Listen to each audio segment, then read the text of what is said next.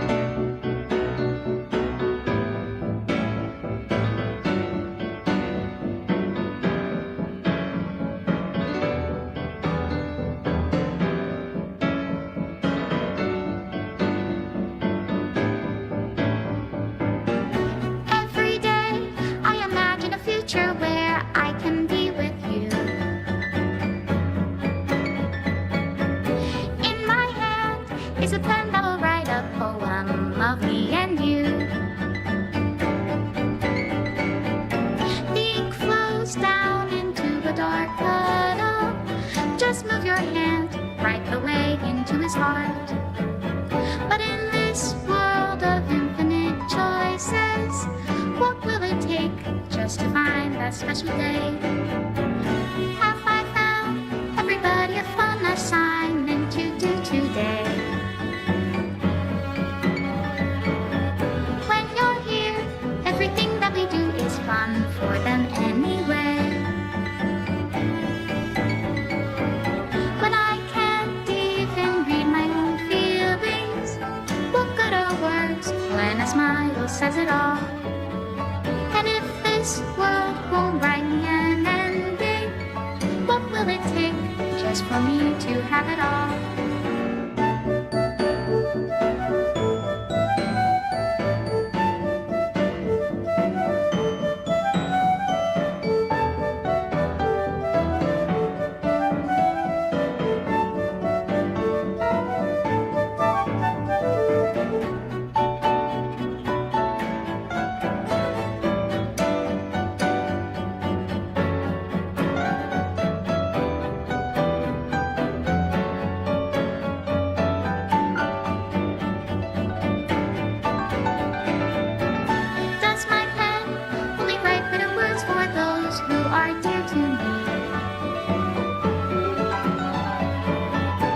Is it love if I take your is it love if I set you free?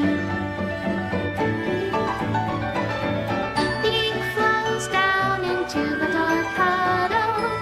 How can I write love into reality?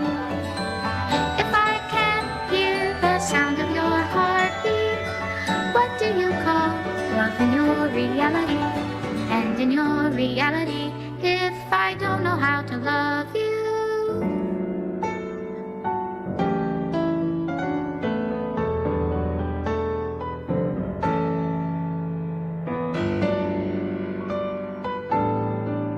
I'll leave you be.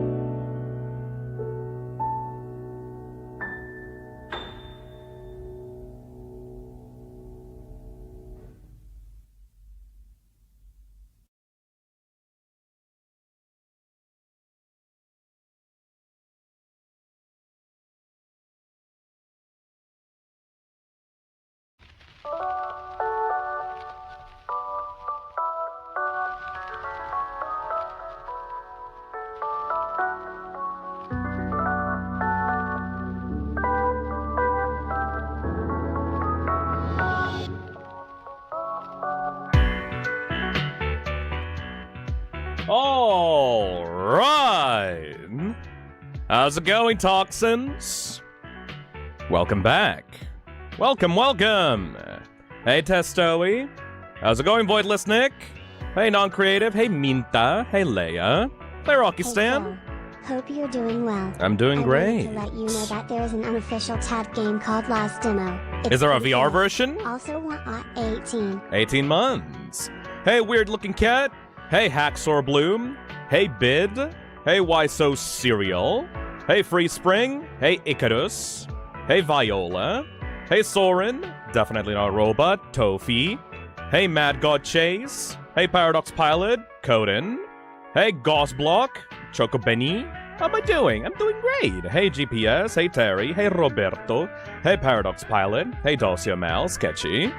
Hey, Topaz. Can't wait for the Yuri game. Watching this with my girlfriend. Oh, very appropriate, actually. Hey, sorry, the oddball thing for the 8 months. I started making videos recently. Neat. What kind of mic do you recommend for starting? Well, depends on your budget, honestly. First of all, throughout all of my streams, like, except for, like, the very first ones, I've been using the microphone, the USB microphone, HyperX Quadcast. It's not exactly the most ideal thing in the world, but, like, you know, it's not unlistenable, and, like, it's affordable compared to other, like, super high-quality mics out there, so I would recommend it personally. Hey, Angry Destroyer! Thank you for the $2. How's it going? Eating pizza and Mountain Dew while watching. That's the classic gamer food, alright? Pulling me straight into the 2000s, hell yeah. Hey Jennifer, thank you for the super chat. Phil, I want you to get a good ending for Ganglin's game or I'll spill coffee all over you. I have no idea how to get good endings in this game. Can't wait to see your thoughts. Thank you, Mr. Shu. Thank you for the 9 months. Yeah, this has been a pretty big requested game from the Toxic Cesspit. Like, pretty much in, like, almost every single, like, Toxic poll that I've done in, like, the past few months, people have been telling me to play this game. You're doing great. I'm doing great, Jaker. A little bit low energy right now, because, like, I've been trying not to abuse energy drinks, and, like, yesterday's stream left me pretty tired. Not the Balatro one, the Undertale one that I did with Kako after that stream. So I've been trying to just chill out and, like, stay in bed and just, like, get as much sleep as possible, but I'm still pretty tired, you know? Game made for the gays. Hell yeah, Coco. I mean, 90% of the cesspit is, like, fruity anyway, so I think it makes sense for why you people can recommend this. Hell yeah, Hari Manui! Hopefully the work grind hasn't grinded your spirit down, though. Just, you know, try to chill out as much as possible. Sometimes, when you're overworked and tired, all you need to do is just retreat back into your gremlin cave and just not talk to anyone until you feel better. It's been 21 months repeat. Hello, Bo. I'm not much of a concert goer, but the other day I went to the Living Tombstones show and lost my voice Lamau. There was a Living Tombstone show in Chile? Wait a second, I didn't know about this. Hold on a second. Oh my fucking god! Oh, I missed this! God damn it! Did they perform? What songs did they perform? Hold on a second. Yeah, the event was already done. 19th of August in Chile. God damn it! What songs did they perform? My Ordinary Life? My Ordinary Life? No! Oh, Oh, man. Oh, well, maybe in the future I'll go into one of those. Like, what Quite said some time ago? That, like, I'm in the relatively, like, popular, like, nerdcore audience of, like, song listeners. Like, Will Wood, like, Lemon Demon, video game soundtracks, The Living Tombstone, Ken Ashcorp. Like, that's kind of, like, the vibe that I vibe with, like, in terms of, like, song shits. I want to get into other, like, rappers and stuff, because, like, Quite has been getting me into those kinds of things, but that's the general, like, vibe that I fuck with, you know? Yeah, Quite is 100% right about you. I don't disprove it, honestly. I mean, I've never been that, like, enthusiastic about music in the first place. My taste in music can best be described as nerdcore with a bit of, like, Chilean flair, like, to it. Because, like, I was stuck, like, in the back of my parents', like, car, like, listening to, like, Chilean radio stations and reggaeton and fucking, like, cumbias for, like, years. Today's my birthday. Hey, adventurer. I got birthday money, so I might take a look in the merch store. Ooh. 3C trans rights. Trans rights. Flag emoji. Thank you, Sparkling Kana. Heart emoji. Thank you for the 5 months, and happy birthday! I mean, if you do get some money during your birthday, make sure to save it up just in case in the future, you know? You don't want to be irresponsible with your birthday money, but if you want to get something for yourself, be my guest. Happy birthday. Hello, I'm here for the Yuri. Welcome, Alicia. I mean, I'm not sure the extent of the Yuri that we're gonna have here. I'm not sure if it's gonna be like fan service or like it's gonna be like a very important plot factor. All that I know about Bad End Theater is that a lot of people want me to play it, and it's like a visual novel type of thing. Hey, Foolish Fiend, thank you for the super chat. Nom Nom Nami is the GOAT. I love their games. Hell yeah. Hey, Oh, Cosmic dear stars. Genesis. 17 months. 7 months away from 2 years. Time passes by really fast, doesn't it? Let's see. What else can I say before I go and start the game? I mainly want to say that... Hey, Flower, thank you for the $5. Meow. Time passes way too quickly. Oh, yeah. I just want to say, there's some leaks going on currently in the Toxic Cesspit. And I encourage you to do whatever the fuck you want with that information, because I don't really care. Hey, Coden. Put Tormented Souls on the list. Interesting survival horror. Oh, I got a peek at Tormented Souls, actually, myself. Not really. Like, I don't really like the visuals. They're a little bit too detailed. Hell yeah, Fusion Harbor. Thank you for the 27 months. Yeah, there are some current leaks going on. And if you stumble upon those leaks, good? No, not good? Depends. Do you want to be kept, surprised for October? If you don't, you can go look at those leaks. If not, if you are actually want to keep the surprise for October, then just, try to avoid those leaks, I guess. If there's, like, any servers you guys hang out in, I don't know. I don't really have a Discord server anymore or, like, anything like that to, like, watch over you people. So, you know, just get a look at it if you want to. If not, save yourself for October. Can't believe Phil is facilitating the gas leaks. It's less that I facilitate the gas leaks and more like I don't really care if people, like, huff the gas, as long as it makes them happy. But otherwise, stay away from the gas. Don't inhale the gas. What else? Oh yeah! I am very, very, very excited for the end of the year, especially in October. I have plans. I have a gigantic whiteboard to the left of me, and those plans are finally materializing around October, like from October to December. I have some ideas for what I want to do. After I implement the new schedule, like the new, like, stream schedule and the new, like, consistent timings, like, I'm gonna be, like, pushing those plans forward. Have you tried using duct tape? Always fixes my leaks. I don't like duct tape, it's bad for ducks. Hey, Undead Nice. Pancake. Glad to catch another stream finally. Thank you, Undead Pancake, and thank you, Fartface, for the $5. But, I've been thinking for the longest time, and I'm gonna keep it vague for you people, because I don't want any unfair advantages. But I've been thinking for the longest time about doing a game jam. I can't talk about many of the details about the game jam because if I say anything, people could get an unfair advantage on it. If you don't know what a game jam is, it's basically a event that someone holds and hosts around making a video game in any specific engine or like any specific genre and stuff like that. They announce the game jam, and people can band together to make games under a very specific time limit. Could be like weeks, could be like months, could be like years. Really depends on the game jam specifications. And then they tie it all together with a theme. I am in the process of planning out an official Toxic Game Jam. Toxic Cesspit Game Jam.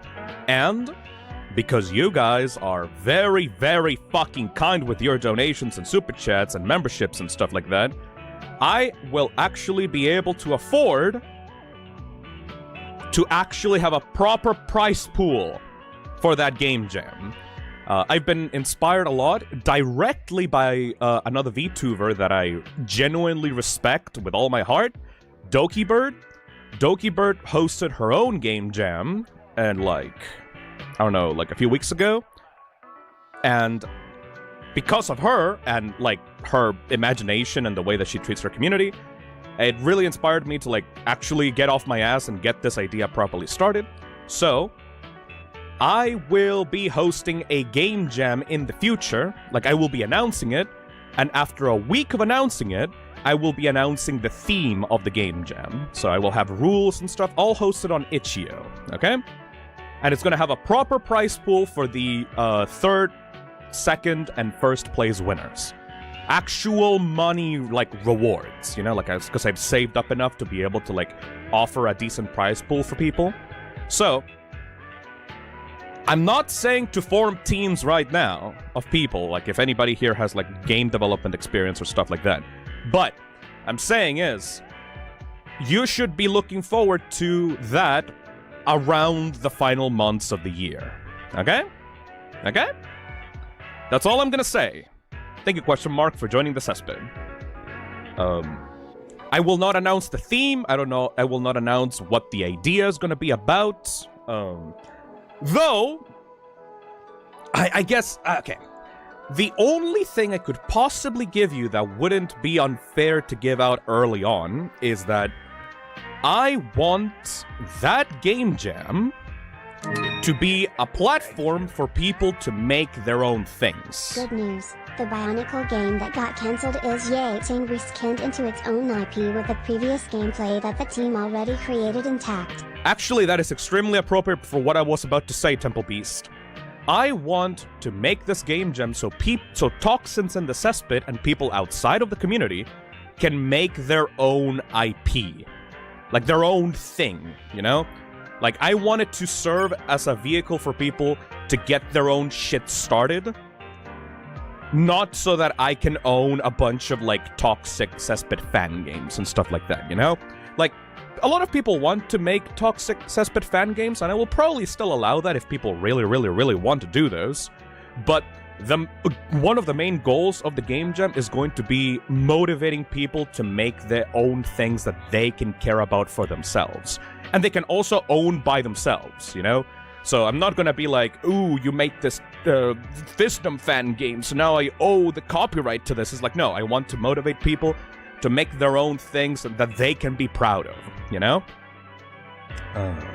Thank you, Paradox Pilot, for the $2. Adding to the pool like I'm buying games, Lamau. Thank you, Paradox.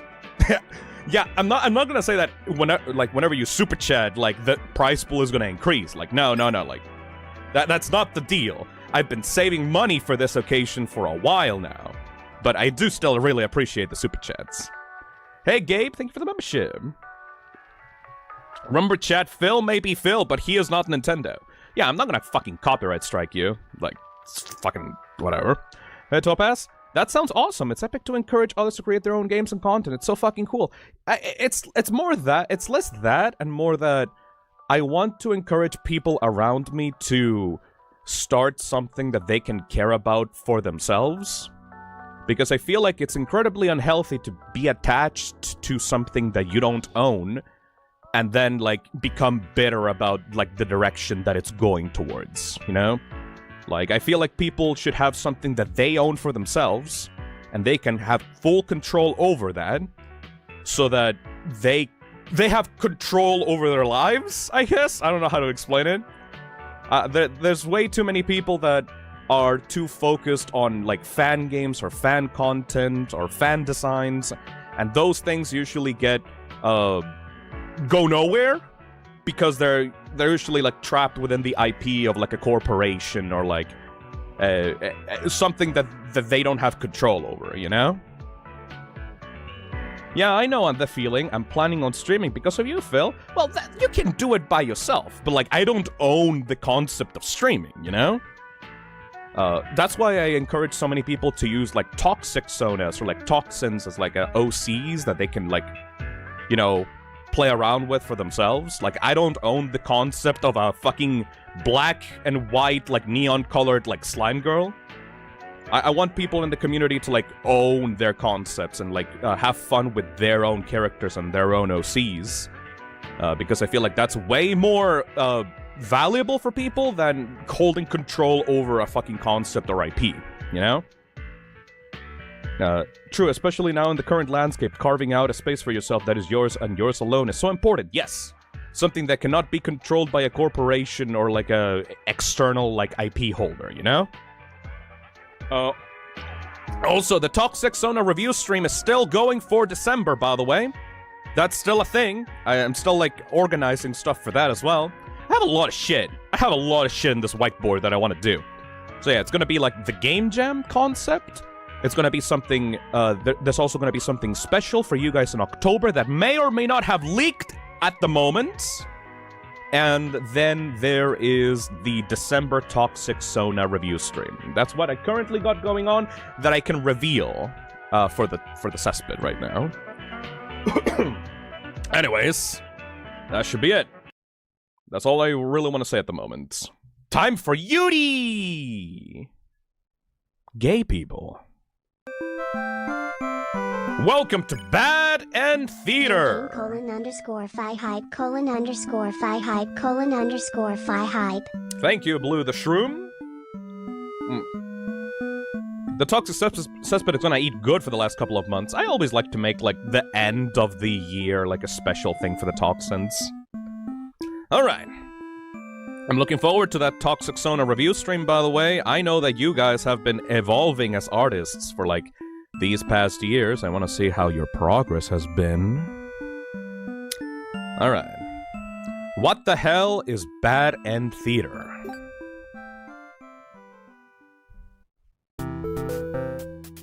Welcome to Bad End Theater. On this stage, we shall be toying with fates. You will make many choices, unlocking darker and darker paths, all in order to witness a lovely variety of tragic events. But first, allow me to explain how it works. To begin the tutorial, select whichever doll you like. You are the demon doll. You are the human doll. Well, obviously I'm gonna go with the demon. You control the demon doll. You're a fierce-looking guy, just minding their own business. How will you interact with the human doll? Wicked! Attack it. Play nice. You try to make friends with the human doll, but it kills you in cold blood. How ruthless! You found your very first bad ending. But don't worry, the story need not end here. Let's reset the stage and try again. This time, try controlling the other doll. But what if I just do the demon doll again? Go ahead and try playing as the human doll this time. It's not gonna let me do it. Fair enough. You control the human doll. You're a friendly little guy just minding their own business. How will you interact with the demon doll? Attack it or play nice? Play nice? Ooh? You and the demon doll are able to set aside your differences and become friends. Why? This isn't a bad ending at all. I should have written out this possibility. It's just not suited to my theater whatsoever.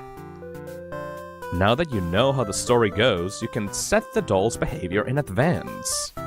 As you just saw, these behaviors will automatically be set to what you choose during your last playthrough. So, if I choose for the demon to play nice, in the next playthrough, if I choose another character, they will actually play nice, Hi, Phil. just as I planned How them. you doing? I'm doing great, Adam. Thank you. Okay, so it remembers what I do on the last playthrough, and so whatever choices the character made on the last playthrough, I can ensure that they will do them the same. Sounds like Undertale, doesn't it? Not really. It sounds more like a puzzle game than anything. But now you can turn each one on or off without having to replay from that doll's perspective. Yes, my theater actually doubles as a puzzle game. Yeah, exactly. So it's like a visual novel, but the choices made in the playthroughs are actually part of the puzzle. Try turning the doll's behaviors on and off and see the different outcomes. Set the doll's behavior before the story begins. Human doll hostile. The human doll will attack. Wicked. The demon doll will attack. Interesting. What about this button? What about the top right button? Do you understand how to play? Oh, shit. Okay, that was to skip the tutorial, my bad. Alright, let's try to do the demon doll. And then attack. You kill the human doll in cold blood. How ruthless. You found the very first bad ending. Now, what if I make them both attack? You both attack each other and achieve the worst possible outcome. What an excellent bad ending, made possible by your decisions. You'll do well in this theater. Now that you know how the story goes, you can set the doll's behavior in advance. So, yeah, I can turn these off. And if I turn both of them off, will that give me the good ending?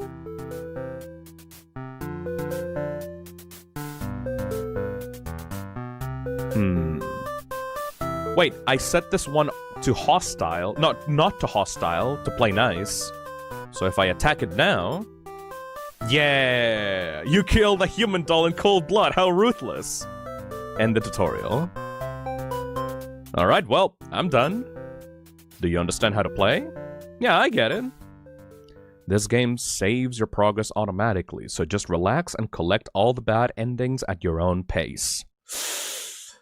Can I get the good ending just on my first try?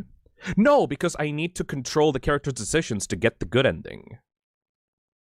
Without further ado, let's start the show. Hello, Phil, I just got here. Welcome to the stream. We're literally just starting the game, so all y'all that arrived now, you're just in time. Let's see. 41 endings? This is the tutorial, and this is the credits, I guess? Oh, these are cute. The hero. You are a maiden. You are an underling. Oh my god, look at their teeth! You are the overlord. So, which one of these should we go with first, chat? Which one is your favorite? I really like the underling. The underling has, like, such good energy, in my opinion. The little gremlin, little shit. Teeth. Gremolin. Alright, people seem to like the underling. Phil is underling coded.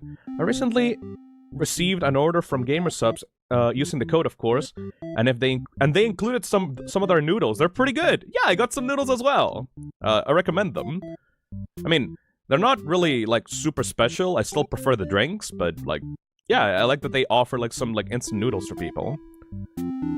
Use code TOXIC at gamersubs.gg/toxic. Anyway, we will go with the underling. You are a demon underling, in service of the Overlord. You aren't particularly strong, but not particularly weak either. That's what your friends tell you. Your job is to guard the castle and keep humans away. It's unbearably boring. Heroes rarely come all the way here to challenge the Overlord anyway. It's a lot of standing in one place staring into nothing. You feel like you're gonna go crazy if you don't get a break. You decide to ask the Overlord for a day off. She gives you an earful about responsibility and questioning obedience. You wait for her to finish her lecture before returning to your post.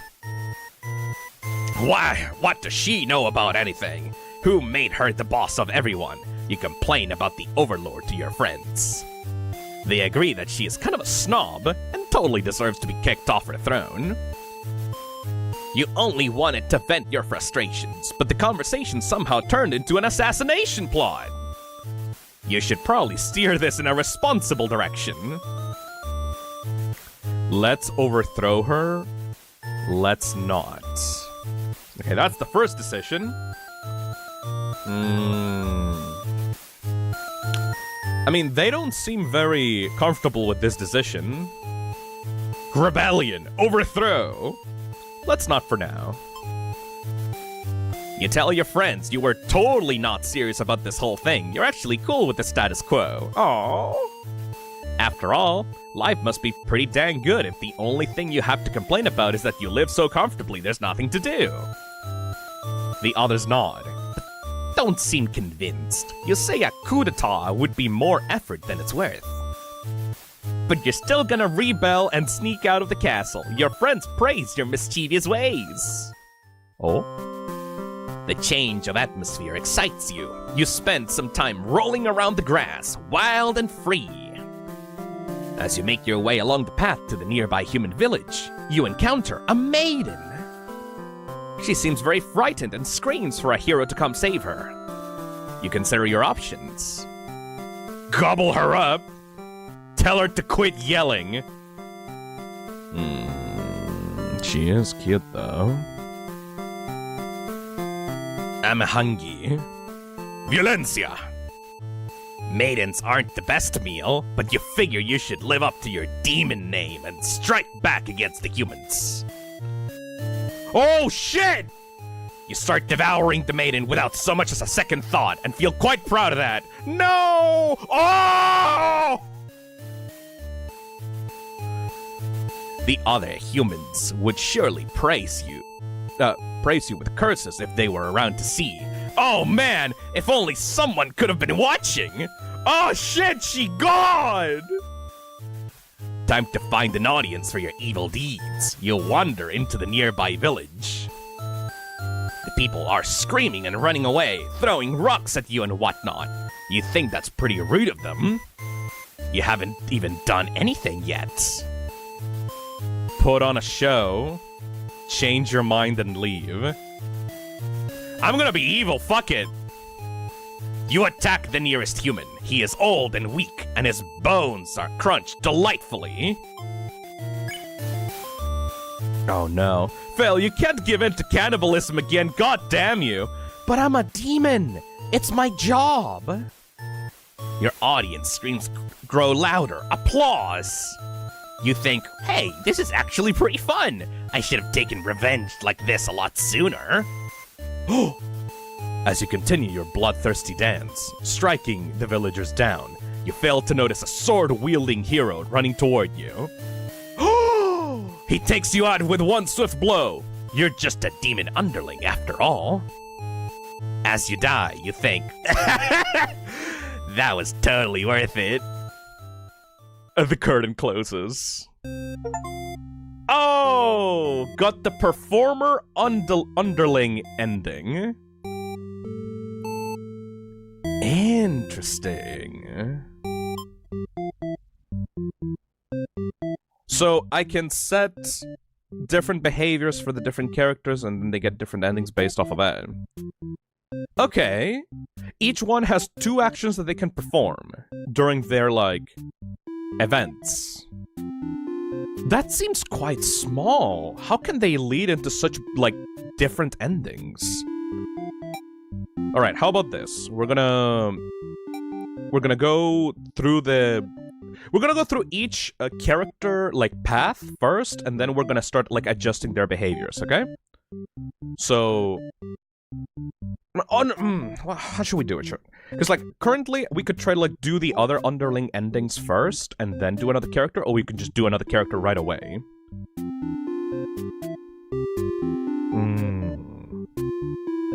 I'm not sure how to organize this playthrough, you know what I mean?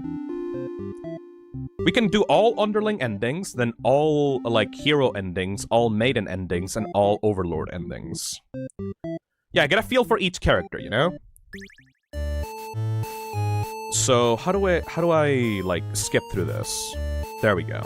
Okay, so now, what we can try to do is... Let's not... gobble her up. And change your mind and leave. You figure if people are this upset at just the sight of you, they won't fully appreciate any terrible acts you would commit. Also, they might fight back. That probably wouldn't end well. You're just one little underling after all. This little day out has been adequately refreshing. You return to the castle, thinking you'll take a nap. After a few hours of sleep, you're rudely awakened by the sounds of battle. You emerge from your room to find that a hero has slaughtered many of your friends and associates. What a jerk! Avenge your fallen comrades. Save yourself. Let me guess, if I try, I will just die. Who does this guy think he is? Coming in here and killing everyone like some maniac. What did we ever do to him? You lunge at him while he's busy driving his sword into the guard, who sometimes brought you food whenever they noticed you were feeling down. Aww. You like that guard. You wish with all your demon heart for this hero to suffer for his deeds. You bite into him, tearing flesh from bone. It tastes like iron. The hero struggles. You feel his sword through you, but there is no pain, only retribution. More of your comrades pile onto him as your consciousness fades. The hero is overtaken. Your army has won. You have earned your rest. Oh, the victorious underling ending. So, those little skull, like, decisions are not actually, like, behaviors that can turn on and off. Those are, like, death endings. Let's not gobble her up. Change your mind and leave. Alright, what about save yourself? You look around at the lifeless forms of those you've known as far back as you can remember. You feel glad not to be in their shoes. You also feel guilty to be thinking that as you flee the castle, until you remember your role, not as an underling, but as a demon. This kind of thing is kind of expected of you. Maybe you'll start a new life, far away from any humans or demons, where you'll live peacefully, alone, in some deep dark forest somewhere. Deserter underling ending. Okay, I'm kind of getting the idea here. I need to make sure that every single character in the story lives, but to do that, I need to make sure that they all, like, befriend each other, or at least, like, help each other out. You know what I mean? Because, like, I can simply have one character live, but that doesn't guarantee that the hero or the maiden, or, like, one of these will get to live either, you know? I can do a selfish ending, but that will leave the story uncompleted for the rest of these. Let's check out the other options. Alright, so, if I want these characters to live, that means that I need to not gobble this one up. Tell her to quit yelling.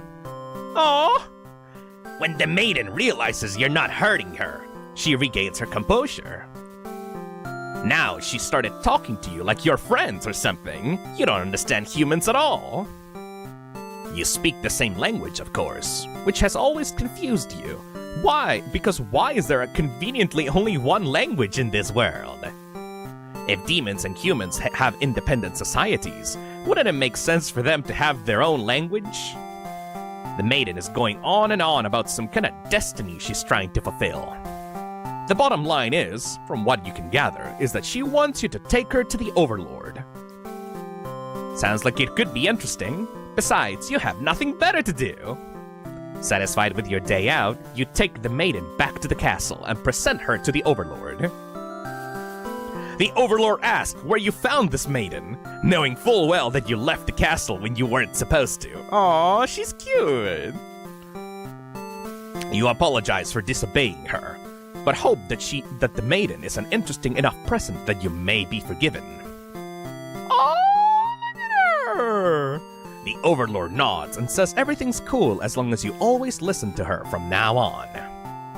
You're impressed with what an easygoing boss she is. You mentioned how you can't believe you and your friends even considered overthrowing her. She gives you a look at you and says, that was just a joke, of course. She smiles and dismisses you. You decide it's about time for a nap. Oh, she's adorable. Oh no, wait, it leads to here anyway? After a few hours of sleep, you're rudely awakened by the sounds of battle. Yeah. So the hero still comes into the Overlord's castle, probably to save the maiden, right? And then he dies. Well, we both of us die. Aww. Okay, so with the underling, I can actually say, like, not kill the maiden, but it won't actually change my destiny. Interesting. So it doesn't really matter what happens with the maiden, but she will eventually go to the Overlord's castle. Alright, what happens when we try to overthrow the maiden? I mean the Overlord. I think this is the last decision that we have left on the underling's path. Let's overthrow her. No! You're sick of this Overlord holding you and your friends back. You agree that it's time for a change of management. Your friends suggest that maybe you should be the new Overlord. You like the sound of that? You announced your first act of rebellion is to take that day off like you wanted. Your friends aren't very impressed, though. You assure them that you'll talk more about the assassination thing when you get back, which satisfies them. Oh. And this goes back to the maiden. Huh. Does it change anything in the future, then? Okay, so we save the maiden, or like, we don't kill the maiden. We go back to the Overlord. You're impressed with what an easygoing boss she is. You mention how you can't believe you and your friends even considered overthrowing her. Oh. So it's still the same. And the hero comes. And it's done. Okay, so that first option didn't seem to do much of anything.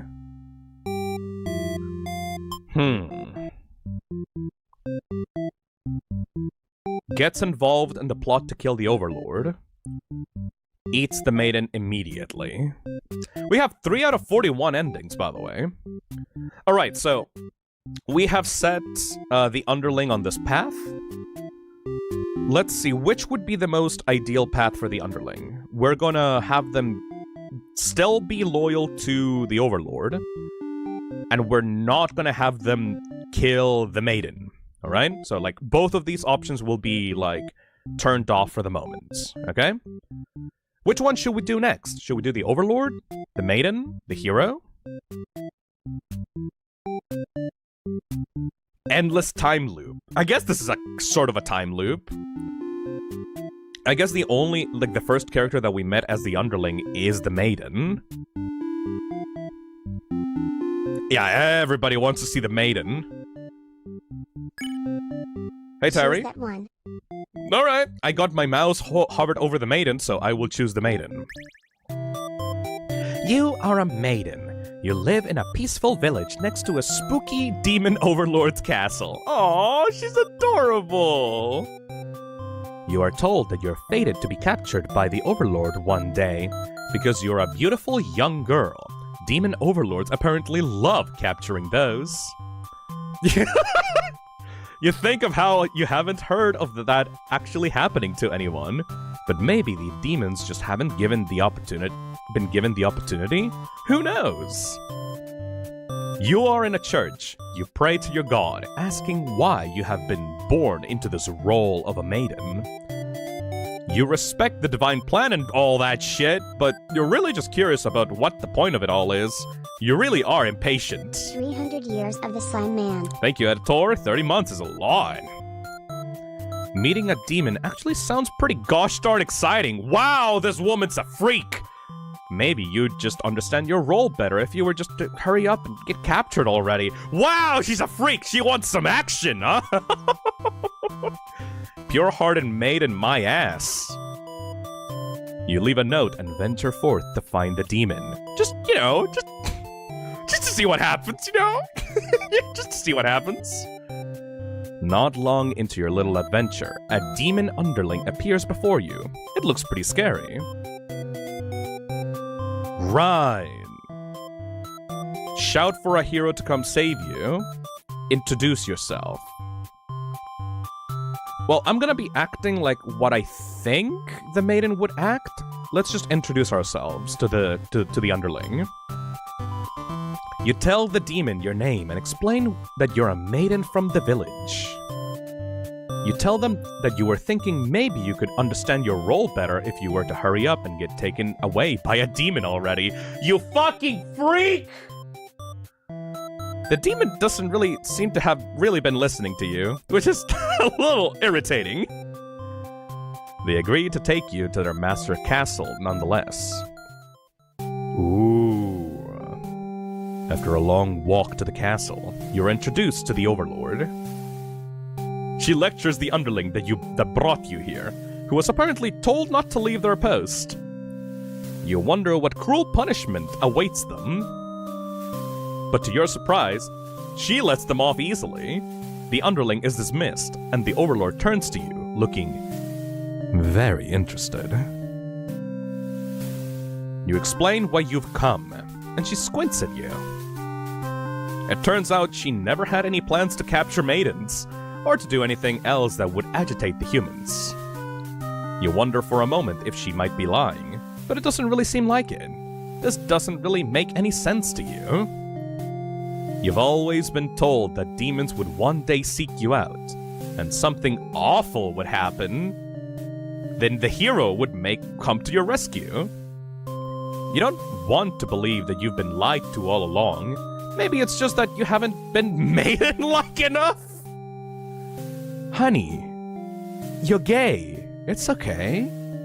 You ask the overlord what you should do to be a more suitable maiden, but she doesn't seem to fucking understand. Just go home and stop worrying about destiny so much.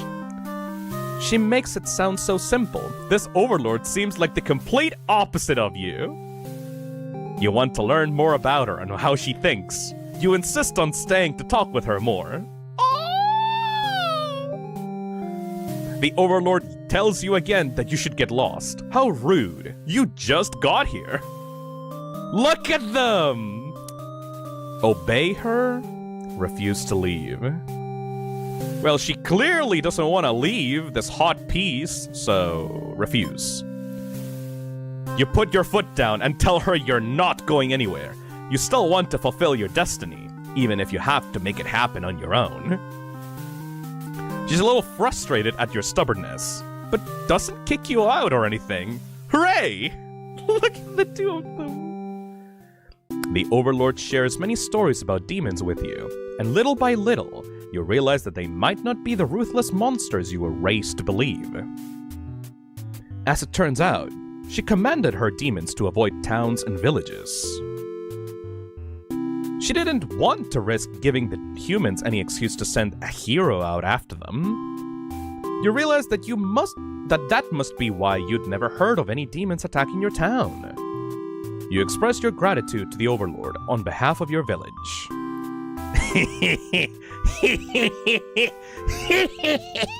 Anyways, she says that you can thank her by telling the humans to stop raising heroes. She's tired of her servants getting killed off by them.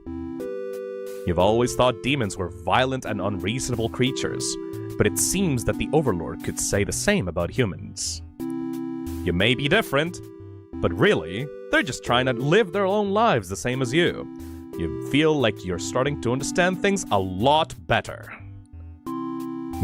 But maybe everything I've said was to deceive you and other humans. What would you do if I turned out to be a super evil all along,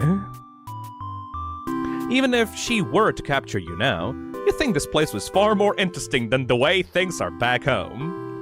You kinda like not being told to expect demons to come after you all the time. You feel free. Oh! It's actually a really cool allegory, by the way. Just saying. Honestly, you've always kept to yourself, but spending time with this Overlord has been very nice. You feel butterflies in your stomach. Ah! Oh. Ah, shit! The home wrecker comes in. But then, a hero barges into the room. His clothes are stained by a dark liquid. It's dripping from his weapon, too. You realize it must have been demon blood. Something horrible has happened. Confused, the hero asks you what's going on. You explain the situation, reassuring him that you were never in any danger.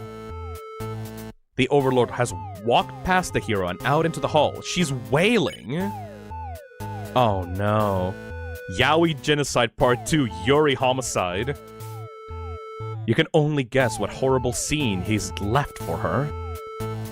The Overlord tears the hero apart in retaliation. You watch silently, unable to scream.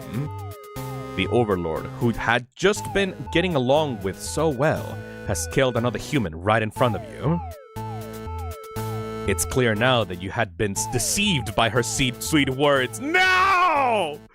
Demons are ruthless monsters after all! You somehow managed to slip past the Overlord and make it out of the blood-soaked castle. You never looked back. No!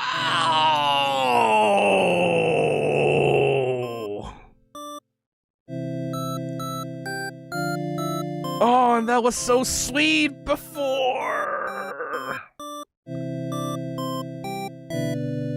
What other endings can we get for the maiden? Let's see.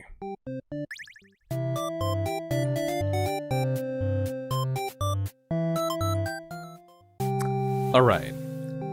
What if we are obedient towards the Overlord? Hey Coco, thank you for the $5. No Yuri for you, mwahahaha. We're gonna get that Yuri, motherfucker! That's the objective of the game. You don't want to cause any trouble, so you figure it's time to go home. Along the way, you encounter a hero. He's covered in demon blood. You're frightened by the sight of him and run away. You return to the village alone. Everyone was very worried about you. They surround you with 1,000 questions, and you tell them your story. As you explain that the Overlord never had any intentions to harm anyone here, you notice the looks of uncertainty in the crowd. Oh. People are whispering things to each other while you speak to them. Gay? Gay? Is she gay? Is she gay? Is she gay? You are loudly interrupted by an older man. He rudely calls you a demon sympathizer! The crowd is growing unruly. You don't understand. You've only told them the truth. Do they not believe you? Everyone begins speculating what must have actually happened. They weave elaborate lies and ask you to prove your innocence. How could you have returned without the aid of a hero? They ask. You could not have possibly escaped the Overlord on your own without harm. You must be conspiring with the demons, trying to trick everyone into believing that they aren't the horrible creatures we know them to be, they said. Have the people in this village always been this blinded by their fears and hatred of things they've never cared to know? Wow, this is such a heavy-handed metaphor, holy shit. You wonder how you missed that before. You are seized by the crowd, and the voices from all sides are calling for public execution. You are to be burned at the stake. You don't want to die. You wonder, would it have been better to hide the truth? You don't like the thought of that, though. You have always lived honestly, so why has this happened? Why are you being punished? You hear the dissenting voices of your family and neighbors. What? The family? But they, like you, are powerless against the momentum. You're gonna be burned at the stake while your family and friends watch? Oh, man. I don't know what the maiden was on about, because holy fuck, I would let that demon overlord rip my guts out. I know, right? They can only watch as you burn, and you can only cry for them. You are so sorry. Thank you. Oh! All these people are racist against demons and homophobic. Can't think Maiden Overlord had a happy ending? We're gonna try, Name. We're gonna try in the stream. There are 41 endings in this game. Surely one of them will have a good ending, right? Surely one of them. It's only 5 out of 41. Alright, let's see. It's called Bad Ending Theater for a reason, Fail. No! There has to be one more ending. Let's see. Okay, so we've done all the other options, so let's try shout for a hero to come save you. You yell, but a hero does not come. The demon is put off by your sudden shouting and asks you to keep it down. You apologize. They seem more confused than hostile, which totally catches you off guard. Okay. So that's the same. Interesting.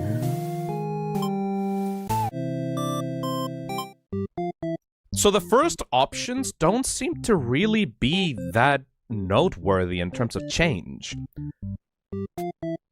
Like, being disloyal as the underling doesn't really change the underling story.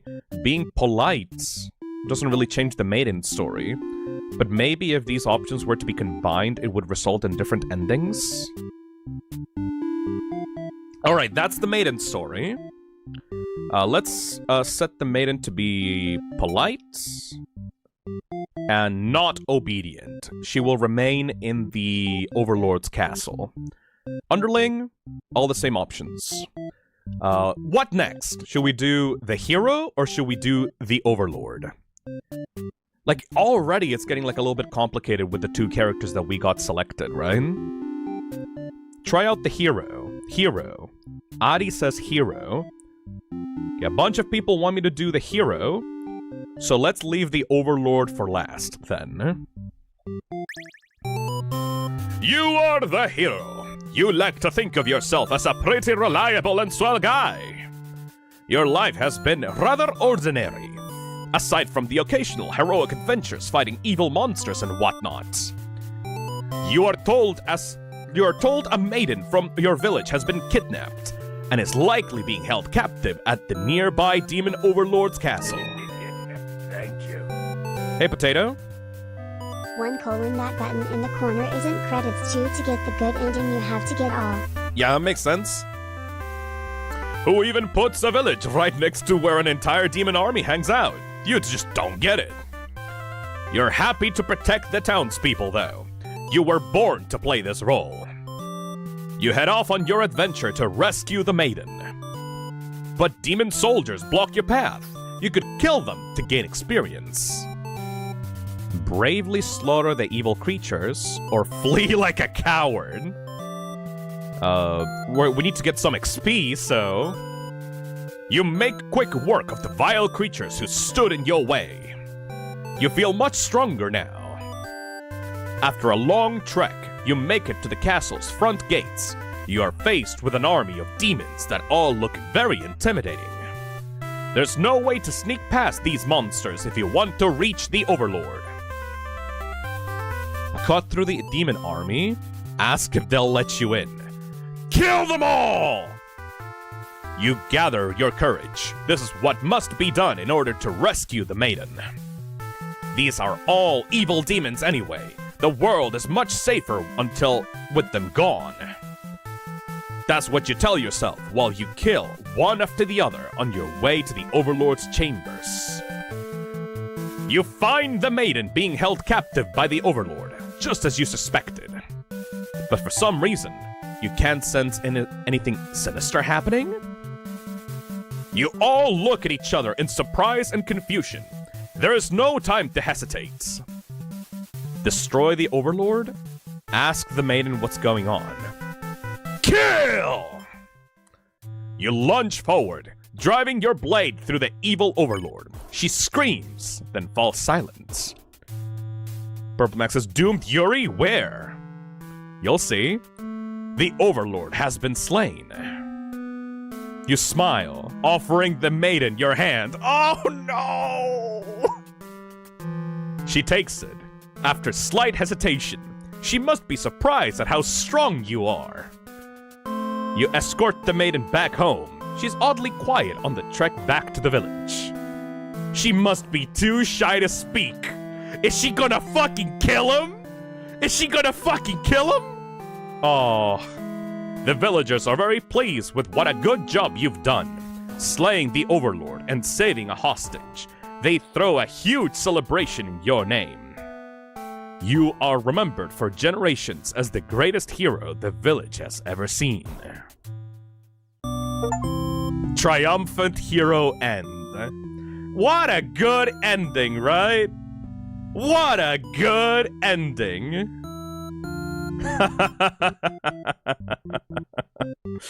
Interesting. So, like, the hero is the only one left happy in that entire encounter. Okay. This guy is trash. Boo! Alright, let's see. Slaughter everyone.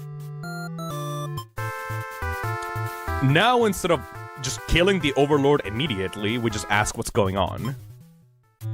She explains that she came here on her own and was never in any danger. She hesitantly asks why you're covered in blood. You don't know how to respond. The Overlord moves past you and out the door to see her army in lifeless, bloody pieces. She's wailing. It's horrible! This is your chance, hero!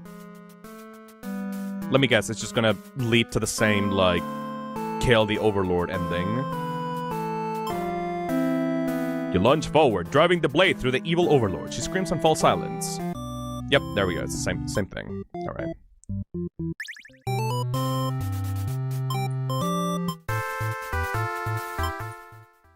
It's all just a big misunderstanding.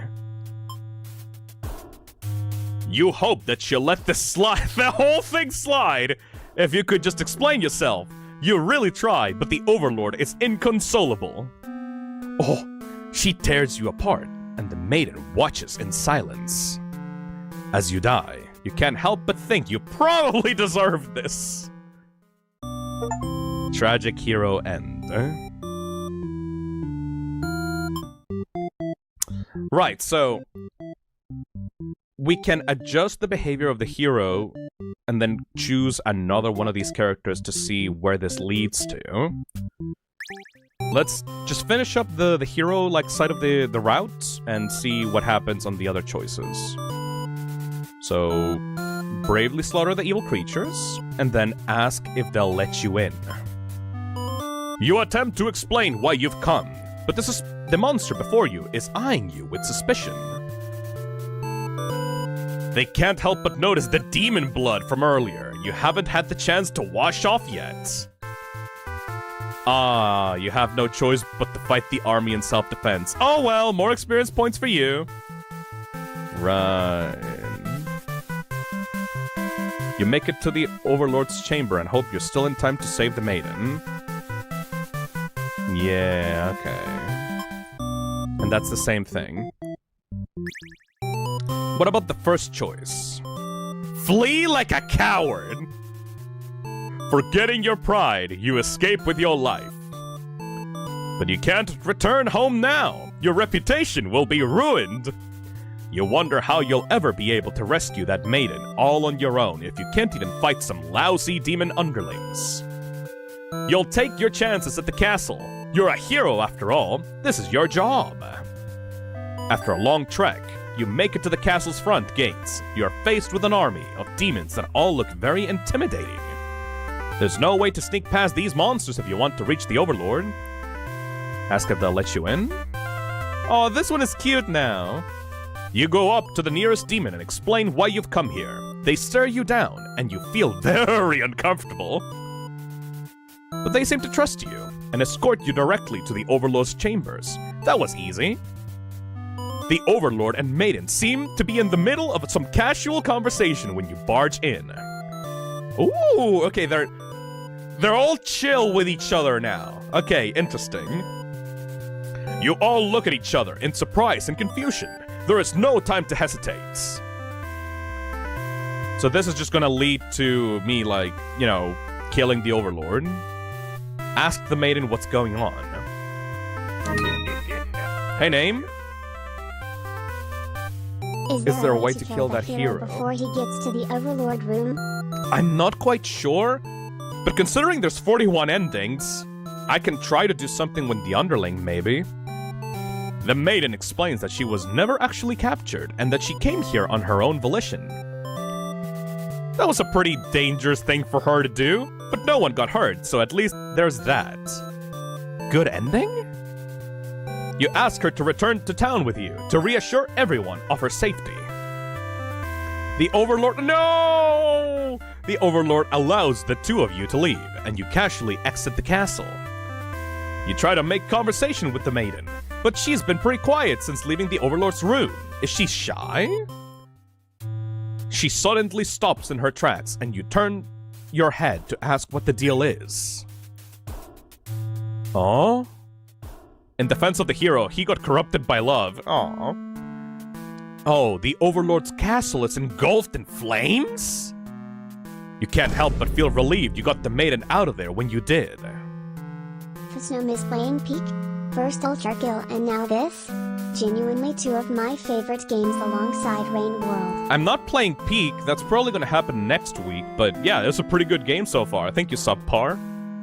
You can't help but feel like relieved you got the maiden out of there when you did, but she suddenly takes off towards the burning castle. Panic sets in, and you follow, trying to stop her. The smoke is so thick, you've already lost sight of her. What is she thinking? It's too dangerous to continue. You feel hopeless. You stand alone at the castle gates. Your body won't allow you to take another step forward. No, going in there would be suicide. You'll return to the villagers and tell them that there was nothing you could do. You were too late. The maiden was claimed by the demons. Ha! So, is that because they were trying to overthrow the Overlord?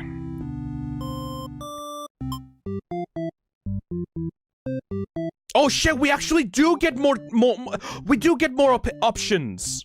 It opened up. There's a third one now. Interesting.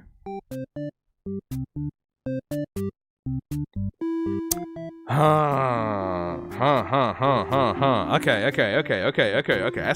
I see what's going on. So, now that we've done the hero ending and we can, like, make him diplomatic, we can go through the other stories and, like, go through a more diplomatic hero path, you know? Alright.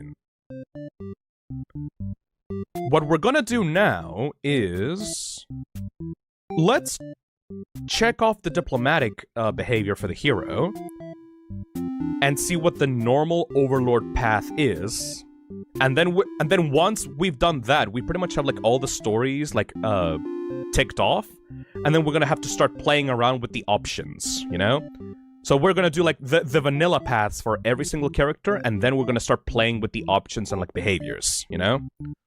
So we're gonna have like a standard hero, a polite maiden, a loyal but friendly underling, and let's check out the Overlord. You are the Overlord. You live in a castle surrounded by your demon servants. It's a pretty cushy life, you think. Except for those pesky humans who keep killing members of your army. There's even a role called Hero, whose sole purpose in life is to just dethrone you. What's their deal anyway? You've actively avoided pissing off the humans in hopes that they'll leave you and your army alone, but they never do. You're still new to the whole Overlord thing, if you're being quite honest with yourself. You don't really understand the politics of it. But you remind yourself everyone is just doing their best to fulfill their roles. You won't let them bait you into being the evil Overlord they expect. You think you're pretty cool and mature to hold yourself to the higher standard like that. Oh, she's adorable. One of your underlings walks into your room, totally interrupting your thoughts about how awesome you are. They're saying something about how boring it is to stand in one place guarding the castle all the time, especially since no one ever comes here anyway. You see their point, but the way they're whining about it kinda bothers you. What to do with this underling? Tell them to get back to work, tyrant. Grant them the day off. So, the Overlord always told them to get back to work, right? In like the previous like paths, we always told the underling to get back to work. Because they were not supposed to run off that day. Tell them to get back to work. You give them a lecture about responsibility and questioning obedience. Your servants ought to do what they're told, whether they like it or not. They look really unhappy with you, but you're sure that they'll thank you for this later. Venturing too far from the castle tends to spell death. You dismiss the underling and lie down in your nice and comfy Overlord bed. All that lecturing made you want to take a nap. You fall asleep pretty quick. Just another one of your amazing talents as the Overlord. You awake to a knock on your door. The underling from earlier brought back some company. You thought that you told that underling to do their job, not drag strangers into your room. Looks like they took an unauthorized break away from the castle. You scold them, but ultimately, you're a little interested in the guests, so you let them off easy. That underling's not so bad. Oh, we get to see her from her perspective. It's a maiden from the nearby human village. She says her role is to be captured by you. The maiden then goes on to say that she's been getting very impatient thinking about her impending capture, so she's come here to speed things along. You appreciate her honesty, but regret to inform her that you never had any plans to capture any humans. Mordecai and Rigby, stop throwing the stupid demon rebellion. Get back to work or you're fired! She seems very disappointed by this. Perhaps I'm not performing my role well enough. How can I become more maiden-like? You don't really understand the question. You think this world puts way too much focus on destiny and junk. Just go home and stop worrying about it, you tell her. The maiden seems to be having a hard time wrapping her head around this. She insists that she stay with and talk to you more. You feel warm inside as she looks into your eyes. This is the first time a human has looked at you without contempt. Aww. You wonder what to say. Tell her she'd better go home. Antisocial. Let her stay for a while. Well... in the other stories, the Overlord tells her to go home, so go home. Antisocial is great. You would love to have all the conversations in the world with your new friend, but having a human girl here will definitely cause trouble. You put your mean face on and tell her to get lost. Aww! But the maiden turns out to be very stubborn. You do not want to hurt her, but you also really want her to leave just in case something bad happens.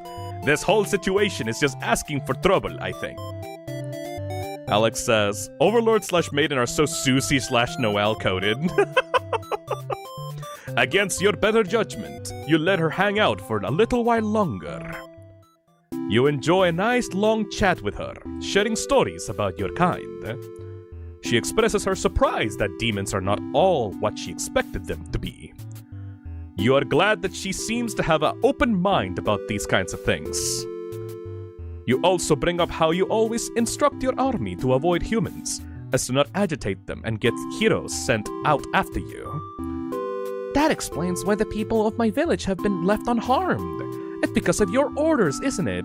We are very grateful. Aww, I want to pinch her cheeks. Oh my god, she's so cute. You are surprised to hear her thank you.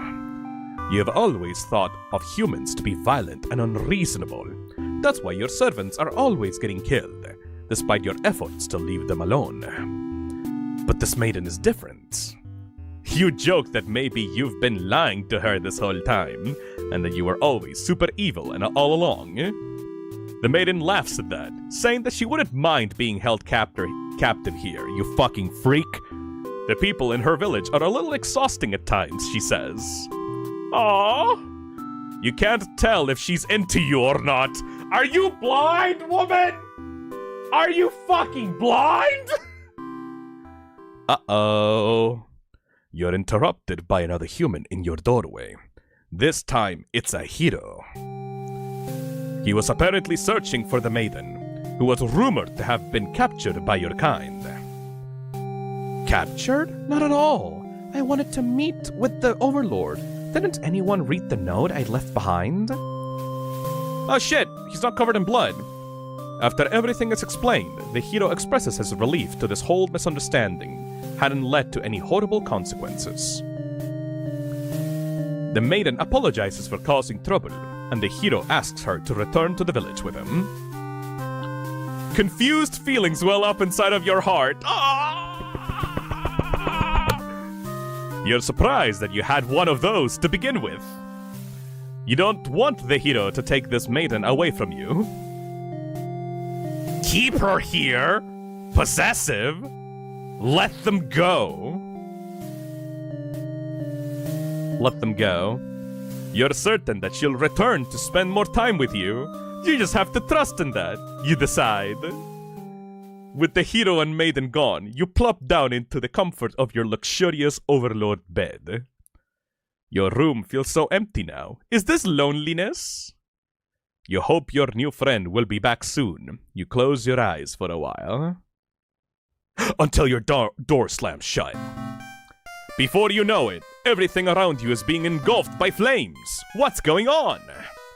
You try to escape, but something's blocking the door. You're having trouble forcing it open. What is this?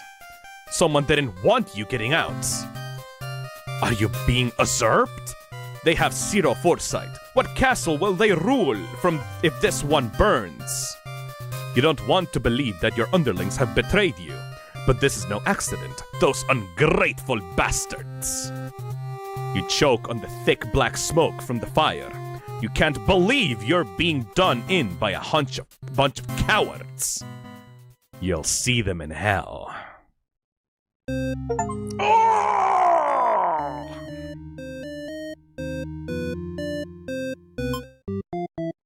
Did I accidentally turn off the diplomatic option? No, what? Wait a second. Oh, I have to put on the dutiful option. Yeah, I'm stupid. Okay, I had to put on the dutiful option first. Interesting. Alright, so let's check out the other options of the Overlord first.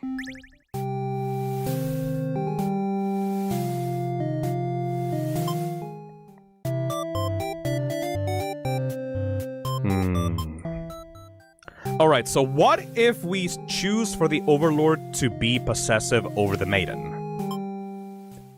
The Maiden came here to be captured by you, didn't she? You'll grant her her wish. You tell the hero you won't let him take her home.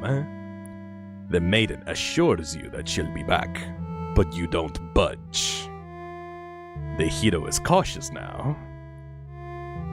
If you won't let her go, maybe your demons are evil after all, and if you are, I'll be forced to vanquish you.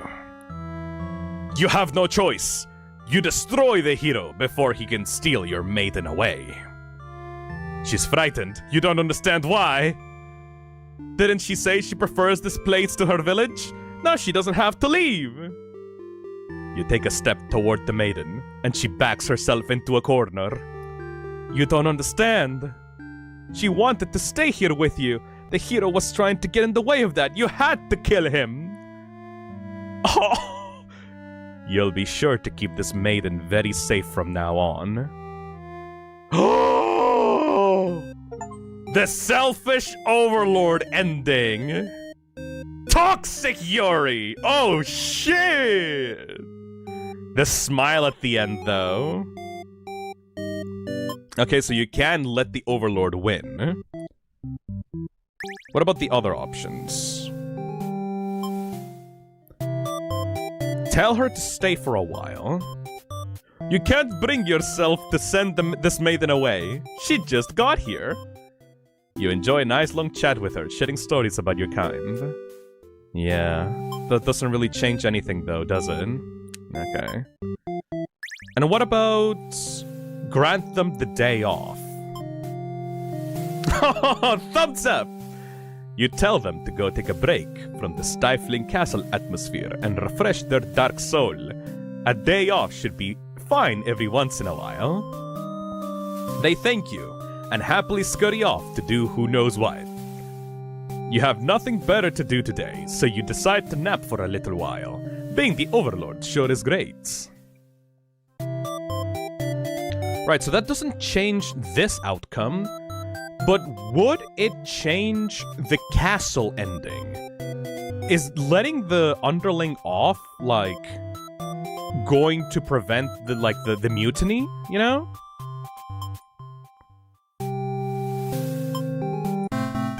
No! Still dies in the fire! Okay. Nothing changed. Nothing changed, nothing changed, nothing changed. Alright. What happens if the hero is dutiful and prefers not to solve things through violence? Let's see.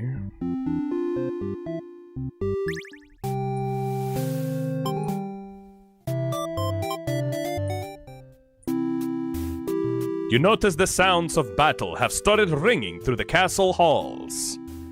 The maiden is getting nervous, but you reassure her that it's only your underlings roughhousing. No big deal.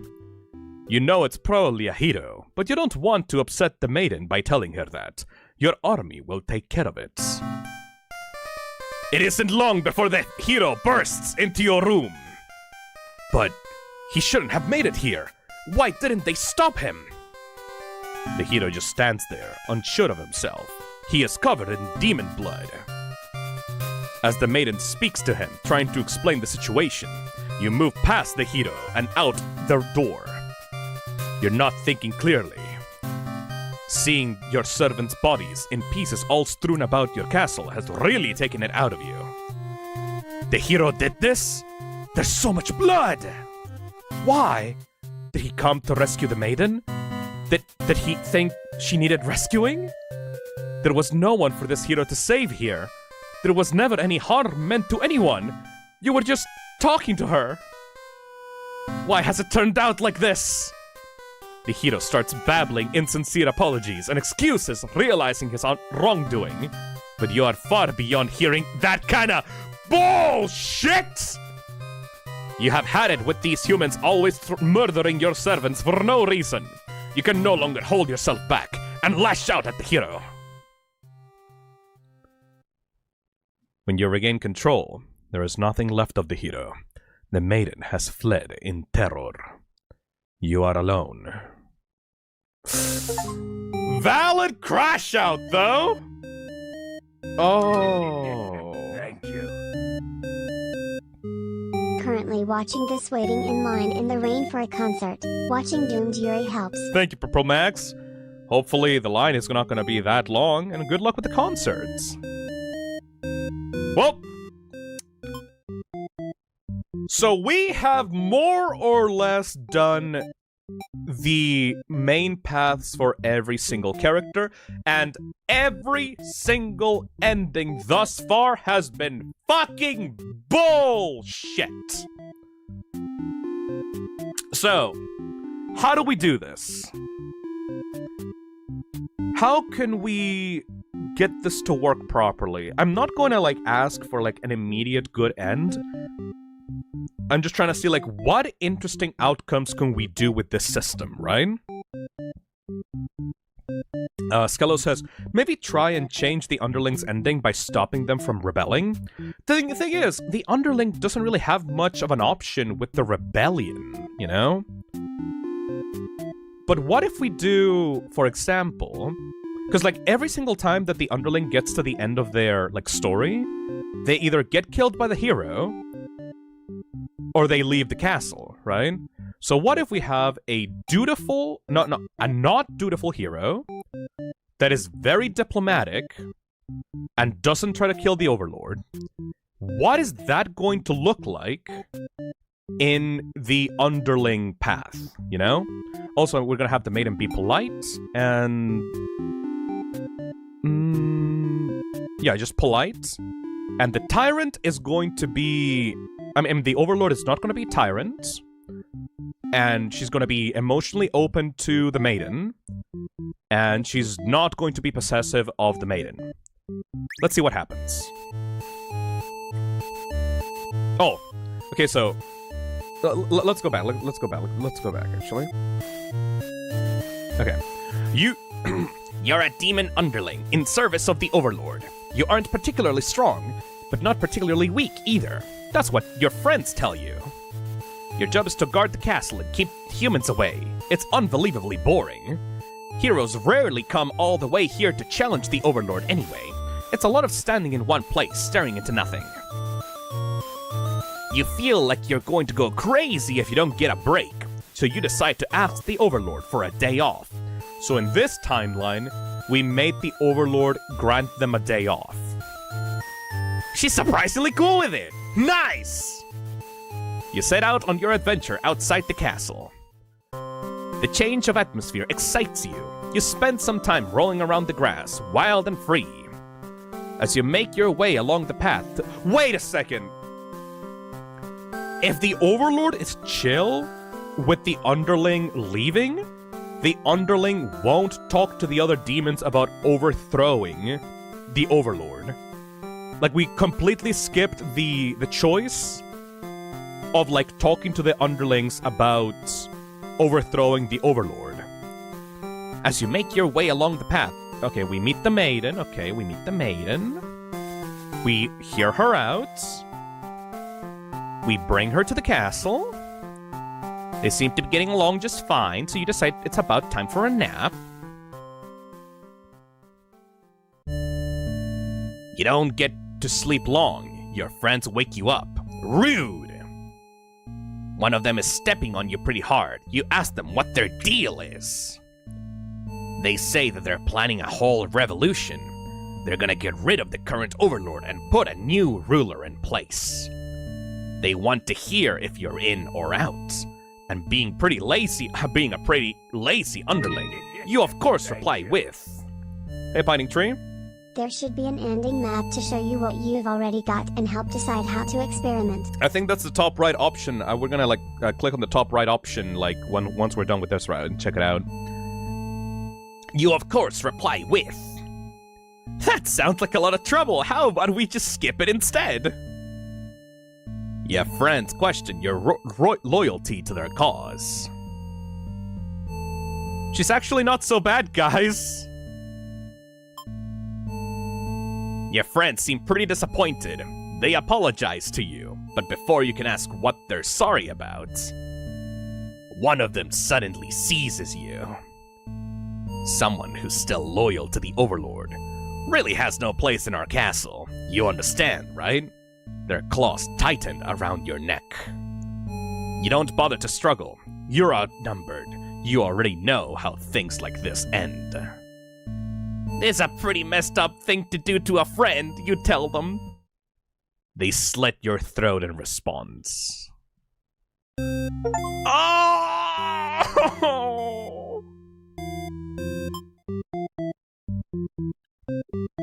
Alright, what's gonna happen if we say, okay, let's kill the Overlord? You tell them that you were just joking and clarify that you're totally in it to win. They say you were always terrible with jokes.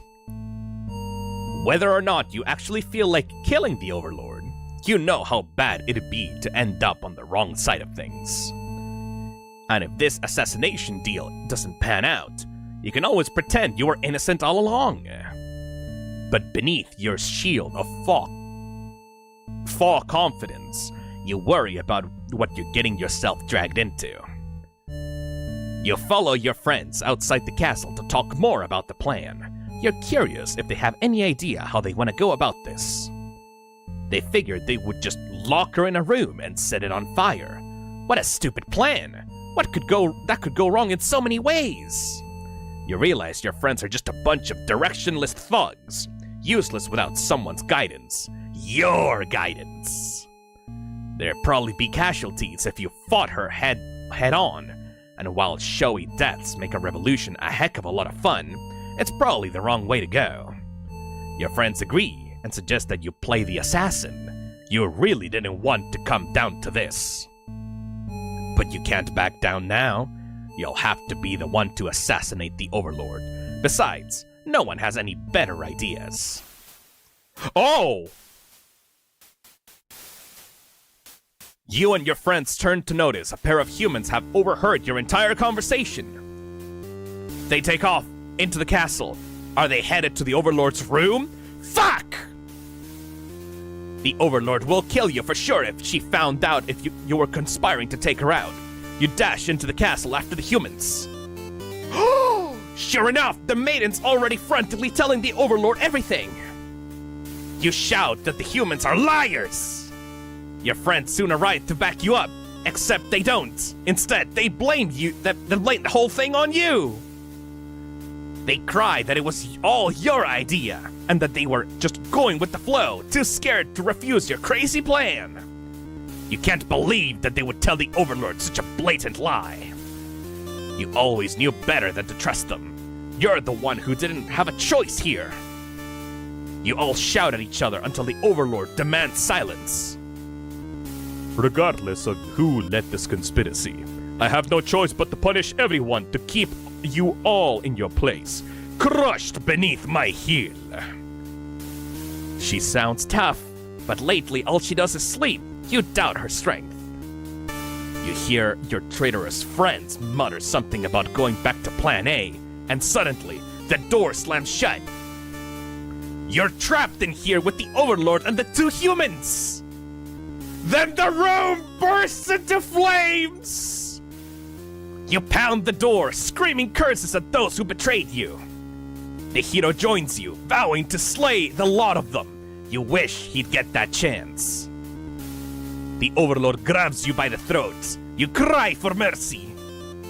You were forced into this mess. You're sure now that they would have killed you if you've sided with her. But the Overlord doesn't hear your pleas. She drives her claws into your chest. At least she made it quick. Oh, fuck! So the story goes way beyond that. Oh shit! Like the combination of the colors as well. So that was like a combination between like the underling colors and like the overlord colors. Oh shit! They all died. Okay. Okay, what does this button do? There we go. So we have found 5 out of the 9 underling endings, 3 out of the 11 hero endings, 2 out of 11 the maiden endings, 3 out of... Oh! This is actually extremely helpful. There has to be a good ending here somewhere. Underling is hungry. What does this lead to? That's very good, actually. So, the hero begins the story. Overlord behavior is antisocial. Something happens here. And it leads to an ending. Interesting. Oh. The underling gets involved in the plot to dethrone the Overlord. Hero behavior is diplomatic. Overlord behavior is possessive. And then something happens with that. Okay. We're gonna do this. And it's gonna be... disloyal? And a tyrant? What happens then? Let's overthrow her. Hear her out. Let's kill the Overlord.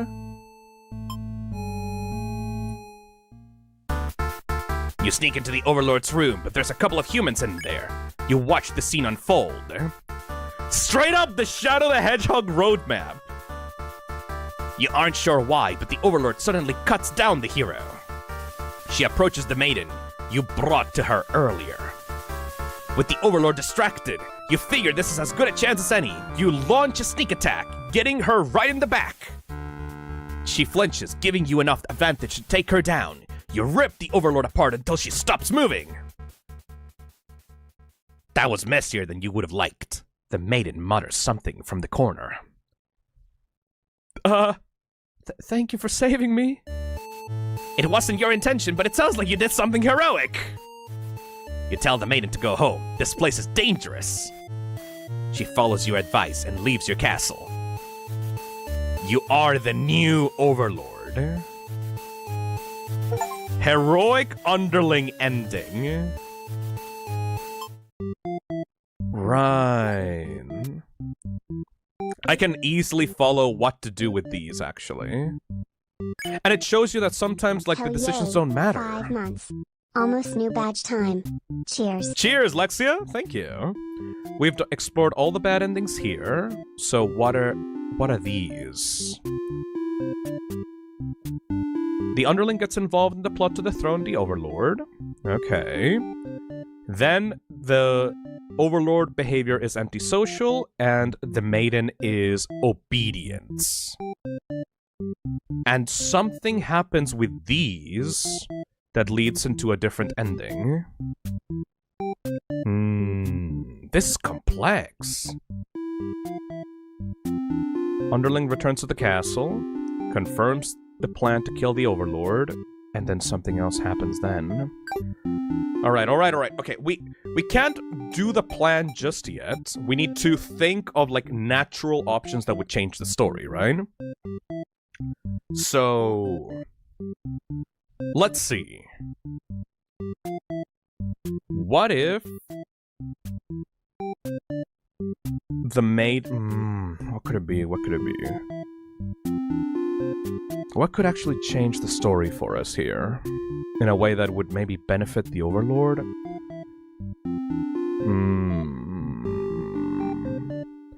Trashy says, this game is honestly so good, and as someone who's a nerd or of alternative timelines, I'm definitely gonna give this game a check out. Yeah, this is cool. You have such little options for the characters, but they all affect things differently, you know? What if we eat the maiden? Yeah, okay, wait a second. What if the underling eats the maiden?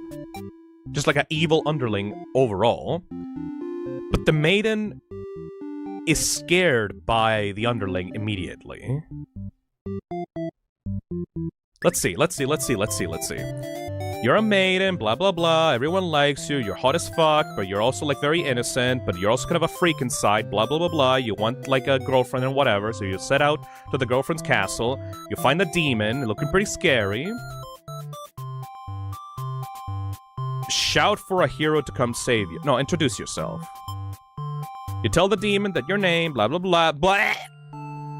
The demon suddenly jumps out and starts biting you. A lot. How painful.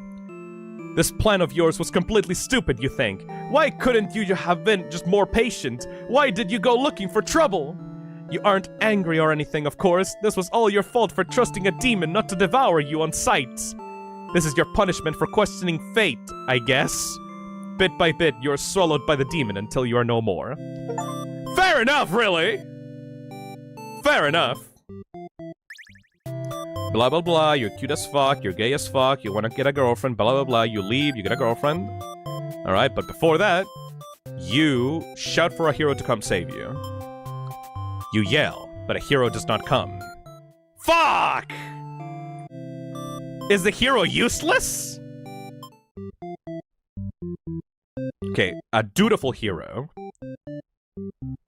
Let's make this hero as violent as possible. Still dead, because the hero is not available in this time of the story. Okay, so if we have a hungry underling, the maiden is just dead. Yeah, dead. She cannot do anything else. Interesting. So the underling has to be not hungry. Not hungry.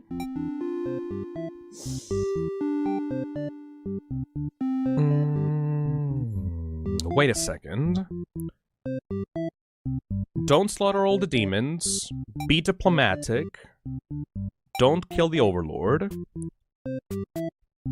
And then Overlord is going to be a tyrant. It's going to be antisocial. No. It's going to be possessive. And let's play the underling. Gobble her up. Put on a show. Is the hero going to appear? Oh! Yep. Wait, what happened there? I think that was a different ending. No, it didn't show up the achievement, so it's not a different ending. Alright. Let's overthrow her. Gobble her up. Change your mind and leave.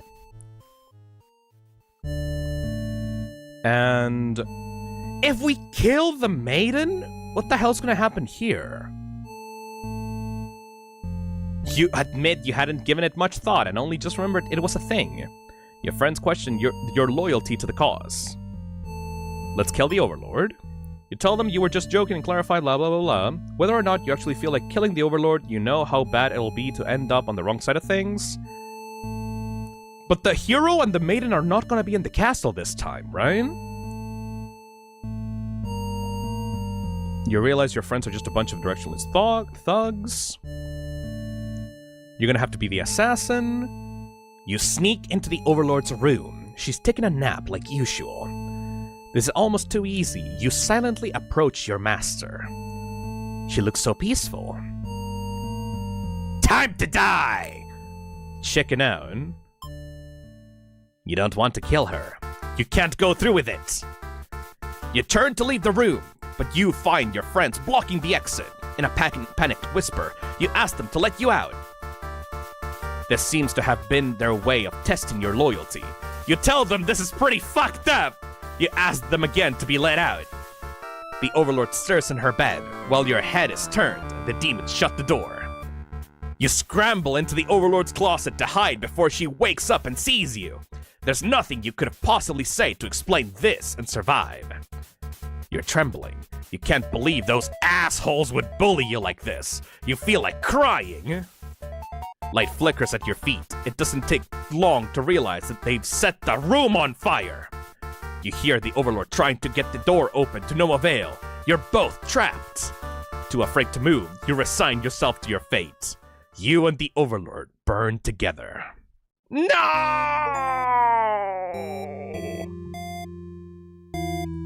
The flames of disaster! And we have finally unlocked the third option for the Underling. That means that there has to be another option for the Maiden, right? There has to be another option for the Maiden. But what option does she have? Huh. I thought that the hero and the Overlord only had 3 options, but like, it's all of them. It's just I haven't unlocked the Maiden option. Hey, Lexia. Hey, just got a beater car recently, but it broke down and I found out it'll be very expensive. Shit. Thanks for helping me smile through it all. That's alright, Lexia. Hopefully you can get a break from that and, like, you can pull through. I believe in you. Let's see. What option could actually make the Maiden act differently? I just joined. How's it going? This is such a good puzzle game. Turning off the behaviors and, like, adjusting them based on, like, what's going on, like, it actually makes your brain work through all the possibilities. There's only 3 options for each character, but that can lead into so many different endings. I really like it, you know? So let's see. Maybe something with the hero. If the... Okay, the Underling needs to be hungry... No, needs to be not hungry in order for the Maiden to survive.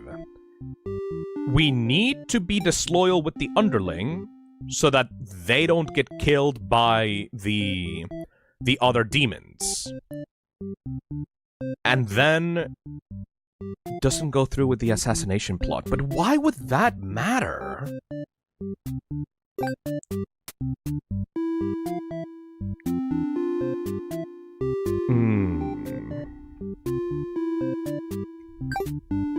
Tyrant, and then hungry.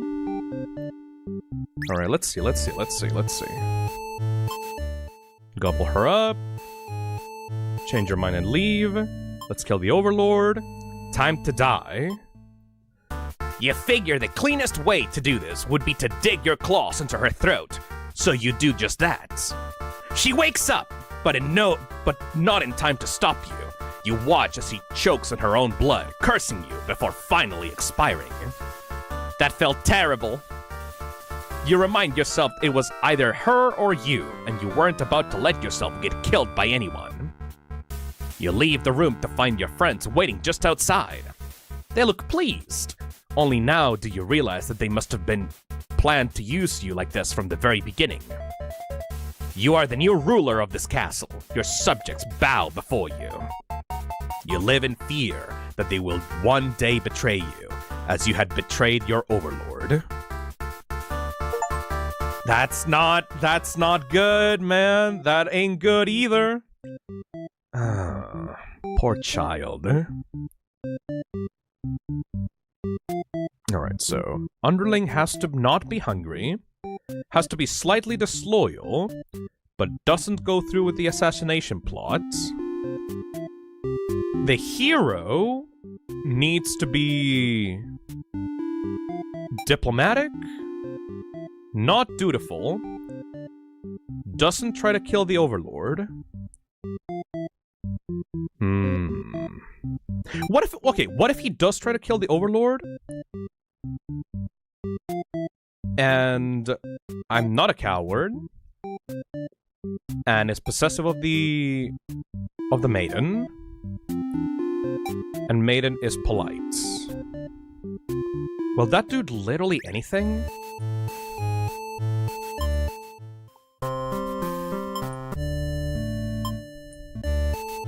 Nope, nothing. I just leads to the same ending that I had before.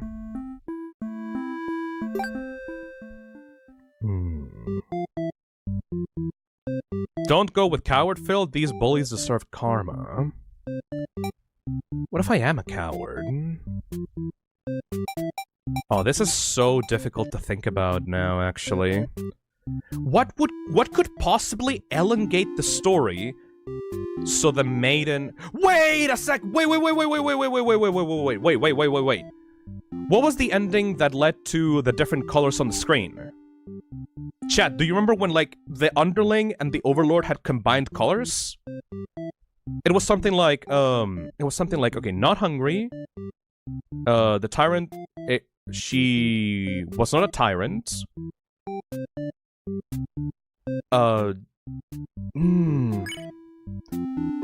It was not dutiful. Can I adopt the Underling? I don't mind having a child with the energy of crisscross applesauce in the slightest. They're cute. Aww. They're diplomatic. Disloyal Underling. Polite. Let me check. Fails to assassinate with the Overlord and burns. Ends up saving the maiden, becomes the new Overlord. Underling is killed by the Overlord out of retribution. What was the special ending?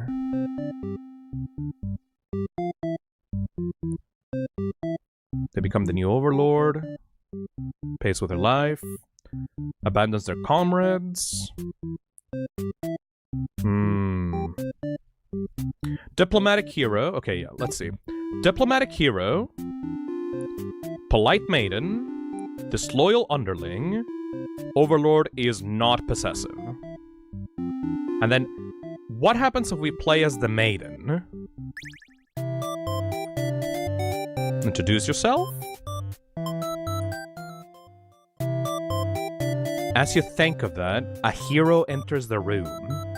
You're surprised to see him at first, until you realize he must have been sent to retrieve you. Confused, the hero asks you what's going on. You explain the situation, reassuring him that you were never in any danger. The hero expresses his relief that this whole misunderstanding hadn't led to any horrible consequences. You apologize for causing trouble, but really, didn't anyone read the note you left? Jeez. The hero asks if you'll return to the village with him to give everyone the news of your safety. The Overlord allows you two to leave, and you give her a little wave as you exit the room. You'll be back soon. There we go! There we go! There we go! Near the castle's entrance, you spy a group of suspicious demons congregating. They're talking about assassinating the Overlord. You have to warn her. But the hero shakes his head. He says that if this is the true nature of demons, the world is better off with less of them. What the fuck, dude? This isn't right, you think.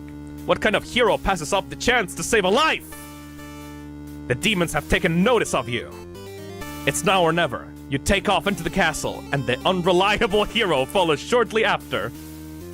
You burst into the Overlord's room. All your words spell out at once. You should probably slow down, but there's no time! The Overlord seems to have followed your frantic explanation, but clearly doesn't understand the urgency of the situation. The underling you recognize from before barges in, calling you a liar. You're surprised that they were a part of this evil plot. They seemed so nice! The other demons come in right after them, saying the whole thing was the first underling's idea. Everyone's shouting at each other now. It's really stressing you out. You're relieved when the Overlord demands silence. She threatens them with violence, and you think she is very Overlord-like at this moment. The group of demons hiss to each other before shutting the door, leaving the little one behind. You watch as it pounds the door in distress. Have they locked you all in? You have a bad feeling about this. And thinking that must have jinxed it, because now the room is engulfed in flames. If only you had ignored those demons before, you and the hero wouldn't have been stumbled into the situation. If you had just pretended to not to hear them, if you left as you were told, only the Overlord would have been killed. But you couldn't have done that. That path isn't an option for you! Wait, But is it a path for the hero? You think that no matter what, you'll always strive for the path where everyone survives. It must exist! It simply must! The Overlord seizes her underling. They beg her for their life. You pray. You don't know what else to do, so you just pray. The Overlord claws pierce the underling's chest. They scream an awful scream. She digs and twists her claws into the poor thing while you continue to pray. But there's no saving any of you now. You, the Overlord, the hero, and the underling's corpse are consumed by flames.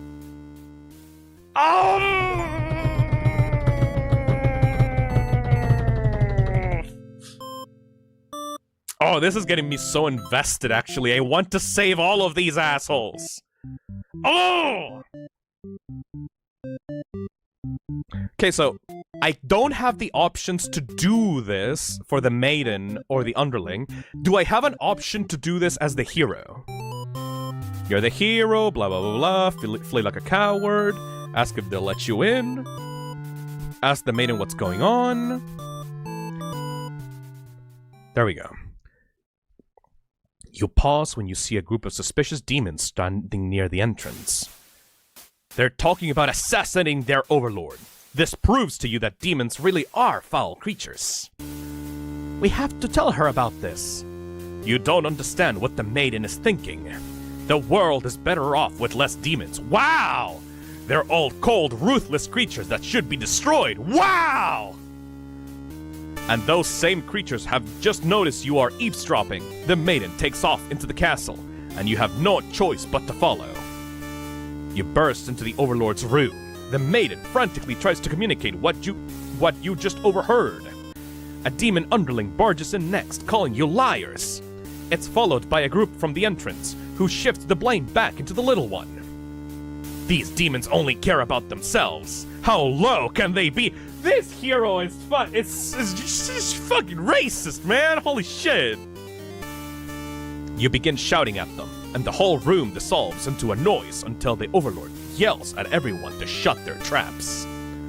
She threatens them with violence. This Overlord is no better than her subjects. Holy shit, hero! You grip your sword tightly. If you have to cut through everyone here to get this maiden to safety, you certainly will. The group of demons hiss to each other before shutting the door, leaving the runt of the litter behind. You glance around for another exit, but there isn't one. You have a terrible feeling about this. In an instant, the whole room is in flames. What kind of demonic magic is this? The underling pounds on the door, upset that it's been betrayed. You join it, vowing to slay the cowardly demons on the other side. The next moment, the Overlord has taken a hold of the underling. It's crying for mercy. She thrusts her claws into her underling's chest, and it lets out a horrible scream. You back away. You won't be the next target of her rage. She continues to dig and twist her claws into its imp body. You can no longer watch. You look to the maiden. She's crying, hands clasped together in prayer. To have faith in a time like this, you envy her. You are playing this game, Phil. Is short, but really good. It's really good. The writing is so fucking good, man. Chat, everyone horse react to the hero. I have no idea what that means. The two of you, the Overlord and the underling's corpse, are all consumed by the flames. Fuck! You're so useless! You're so fucking useless. You're so useless. Can I at least stop the tyrant? Can I at least stop the Overlord from killing the underling? You're the Overlord, blah blah blah blah blah. You're hot as fuck, blah blah blah blah. You're probably secretly gay, blah blah blah blah. Grant them a day off. Let her stay for a while. Let them go.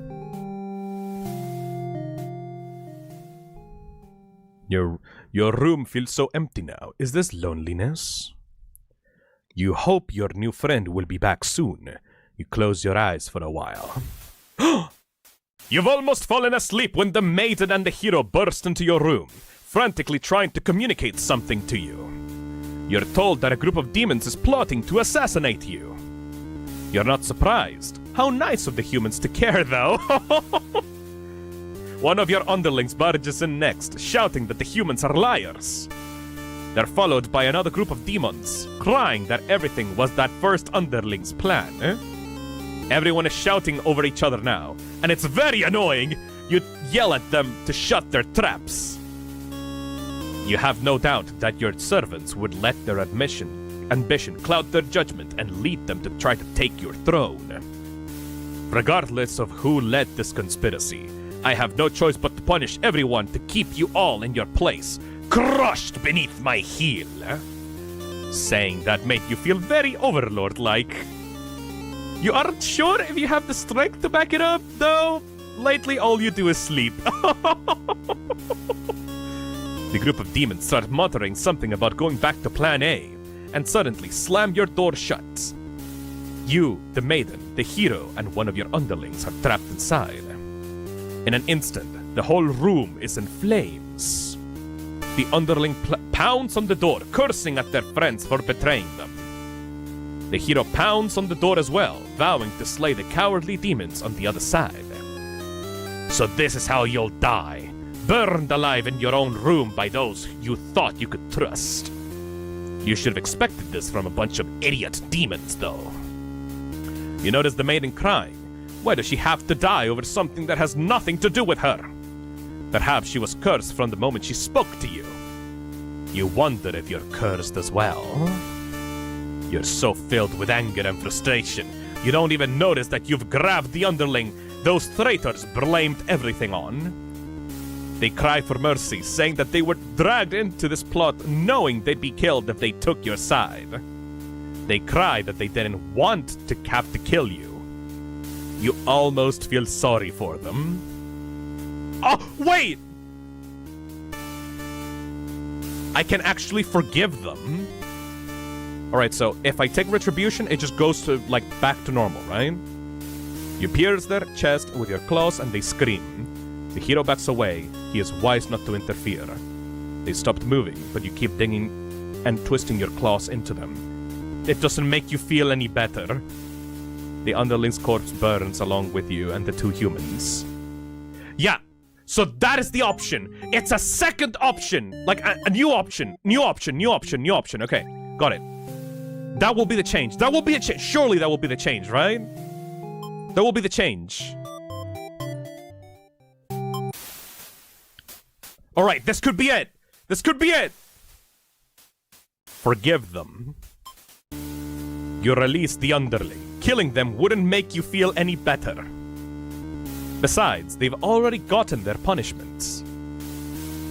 You all burn together! No!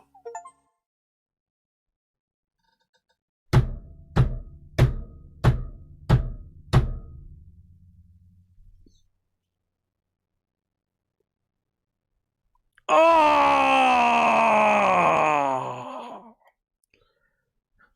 Before you're taken back to reset the story once again, you pause for a moment. True end? You say to yourself. What was the point of all my effort if the true ending is this terrible? You must have forgotten where you were. This is bad end theater. Is the pain setting in? Ooh, but you should have been well aware of what you'd be shown when you entered this place. It's a problem I've seen quite often. At some point, you grew attached to my little cast. You started to relate to their flaws, their plights. You started wishing for their happiness.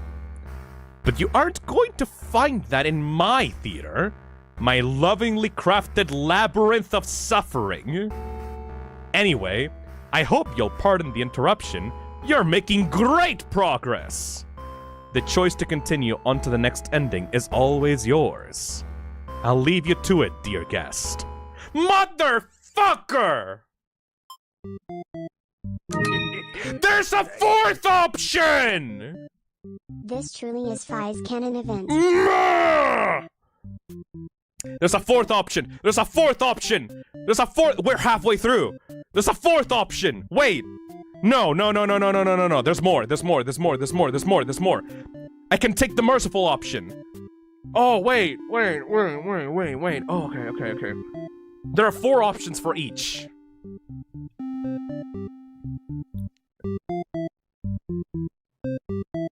If we are merciful as the Overlord. Jennifer says, what Jax was experiencing in that 4th episode. Okay, if we are merciful with the Overlord, surely one of these guys has an option. The fucking maiden has to do something! She has no 3rd option even! Alright. I'm into this. I'm so fucking into this, dude. Holy shit. Okay. Hear her out. Let's kill the Overlord. Okay, we're back in here. Okay, what's gonna happen? To your surprise, the Overlord spares you. Or maybe she would rather see you suffer instead. Looking around, you've just gone from one dead end to the other. The maiden is crying. The hero is silent. You'll all burn together! No!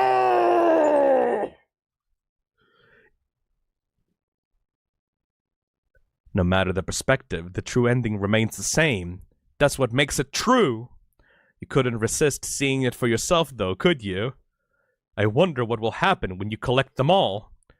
Will you give in to despair, or... A letter flutters down from beyond the curtain. You found lost letter number 3?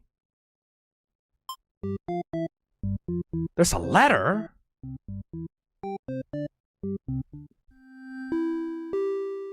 My love, I've been feeling a little depressed lately.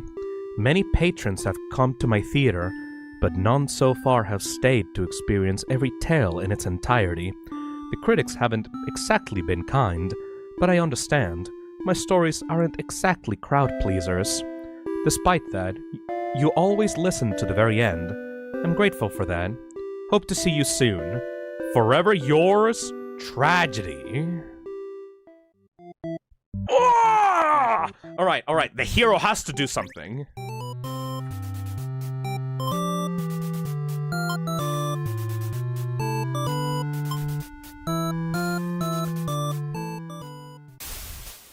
Alright, they do the thing. So what's gonna happen? Threatens with violence. The room goes up in flames. Next moment, the Overlord has taken a hold of the underling. It's crying for mercy.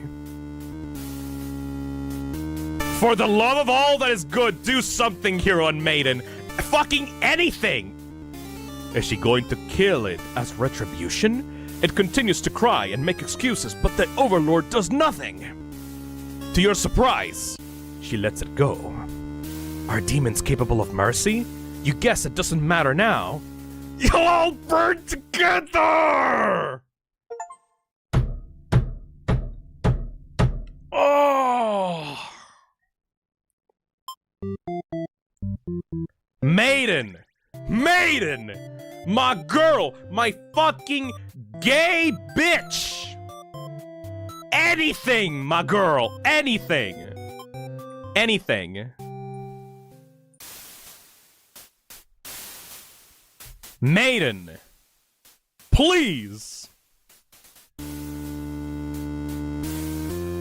group of demons hiss. They set the place on fire. If only you had ignored those demons before, you and the hero wouldn't have stumbled into the situation. The Overlord seizes her underling. They beg for mercy. You pray. You don't know what else to do, so you just pray. The Overlord spares the underling. You feel relieved, but does it make any difference? You will all burn together? Question mark? Gah!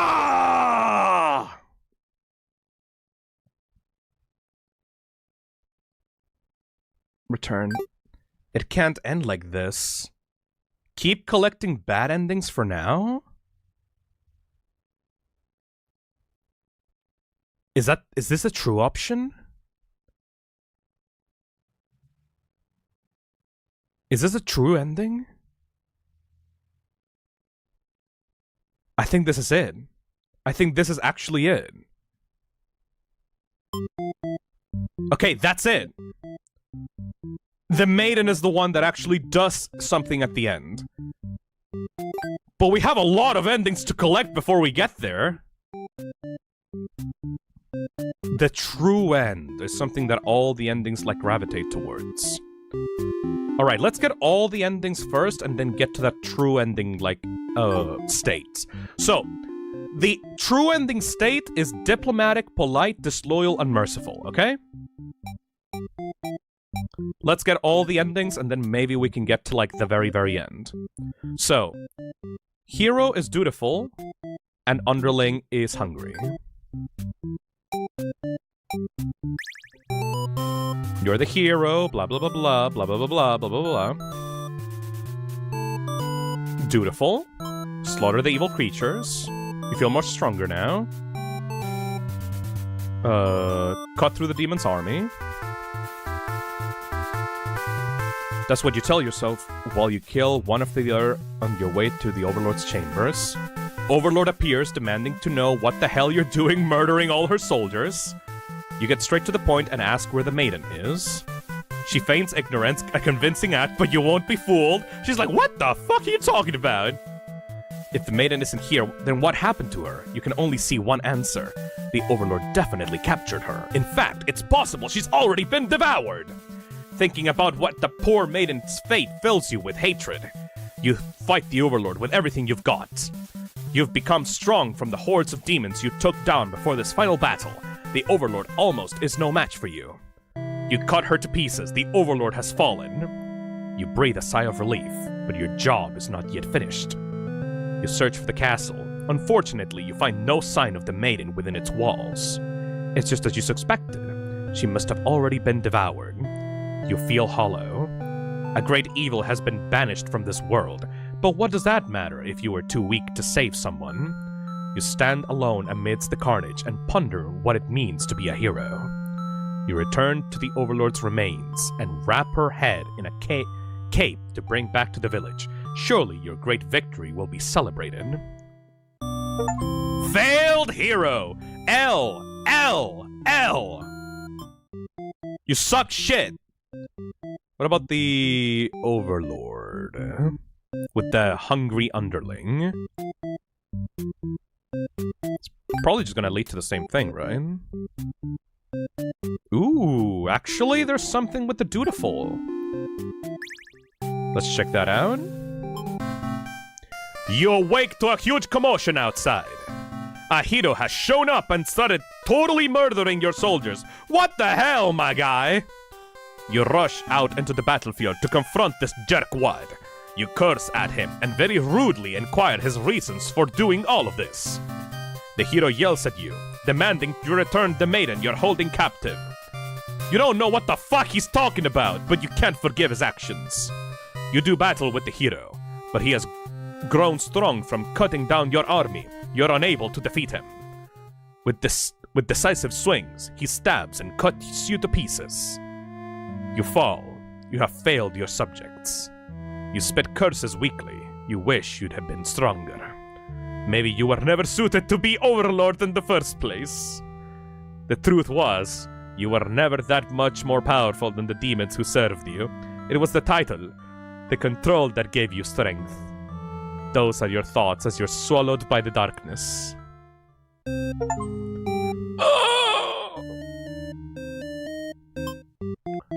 Okay, so there's a lot of endings like that come from the underling just like eating the maiden immediately. What about a not dutiful hero that is diplomatic and does not try to kill the Overlord?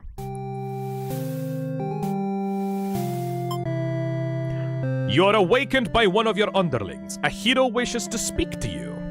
He inquires about a maiden who was rumored to be here, but you've never really seen her. Humans don't visit often, or ever really.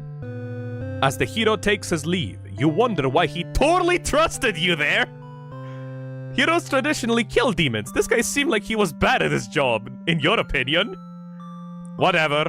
You're still feeling sleepy, so you go right the fuck back to your nap.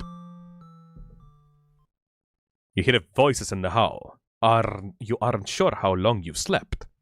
The sound of the shutting door forces you awake. Oh, god damn it! Yeah. And you succumb to the flames. Okay. What about hungry? Disloyal, but then you're a coward. It's crazy how much we feel bad for these guys. They're so cute. You drift in and out of sleep. You feel uneasy, but aren't sure why. The sound of a shutting door forces you awake. Before you know it, everything around you is being engulfed by flames. What the fuck's going on? Oh, god damn it! What if you're not a coward? One of your underlings is tearing your throat off! You try to struggle, but you can tell you're already mortally wounded. What have you done to deserve this kind of ending? You remember now, you gave this one the day off. Is this how it repays you? Fuck! You die wondering if you could have done anything to prevent this. Assassinated Overlord ending. A lot of the endings really hinge on the underling, now that I think about it. What the fuck is this? What are these, like, grayed out options? I guess it just doesn't matter? Let's see. Begins her story. Underling has a day off. Allows the maiden to stay and chat. Diplomatic. But the hero is heroic. Alright. Wait, is that right? Diplomatic but heroic. Okay. Let's see. Do I have to force her to stay? Let's see. Not hungry. A little bit disloyal, though.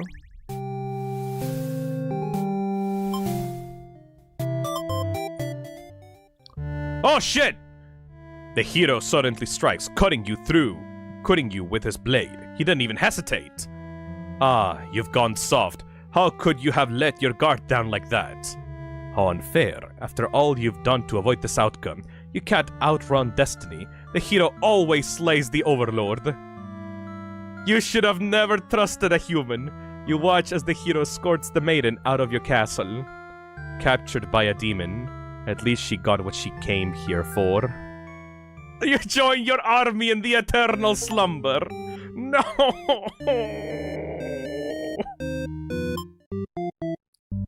The maiden has to do something in that situation, right?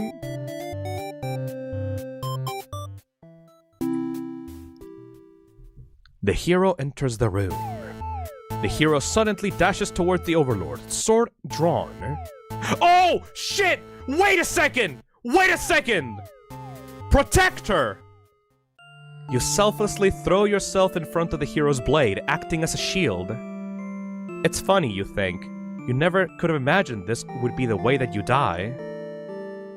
The roles are all switched around, but it feels right to you somehow. You're glad your destiny turned out to be saving someone rather than being saved yourself.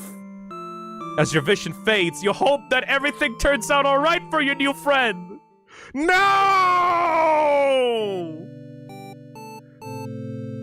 Shit! That was the third option for the maiden! Be a martyr!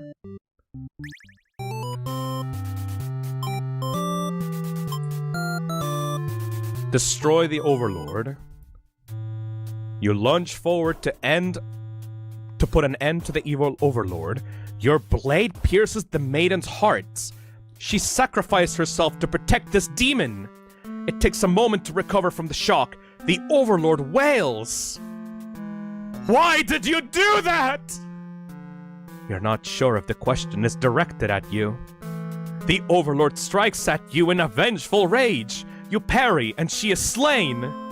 Your sword feels heavy. You look at your hands, your clothes, blood. So much blood. You look to the fallen maiden, wondering what to tell the townspeople. Why would she protect the Overlord? She must have been brainwashed by demon magic. You pick up the Overlord's head, wrapping it in your cape, and begin your long journey back to town. You will say that you were too late, that nothing could have been done for the girl, but the Overlord is slain. You fucking coward! You lying piece of shit! There will be celebration. I fucking hate this guy so fucking much. Oh my god, you motherfucker! Fucking liar, liar, pants on fire, you piece of shit! Grant them the day off. Oh wait, we already did this. No, but what if... Wait. Okay. She'd used her own body to shield you from the hero's blade. Why? Why has this happened? The maiden falls to the floor lifeless. As the pool of blood beneath her grows, so does your rage. This hero has taken something precious from this world. You lose control, and the hero is obliterated. But your hatred for the humans has not yet been sated. You go on to destroy them all and become ruler of the entire world. Vengeful Overlord ending B. Fair enough, you go, girl. Oh, 31 out of 41 endings. What else do we got left? Flees from the demons. Diplomatic. Everything is fine. Overlord is possessive. Alright. Let's see what happens then. Play like a coward. Diplomatic. Ask the maiden what's going on. The maiden explains that she was never actually captured and she came here on her own volition. Pretty dangerous thing for her to do, but no one got hurt, so at least there's that. You ask her to return to town with you, to reassure everyone of her safety. But the Overlord objects to this. The maiden tries to tell her that she'll come right back, but the Overlord refuses to hear it. The maiden seems nervous. As a hero, it's your job to mediate situations like this. You tell the Overlord that if she doesn't let the two of you go, you'll assume her that she's evil. You'll be forced to vanquish her. You leave me no choice. Oh. The Overlord pauses before suddenly jumping at you. You're helpless as she disembowels you with her claws. How horrible. You came all this way only to be met with this cruel fate. You should have destroyed these evil creatures while you had the chance. Your dying wish is for the maiden to somehow make it out of this alive. Naive hero. And what is the perspective of the maiden throughout all this? The Overlord objects to the hero's suggestion. You tell her you plan on returning soon, but she isn't having it. You feel nervous. The hero puts on a brave face for you. If you won't let her go, maybe you demons are evil after all. And if you are, I'll be forced to vanquish you. You leave me no choice. The Overlord suddenly jumps the hero. She tears into him with her claws. You want to cry out, but the scream catches in your throat. You watch because you can't look away. Had she really been lying to you all along? You wonder, is this your punishment for questioning the divine plan? The Overlord approaches you now. You back yourself into a corner. Her expression is complicated. Being captured by the Overlord in a horrible way like this was your destiny after all. But the Overlord stops. Or rather, someone has stopped her. Whatever held back your scream before doesn't stop this time. Oh! The Overlord is being ripped to shreds by one of her demon underlings. You think you recognize them, but it's hard to tell with all the blood. Someone stopped moving. Everyone stopped moving now. The room is silent, save for the underlings' heavy breathing. You thank them for what they've done, even though it was awful. You feel like you've been rescued from a terrible fate. They look at you, confused for a moment, but then puff out their chest. You should probably go home. This place is dangerous. You follow their advice and make your way out of the castle. You decide to never leave home again for the rest of your life. Oh. And we already see the perspective of that. Grant them the day off. Let her stay for a while. Keep her here. Something sharp pierces your back. The hero. No, he's already dead. It's one of your underlings, the maiden screams. Your servant tackles you, tearing you apart with their claws. You struggle to retaliate. They've done too much damage. You can barely move now. Your blood is everywhere. You can't believe this has happened to you. Why has this happened to you? You have been slain by your own underling. Another letter flutters down from beyond the curtain. You found lost letter number 4. My love, do you remember when we first met? I had just finished one of my scripts. One I was quite proud of, in fact. As I read it aloud, you happened to pass by. What a terrible ending, you said. Why should these poor fools have to die? You were so rude, you wouldn't accept any of my justifications, and yet, you managed to convince me. It really would be better if everyone could live in harmony, however unrealistic that felt. I look back fondly on that day, even now. I wonder if somewhere you're thinking of it too. Forever yours, Tragedy.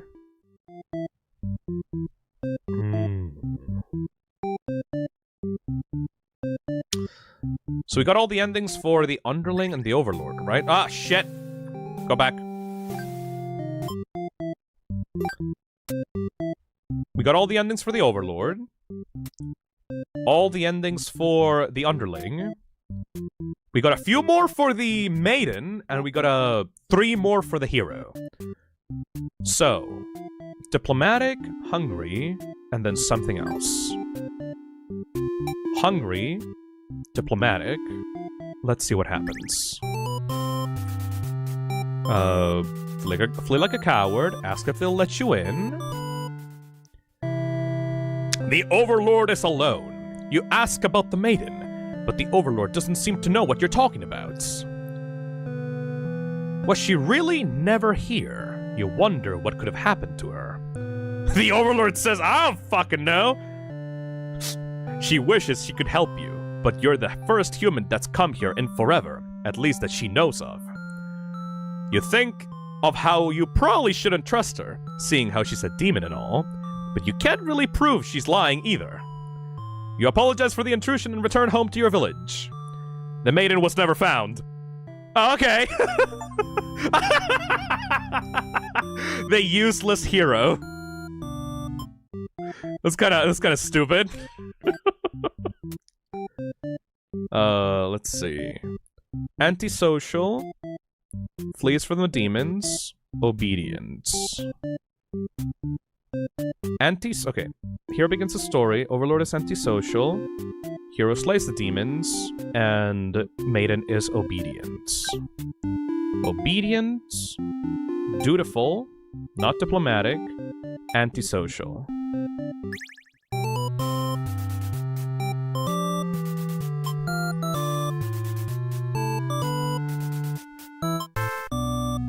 What? Did I not do that correctly? Begins the story, antisocial, slays the demons, obedient. Is that it? Wait, what? Did I do something wrong? Like, this is still locked down. Oh, the underling shouldn't be hungry. Thank you.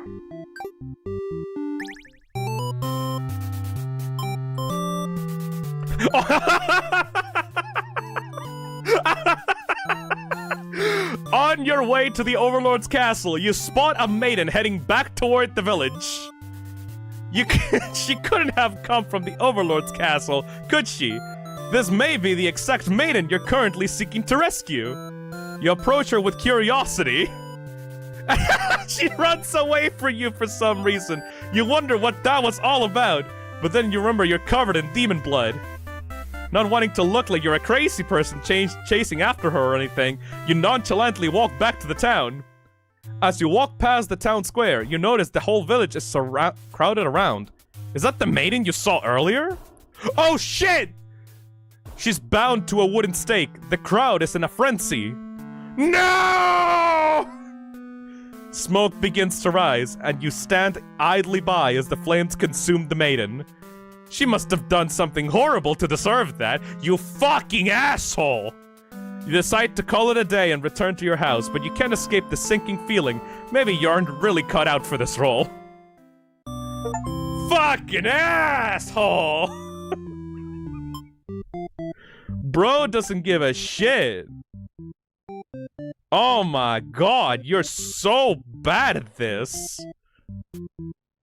And what is this? There's another ending here, but it's like blanked out, so I don't know how to do that. Hero flees from the demons, and then the maiden is obedient. Alright, let's try that out. Flee like a coward. Forgetting your pride, you escape with your life. But you can't return home now, your reputation will be ruined. You wonder how you'll ever be able to rescue that maiden, all on your own, if you can't even fight some lousy demons. On your way to the Overlord's castle, you spot a maiden heading back toward the village. She couldn't have come from the Overlord's castle, could she? This may be the exact maiden you're currently seeking to rescue. You approach her with curiosity. You ask the maiden what the fuck she's doing. Doesn't she know the Overlord's castle is like right there? It's dangerous. The maiden explains that she spoke with the Overlord, and it turns out that the demons never had any diabolical plans to harm the village or anyone in it. Oh shit! She can't be trusted! You aren't sure you should listen to the maiden. You've been taught your whole life that demons are evil. You ask if she's sure about this, but she gets very upset that you think that she would lie to you. She storms off before you can say anything else. Oh!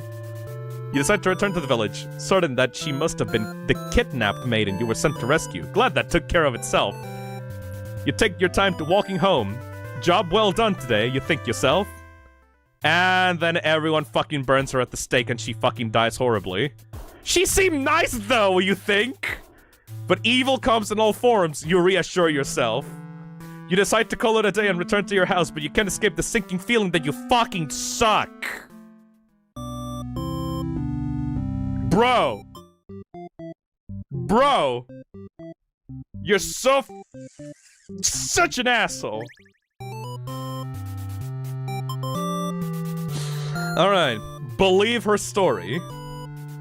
You have no reason to assume that she's lying to you. Even though her story is kinda hard to believe, you feel you should trust her.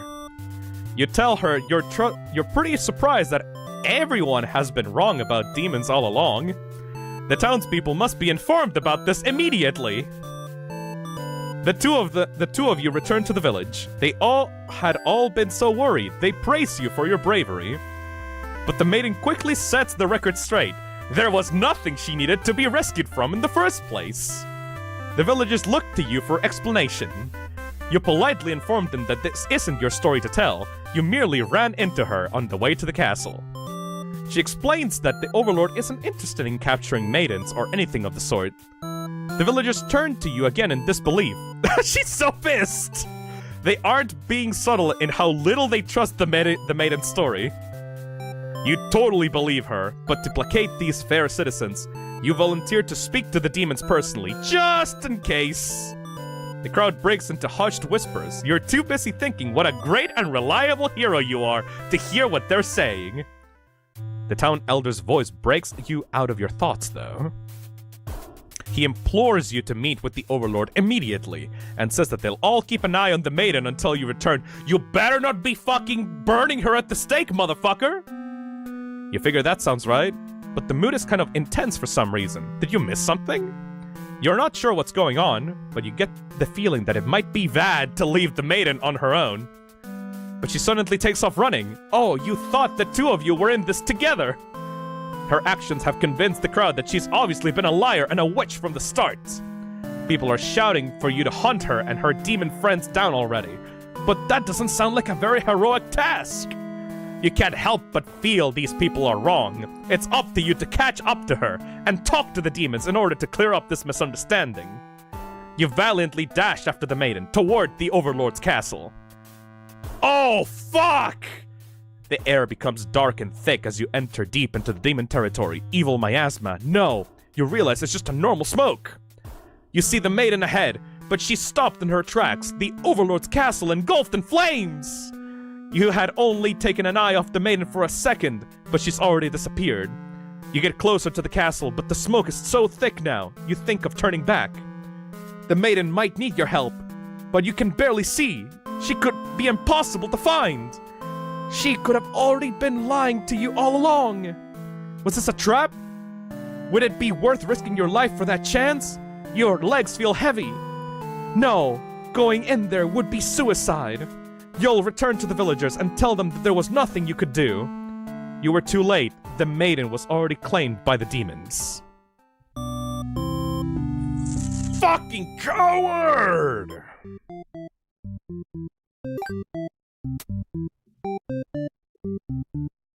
Trusting? Oh yeah, that is a new trait, actually. Interesting. The hero sucks so much I adore that dumbass. Also, hey, 7 months UP. Hell yeah, Bagordian, thank you for the 7 months. The hero's so dumb! But there's something you can do here.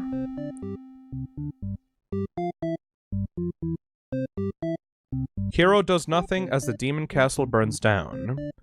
You can do something here with the underling that will lead to a different ending. Oh, right! Wait! If you are disloyal, then you will kill the Overlord, and that will make the castle not burn down!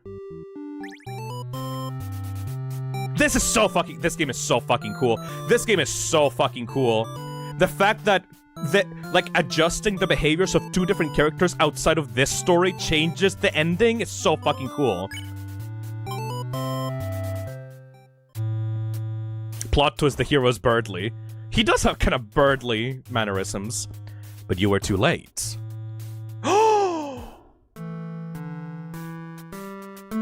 Through the unguarded gates, you spot a group of demons surrounding a body. The maiden, she was a fool to have trusted the demons after all. Your hero blood is boiling. You'll avenge her death. You charge through the gates to eliminate every demon you see. What the fuck are you doing killing all my soldiers? The Overlord is angry. You vow to exterminate her and all of demonkind. You clash again and again, but the Overlord isn't going down easily. You're both dangerously low on health when everything goes black. Your quest has come to an abrupt end. Oh! A letter flutters down from beyond the curtain. Found lost letter number 1. My love, it just isn't fair at all, is it? For them to force us apart like this, it's unreasonable, cruel. Moth says, so glad you're playing this. This game is amazing. I love how many, like, paths there are. There are so many different permutations of, like, the same story. I'm, like, fascinated by this. It's unreasonable, cruel. I had to find an outlet for this grief somehow. So I decided to write, and I'll keep writing until the day you find me once more.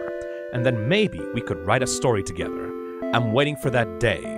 Forever yours, Tragedy. So we got all the endings for the hero, all the endings for the underling, all the endings for the Overlord. So the rest is just the maiden. It's all about the maiden. The maiden is the actual protagonist of the story.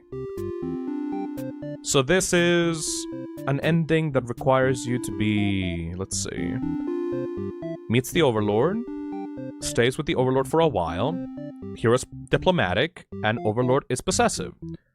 So in that case, if the hero is diplomatic, not dutiful, not heroic, underling is... Underling doesn't really matter in this story. And Overlord is possessive. Introduce yourself. There we go. If you won't let her go, maybe you demons are evil after all. And if you are, I'll be forced to vanquish you. You leave me no choice. The Overlord suddenly jumps at the hero, tears into him with their claws. You want to cry out, but the scream catches you in your throat. You watch because you can't look away. Has she been lying all along? You wonder, is this your divine punishment for questioning the divine plan? Overlord approaches you. Dies. We already did this. Wait, how is it different? Oh, because I put disloyal on the underling. I'm stupid.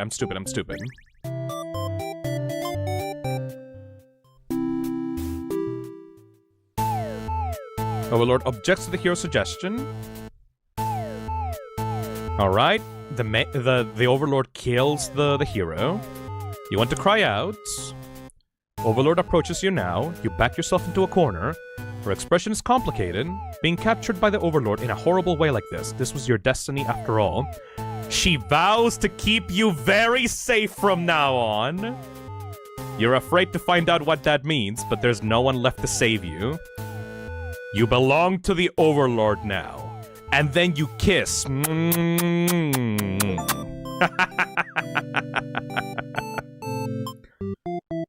I mean, that's not really that bad of an end if you really think about it. I don't see like that as that very bad at all, if anything. Anyways. Dutiful, heroic. Alright, what will this one be?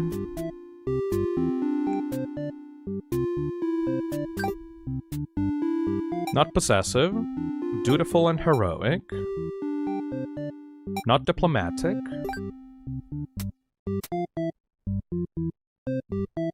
Maiden stays with the Overlord for a while.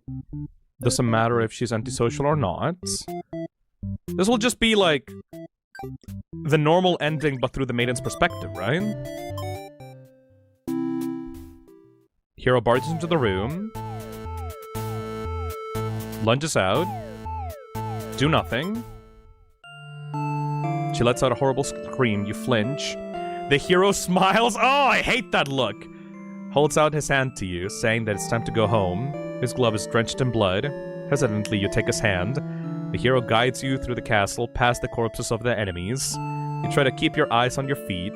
There's blood everywhere. You shut your eyes, but even then you can't escape the smell. All of this was because of you, wasn't it? No, girly, come on! You exit the castle and the hero leads you back to the village. Everyone celebrates the hero's great triumph over the demons. You feel sick, but you take part in the festivities regardless. Oh, that hurts. Oh, shit. Get the fuck right back. This map is so helpful, by the way. Okay. So this is gonna be the obedient ending through the Maiden's perspective, then. Alright. So first of all, we're gonna make the underling loyal. The hero is going to be trusting. Antisocial Overlord. Obedient Maiden. Let's see. Obey her. You don't want to cause any trouble, so you figure it's time to go home. Along the way, you encounter the hero. He asks what you're doing. Don't you know that Overlord's castle is like literally right there? You explain everything that happened. He is very surprised that demons don't seem to be as malicious as you were raised to believe. The two of you could return to the village, hoping to communicate this to everyone. They all had been so worried and are very glad that the hero brought you back. You quickly set the record straight. You weren't rescued because there was nothing to be rescued from in the first place. The villagers seem confused and look to the hero for explanation. He tells them that he only ran into you on his way to the castle and that this isn't really his story to tell. You explain to them how you met the Overlord and that she's not actually interested in capturing maidens or other mean things like that. Villagers look again to the hero for confirmation. You feel a little miffed that they seem to prefer his words over yours. But don't say anything about it. The hero proclaims that he believes your story, but volunteers to go talk to the demons himself, just to make sure, absolutely sure. crowd breaks into hushed whispers. You hear words like trickery and demon sympathizer being thrown around, which makes you frown.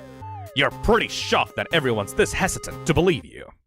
Does the hero even trust you? You're not sure anymore. An old man implores the hero to go speak with the Overlord immediately. He says that you should be held prisoner, considered dangerous until the hero returns. Much to your disbelief, the crowd agrees with him. Because of course, if you were conspiring with the demons, they can't afford to let their guard down. The whole village would be slaughtered by the monsters. The hero isn't saying anything. You'll be tied up and tossed into a cell at this rate. If you're going to be held captive by anyone, it's going to be by your girlfriend. The Overlord, not your fellow countrymen. Grab the hero and run. Leave on your own. You can prove yourself without anyone's help.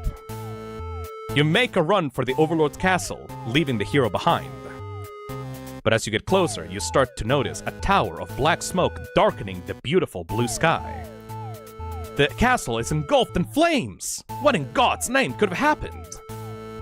You scan the fleeing demons, but the Overlord isn't among them. Against your better judgment, you rush into the burning castle to find her. You quickly reach the Overlord's room, but the door is shut tight. The handle is too hot to the touch. You're weak, too weak to force it open. You pound your fists against the door helplessly. What were you thinking? This is all because you had forgotten your role. Only a hero could pull this kind of thing off. You start to cough. You meant her wife, Phil, of course. The smoke is too thick. You can hardly breathe. You realize you haven't got much time left now. You desperately head towards the stairs to save yourself. But the fire spread faster than you expected. You won't make it outside. You can't help but laugh! What a joke! A maiden saving the Overlord! If you just stayed true to your role, things wouldn't have ended like this. Oh, this is exactly the kind of punishment you deserve! You let the demon fire cleanse your rotten soul.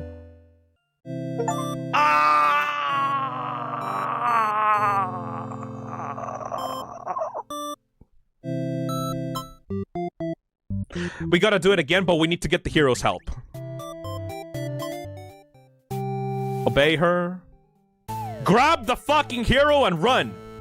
You boldly announce that you'll accompany the hero to prove yourself. You would rather risk what's out there instead of staying in a village that doesn't trust you. She's so badass! No one seems to know how to react. You grab the hero by the wrist and take off before anyone stops you. But as you approach the castle, you notice something's gone terribly wrong. It appears to be on fire! Is the Overlord alright? You have to be sure everyone is safe. You've already taken off before the hero can even think of stopping you. You scan the fleeing demons, but the Overlord isn't amongst them. Against your better judgment, you rush into the burning castle to find her. Quickly reach the Overlord's room. Too weak to force it open. Come on, hero! Hero! No! Hero! You're not gonna help her? Hero! No! Hero! What the fuck is wrong with you?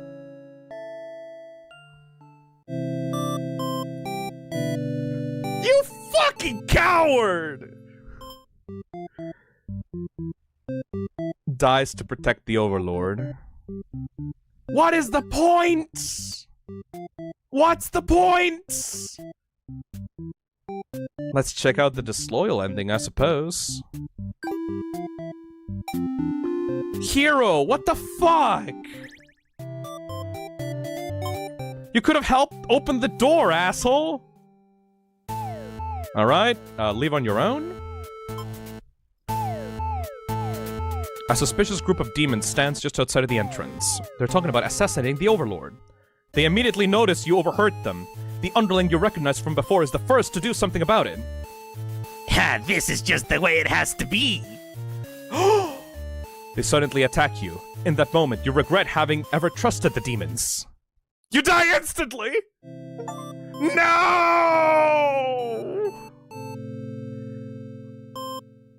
But the gremlin, though! Underling, you fucking bastard! You bastard! Instantly! Alright, let's grab the hero, I suppose.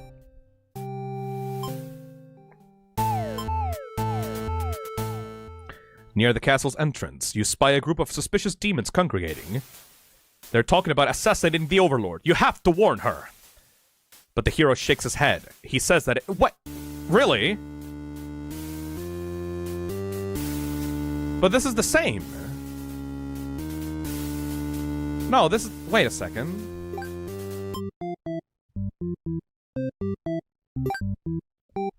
Is this it?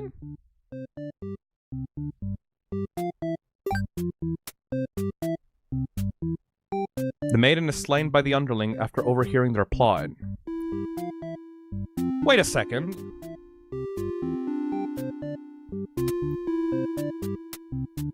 Oh, wait! We got 40 endings! I think this is it! I think this is it! Okay.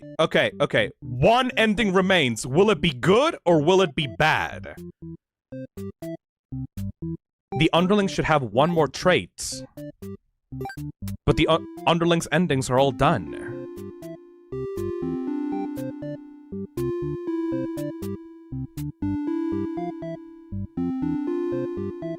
Right, because the underling doesn't have the last option.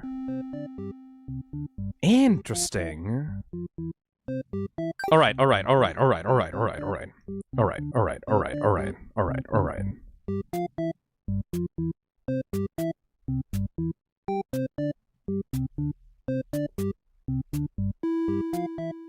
What if? Hear her out. Let's kill the Overlord.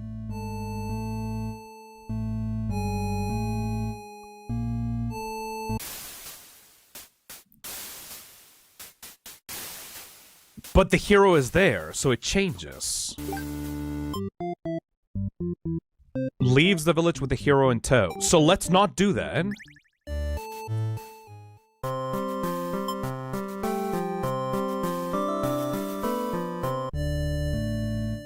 And now only the maiden will be here. Yep, there we go. You and your friends turn to notice the maiden from earlier has overheard your entire conversation. It'd be bad for you if the Overlord found out about this. There we go! That's the final option for the underling. Use the maiden for killing practice. This is all the way that has to be, you declare. Before jumping her, you claw her guts out. It turns out you're already an expert at ending lives. Your friends call you a show-off. You go back to the castle to wash off all the icky human blood. As you finish up, you hear sounds of battle outside. A hero has come. Seeing the dead maiden must have made him pretty angry. You get to thinking, if this hero took down the Overlord for you, everything might actually work out in your favor. You wait for things to die down outside before poking your head out. You spot the Overlord and hero locked in battle. They've worn each other down, making this very easy for you. Once an opening presents itself, you hit the back of the hero's head, knocking him out. What are you doing? Couldn't you tell this was a duel? You don't respond. You have to carry out the assassination. You tackle her and rip her to shreds with your claws until she stops moving. You finish off the hero next. You can't let him revive and come after you later. Kind of a cheap victory, but it doesn't make any difference. Anyone who managed to survive comes crawling out of their hiding places. You are the new ruler of this castle. Your subjects bow before you. You live in fear that they will one day betray you, as you had betrayed your Overlord. So it's not a new ending, but it's a different outcome for that ending. And I get the new choice.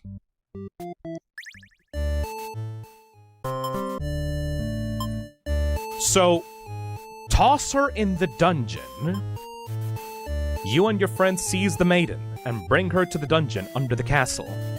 It's empty, save for the decorative skulls. They're only there to make it feel more spooky. The maiden is very upset. You leave her in the cell to continue scheming with your friends. But now a hero has arrived at the front gates. He's asking about a maiden, perhaps the very one you just locked up. The gatekeeper, who must have seen everything, tells the hero exactly what happened. What an idiot, you think. Why give the hero an excuse to start slaughtering us? The hero yells, "Prepare to face justice," and other such cliché hero lines before driving a sword into the gatekeeper's torso. You're small compared to a lot of your friends, so you're able to slip away without getting cut up by that sword. And it leads to the same thing. So that unlocks the final trait for the underling. And as such, there's only one more bad end by being a captor to the maiden. Okay, I get it. Okay, got it. Okay. So we're going to be trusting, we're going to be disloyal, captor, antisocial. Introduce yourself, obey her, leave on your own. They immediately notice you overheard them and decide to lock you into the dungeon before you can cause any trouble. You cry out, but the demons ignore your protests. You can't believe you escaped possibly being thrown in a cell back in your village, only to be tossed in this awful place. This is terrible. Who's going to keep those demons from harming the Overlord? You hope she can fend for herself. You sure can't. You hear the sounds of battle echoing through the halls outside. Did the hero follow you? If he's out there, your cries don't reach him. After a while, the violence seems to die down. It's impossible to tell what's happened. You continue to wait, but no one comes for you. Unable to escape, you rot in that cell! Oh! The final letter.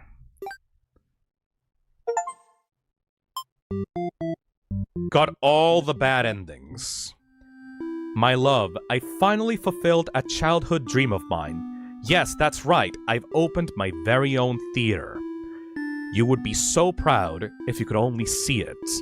I know how much it would have meant to you to be at my side on opening night. I'm sorry for going ahead without you, but I thought if my theater could become world famous, then maybe you just might hear of it, wherever you are. Forever yours, Tragedy.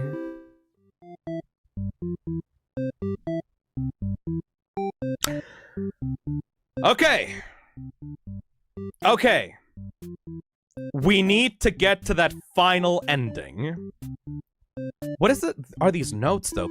Let's read these notes in order now that we have all of them. My love, it just isn't fair at all, is it? For them to force us apart like this. It's unreasonable, cruel. I had to find an outlet for this grief somehow. So I decided to write, and I'll keep writing until the day you find me once more. And then maybe we could write a story together. I'm waiting for that day. Forever yours, Tragedy. My love, I finally fulfilled a childhood dream of mine. Yes, that's right. I opened up my very own theater. You would be so proud if you could only see it. I know how much it would have meant to you to be at my side on opening night. I'm sorry for going on ahead without you, but I thought if my theater could just become world famous, then maybe you just might hear it wherever you are. Forever yours, Tragedy. My love, I've been feeling a little depressed lately. Many patrons have come to my theater, but none so far have stayed to experience every tale in its entirety. The critics haven't exactly been kind, but I understand my stories aren't exactly crowd pleasers. Despite that, you always listen to the very end, and I'm grateful for that. Hope to see you again soon. Forever yours, Tragedy. My love, do you remember when we first met? I had just finished one of my scripts, one I was quite proud of. In fact, as I read it aloud, you happened to pass by. What a terrible ending, you said. Why should these poor fools have to die? You were so rude. You wouldn't accept any of my justifications, and yet, you managed to convince me. It really would be better if everyone could live in harmony, however unrealistic that felt. I look back on that fondly on that day. Even now, I wonder if somewhere you're thinking of it too. Forever yours, Tragedy. Alright, everybody. It's time. The final ending must be achieved. So what we're gonna have to do now is... we're gonna be disloyal. We're going to be not dutiful, we're gonna be trusting. And diplomatic.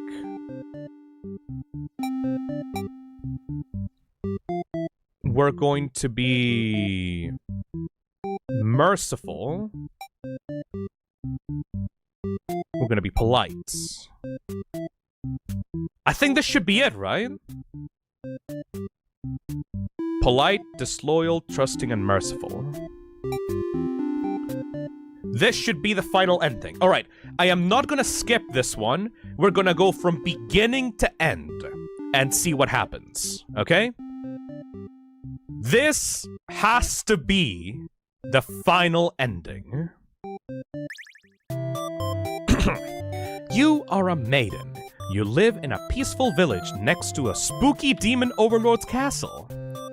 You are told that you are fated to be captured by the overlord one day, because you're a beautiful young girl. Demon overlords apparently love capturing those. You think of how you haven't heard of that actually happening to anyone, but maybe the demons just haven't been given the opportunity. Who knows? You are in church. You pray to your god, asking why you have been born into this role of maiden. Wait, what? You forgot diplomatic?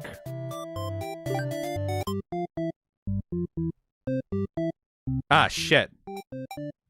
Diplomatic, disloyal, merciful. Okay. Run that back.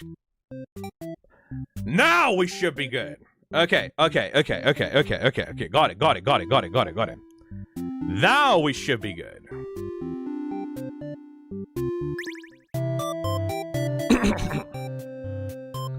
You are a maiden. You live in a peaceful village next to a spooky demon overlord's castle. You are told that you are fated to be captured by the overlord one day, because you're a beautiful young girl. Demon overlords apparently love capturing those. You think of how you haven't heard of that actually happening to anyone, but maybe the demons just haven't been given the opportunity? Who knows? You are in a church. You pray to your god, asking why you have been born into this role of a maiden. You disrespect the divine plan and all. You respect the divine plan and all, but you really are just curious as to what the point of it all is. You are impatient. Meeting a demon actually sounds pretty gosh darn exciting. Maybe you would just understand your role better if you were just to hurry up and get captured already. You leave a note and venture forth to find a demon. Just to, see what happens. Not long into your little adventure, a demon underling appears before you. It looks pretty scary. Introduce yourself. You tell the demon your name and explain that you're a maiden from the village. You tell them that you were thinking maybe you could just understand your role better if you were to hurry up and get taken away by the demon already. The demon doesn't seem to really have been listening to you, which is a little irritating. They take you to their master nonetheless. After a long walk to the castle, you are introduced to the overlord. You explain why you've come, and she squints at you. It turns out she never had any plans to capture maidens, or to do anything else that would agitate the humans. You wonder for a moment if she might be lying, but it doesn't really seem like it. Still, this doesn't make any sense to you. You've always been told that demons would one day seek you out, and something awful would happen, then a hero would come to your rescue. You don't want to believe you've been lied to all along. Maybe it's just that you haven't been maiden-like enough. You ask the overlord what you should do to be a more suitable maiden, but she doesn't seem to understand. Just go home and stop worrying about destiny so much. She makes it sound so simple. This overlord seems like the complete opposite of you. You want to learn more about her and how she thinks. You insist on staying to talk with her more. The Overlord shares many stories about demons with you, and little by little, you realize that they might not be the ruthless monsters that you were raised to believe. As it turns out, she commanded her demons to avoid towns and villages. She didn't want to risk giving the humans any excuse to send out a hero after them. You realize that must be why you've never heard of any demons attacking your town. You express your gratitude to the Overlord on behalf of your village. She says you can thank her by telling the humans to stop raising heroes. She's tired of her servants getting killed off by them. You've always thought demons were violent and unreasonable creatures, but it seems that the Overlord could say the same about humans. Now kiss! You may be different, but really, they're just trying to live their lives the same as you. You feel like you're starting to understand things a lot better. But maybe everything I've said was to deceive you and the other humans. What would you do if I turned out to be super evil all along, eh? Even if she were to capture you now, you think this place is far more interesting than the way things were back home. You kinda like not being told to expect demons to come after you all the time. You feel free. Honestly, you've always kept to yourself, but spending time with this Overlord has been very nice. You feel butterflies in your stomach.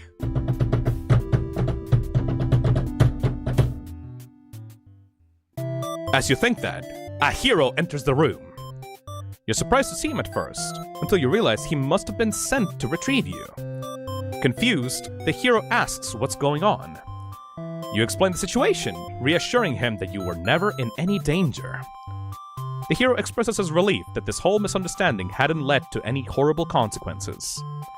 You apologize for causing trouble, but really, didn't anyone read the note you left? Jeez. The hero asks if you'll return to the village with him to give everyone the news of your safety. The Overlord allows you to leave, and you give her a little wave as you exit the room. You'll be back soon! Near the castle's entrance, you spy a group of suspicious demons congregating. They're talking about assassinating the Overlord. You have to warn her! But the hero shakes his head. He says that if this is the true nature of demons, the world is better off without them. But this isn't right, you think. What kind of hero passes up the chance to save a life? The demons have taken notice of you. It's now or never. You take off into the castle, and the unreliable hero follows shortly after. You burst into the Overlord's room, all your words spilling out at once. You should have probably slowed down, but there's no time. The Overlord seems to have followed your frantic explanation, but clearly doesn't understand the urgency of the situation. The underling you recognized from before barges in, calling you a liar. You're surprised they were a part of this evil plot. They seemed so nice! The other demons come in right after them, saying the whole thing was the first underling's idea. Everyone's shouting at each other now. It's really stressing you out. You are relieved when the Overlord demands silence. She threatens them with violence, and you think that she is very Overlord-like in this moment. The group of demons hiss to each other before shutting the door, leaving the little one behind. You watch as it pounds the door in distress. Have they locked you in? You have a bad feeling about this, and thinking that must have jinxed it, because now the whole room is engulfed in flames. If only you had ignored those demons before, you and the hero wouldn't have stumbled into the situation. If you had just pretended not to hear them, if you left as you were told, only the Overlord would have been killed. But you couldn't have done that. That path isn't an option for you. You think that no matter what, you'll always strive for the path where everyone survives. It must exist! It simply must!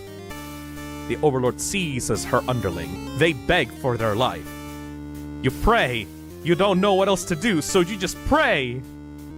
The Overlord spares the underling. You feel relieved, but does it make any difference? Will you all burn together?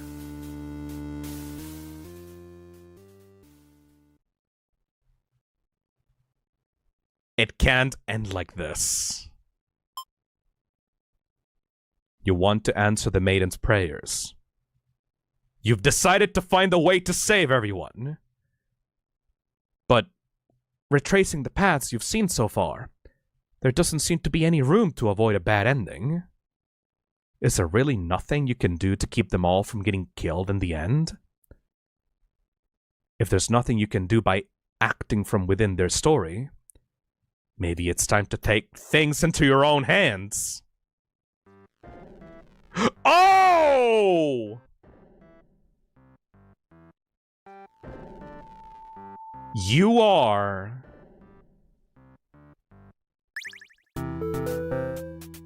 You boldly insert yourself into the story and use your incredible power to warp everyone to safety. You didn't know you could do that, but what's going on here? You take a moment to get a good look at yourself. You are... you? But why are you pitch black? You feel that this body doesn't accurately represent you, but you move past it. Self-insert fanfiction, baby. We're self-inserting ourselves into the story, baby! The hero, the maiden, underling, and overlord have all been staring at you too. They look like they don't really know what they're supposed to do right now. You guess that's because you're usually the one guiding them. What will you say to them? This is strange. Hi, guys! I've come to save you! You explain to the group that you have witnessed their many terrible, intertwining fates, and now you're searching for a good ending. Of course, this makes no sense to any of them. Only the maiden understands your compassion. My prayers have been answered. You must be... her god? No, you're merely a player. If there was any god here, they'd be the final boss. That's just how these role-playing games go. Now you realize what the real true ending must be. Hello, mortals. I've come to save the Yuri. Now. Enough of this. I admit I've been encouraging you all along, but a self-insert story? How passé! You watch helplessly as tragedy descends from the heavens. You didn't honestly believe you were the only one who could force your way into the stage, did you? I am the narrator, storyteller, god of this world. Call me Tragedy if you like. Darkness envelops your party. You don't mind if I send each of them back to relive one of their many bad endings, right? You are alone in the darkness with me, Tragedy. I sincerely hope you've been enjoying your time in my theater. Though I can't abide you stealing the show without permission, it's quite disrespectful. I am sick of all these bad endings! I want to see something new! Are you trying to say my bad endings have gone out of style? You have some nerve!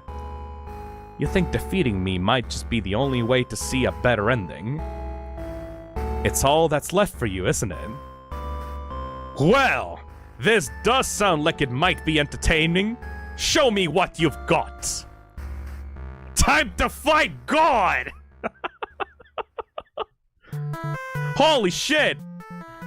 The stage is set for your final battle against me, the god of this world. What will you do? How will you fight against tragedy itself? I'd love to see it. Huh? What the fuck is this? Deltarune Chapter 7 when we get our vessel back and throw hands with Gaster. Attack? You try your best to tear me down, but you can't seem to do any damage. You don't truly exist in this world, after all. Oh, is that all? He'll never defeat me like that. Let me try that again. Defend. You try closing off your heart to protect yourself, but it doesn't make you feel any better. Perhaps you don't understand just how outclassed you are here. Whoa! Behold my beautifully tragic tales. Doesn't seeing them all again make your heart ache? You've witnessed all 41 of my painstakingly crafted endings. You must be as much of a masochist as me! What? I commend your thoroughness. Surely these characters have a special place in your hearts. They're still suffering backstage, you know? It's a shame they couldn't make it here, to the end of the world. That's right, you came here to save them. You can't do this alone. What the fuck is going on? What? How will you fight against tragedy? Call your friend to join you in battle?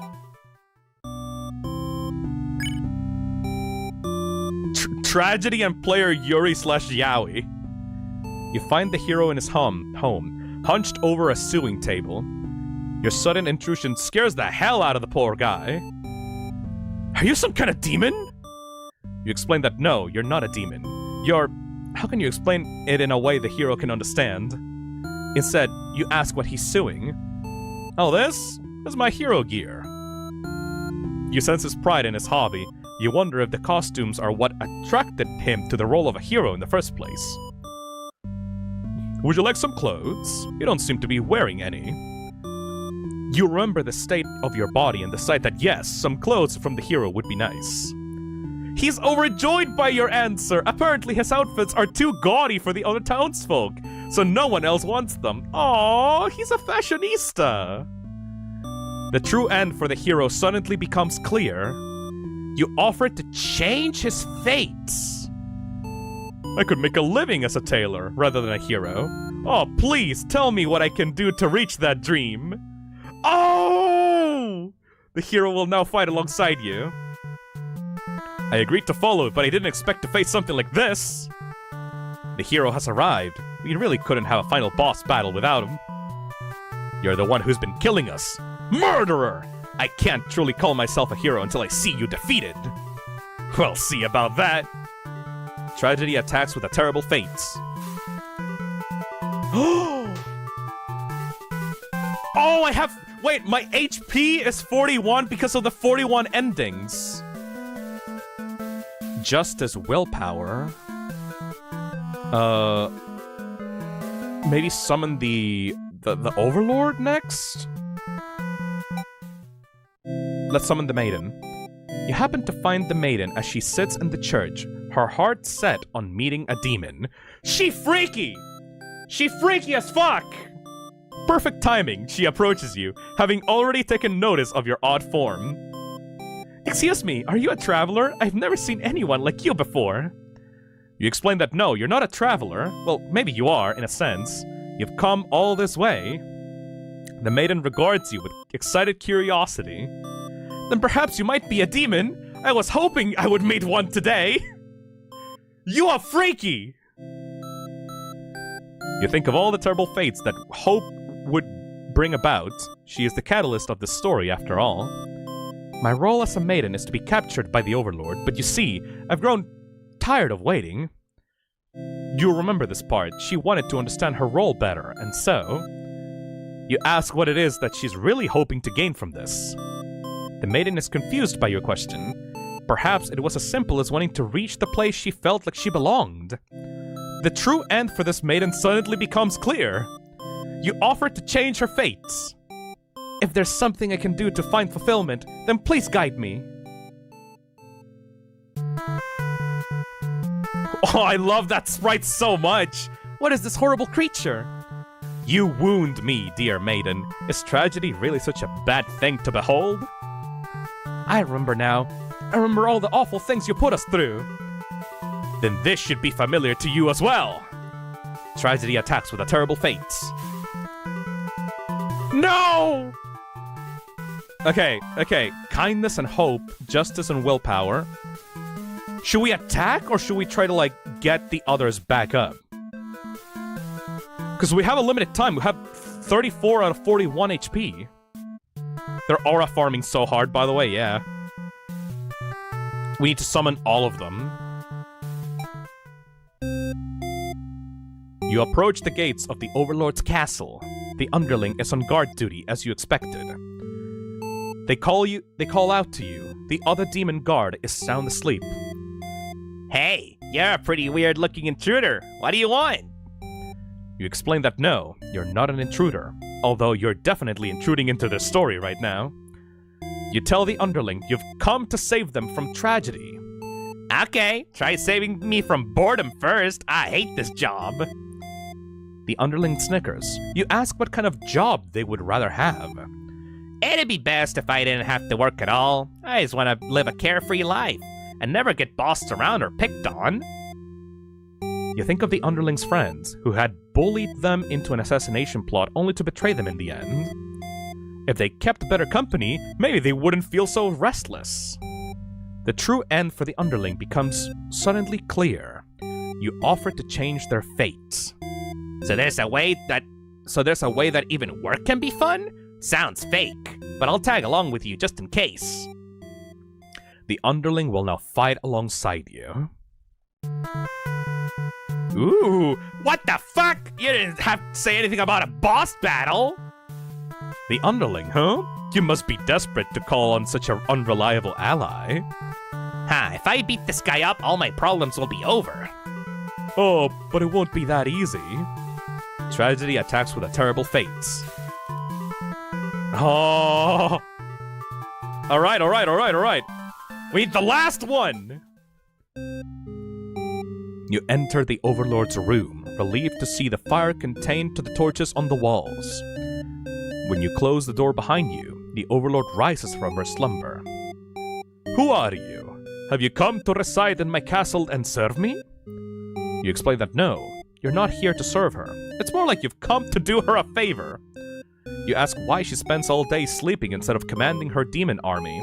She laughs and responds. Many of my underlings certainly think I should be more aggressive with the humans, like my father before me. His quest for revenge was endless and self-perpetuating. There's a reason I had to destroy him. You can't help but think it's a little late in the game to be getting some new backstory. I have no interest in waging war on the humans. I merely wish to be left alone, to live a peaceful, indulgent life in my castle. You realize she must actually be very lonely, only surrounded by soldiers instead of friends. No wonder she gets so attached to the maiden. The true end for the Overlord suddenly becomes clear. You offer to change her fates. My own attempts at peace have been rather imperfect. If you offer a solution, then very well, I will follow you. The Overlord will now fight alongside you. Yeah! The gang is together! I see. So this is tragedy. Ah, you've brought the Overlord. I don't stand a chance now. Hey Jennifer, the 4 characters are just Birdly, Noelle, Chris, and Susie if they actually gave in to the voices in their head. You've prevented me from attaining peace for so long. Prepare to die. Hope you've prepared to face your deaths as well. Tragedy attacks with a terrible fate. Ooh. Now that the whole party's here, can you solve my final puzzle? Which combination of behaviors will open the path to your true ending? Show me! Oh.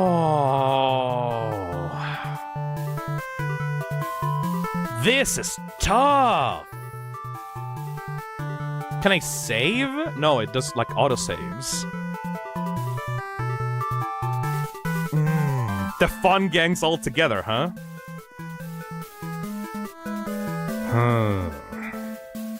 Let's try to go for the options that put these guys together in the first place. We will do willpower. Your reign of terror ends here, Tragedy. I refuse to give in. The hero uses his willpower to overcome tragedy. Okay. Tragedy is reeling. Maiden. Kindness or hope?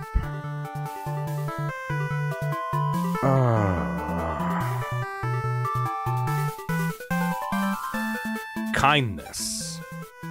Maiden tries to appeal to tragedy with kindness.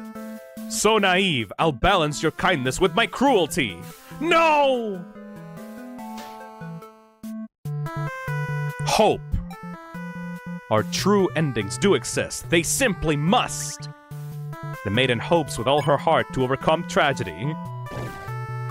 Okay! Tragedy is reeling. Mischief or tenacity? It has to be tenacity.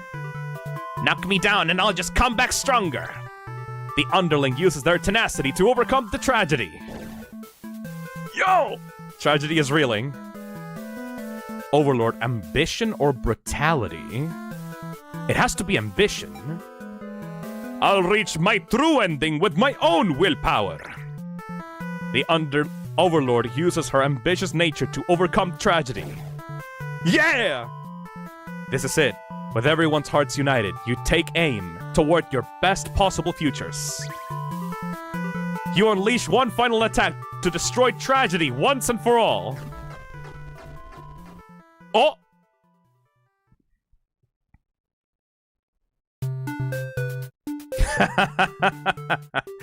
You've done it. You've managed to defeat me. Holy shit, did we actually do it? A tragic ending for tragedy itself. I love it. I must thank you all for fulfilling your roles perfectly. Thank you, hero. Thank you, maiden. Thank you, underling. Thank you, overlord. Enough of this nonsense! We defeated you, so die already! Don't worry, I'll be making my exit shortly.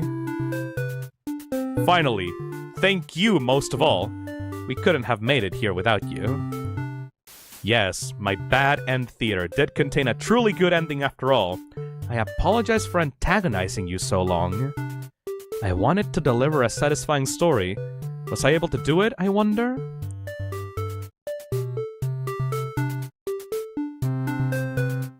No.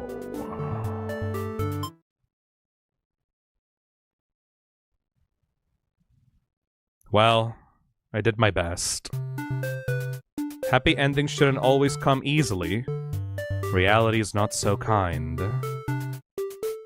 But you've earned this one. Here's your true ending.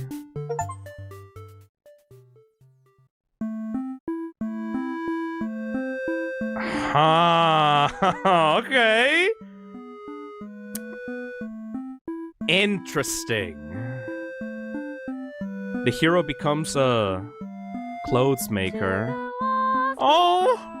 Take your seats, everyone. Welcome to bed and Thank you. curtains close. You'll come away. So funny story, I got hit by a car while listening to this game's ending theme. So this theme is to me what Bergen-Drucken is probably to Des. Lamau. Oh my god, they're together in the tower! Oh. Oh.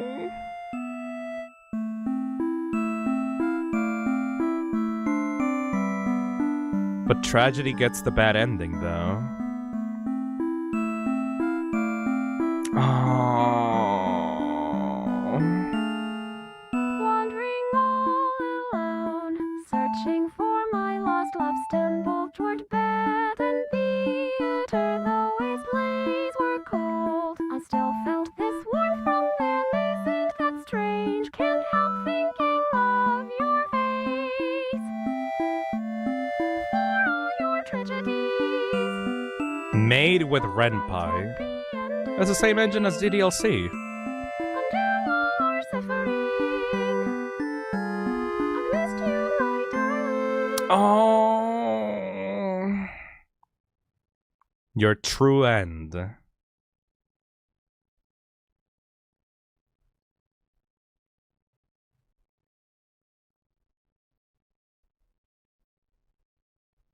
Something's missing. Something's missing. Something's missing.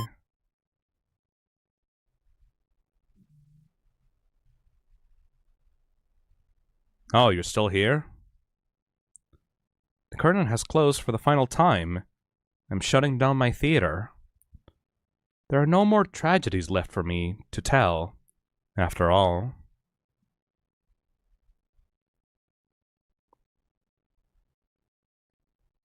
Ask tragedy its story. Me? You'd like to know why I started this theater? Because I'm obsessed with bad endings, of course. Remove the mask. You gently raise your fingers to the cracks in my mask. Piece by piece, it falls into your hands. revealing.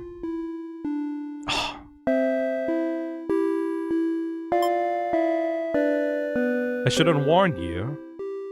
This might affect what you think of my stories. You can't help but compare my face to the maidens. You? I'm not her, but it's not like she isn't me, necessarily. That's how it is with fiction. Would you like to hear? Not another ending, but the truth? Tell me. Alright. One last story. You may already know this, but it doesn't have a happy ending. First, I'll set the stage. In this world, there are no such things as demons, or even heroes, really. There was a girl eager to set out, to fulfill some sort of destiny. That part was true. She met someone, another girl. A running theme, isn't it? The maiden and the overlord.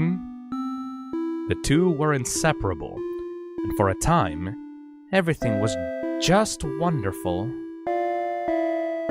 But their families, the communities they came from, neither could approve their relationship.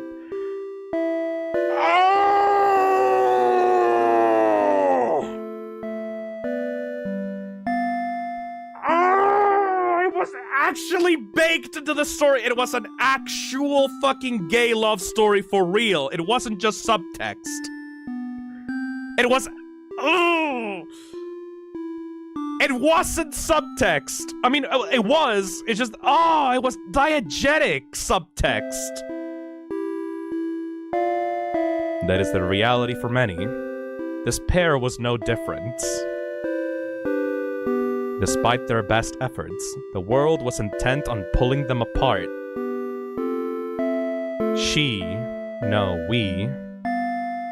We used to like the types of stories where love conquers all.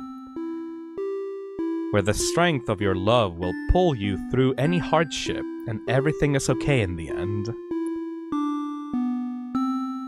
I lost her. And then I started this theater. But the story... Huh?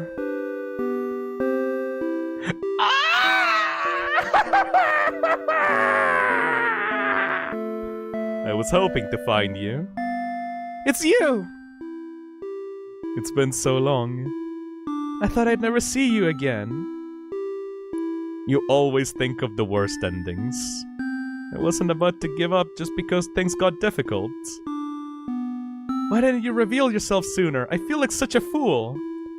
I could say the same thing to you. You knew I could never resist giving your stories a happy ending. So of course I would be drawn to a place like this. Yes, but... I didn't think it would actually work! Some things everything does turn out okay in the end. Thank you for reminding me of that.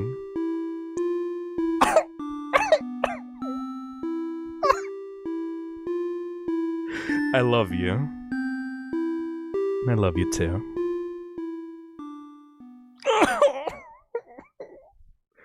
And now truly everyone can live happily ever after.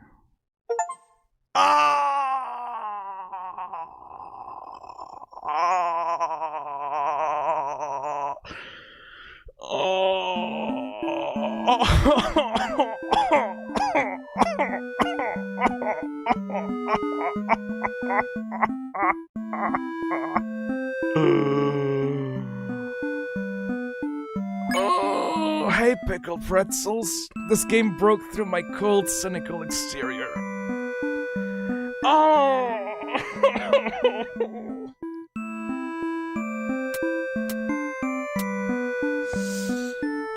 It's closed! It's closed! It's closed! Oh. Your reception. Oh, the fucking fact that I thought that this was just gonna be an allegory for a gay romance, but no, it was an allegory for a gay romance. But that was part of the story between these two people in like an actual real gay romance. Oh. And we were playing as comedy, how fitting. My tear ducts are dry, but I'm crying inside. Twilight has nothing on this ship, bro. Oh. What an appropriate stream title, considering I didn't know anything about this game before I played it. This was the cutest shit I've witnessed in a while. It's so Fine cute! Emoji, purple heart emoji. Ah. Absolute Yuri. That was beautiful, man. That was absolutely fucking beautiful. Now I understand why people wanted me to play this specifically. Oh. Beautiful. Mwah! God, there was a makeshift campaign for the plushies of the Maiden and the Overlord, like, and I kind of missed that sale, and I kind of feel bad for it. Yuri won.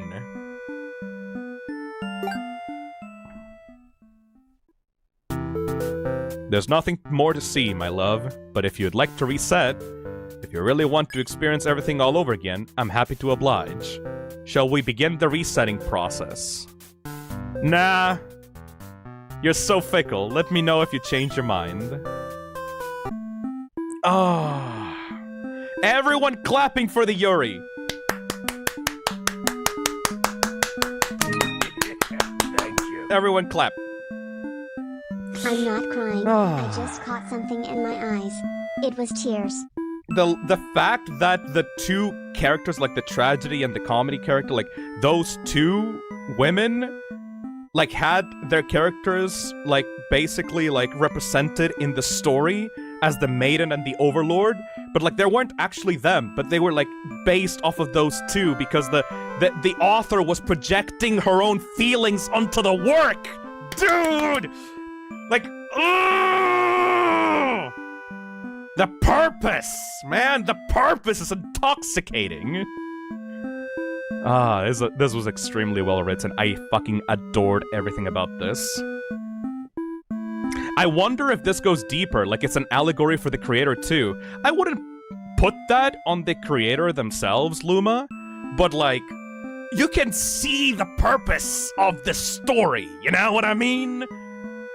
Like, you can see the author had a very specific idea for this, and like, they pulled it off like, oh! Oh! Oh!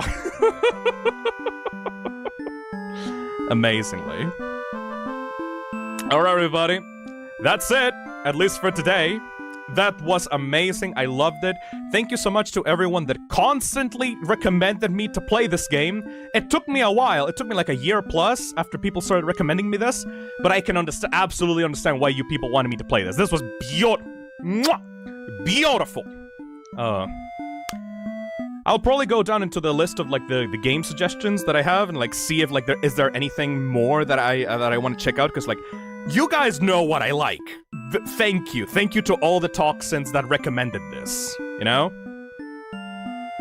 I need to trust my toxins a little bit more and see like revisit all the other stuff that they've been recommending me for a while, because like this was so delicious.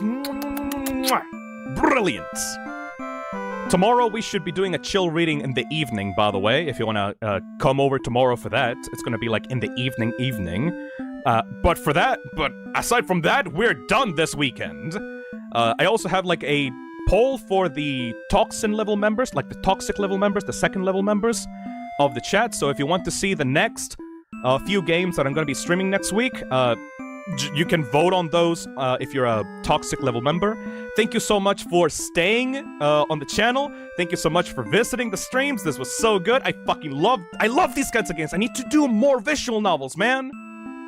And I guess I'll see you next week, okay? Thank you so much. I'll see you later. Oh, my cheeks are red with like happiness. This was such a good ending. I love it. I love it. I'll see you guys later, alright? Bye-bye, everybody. Bye.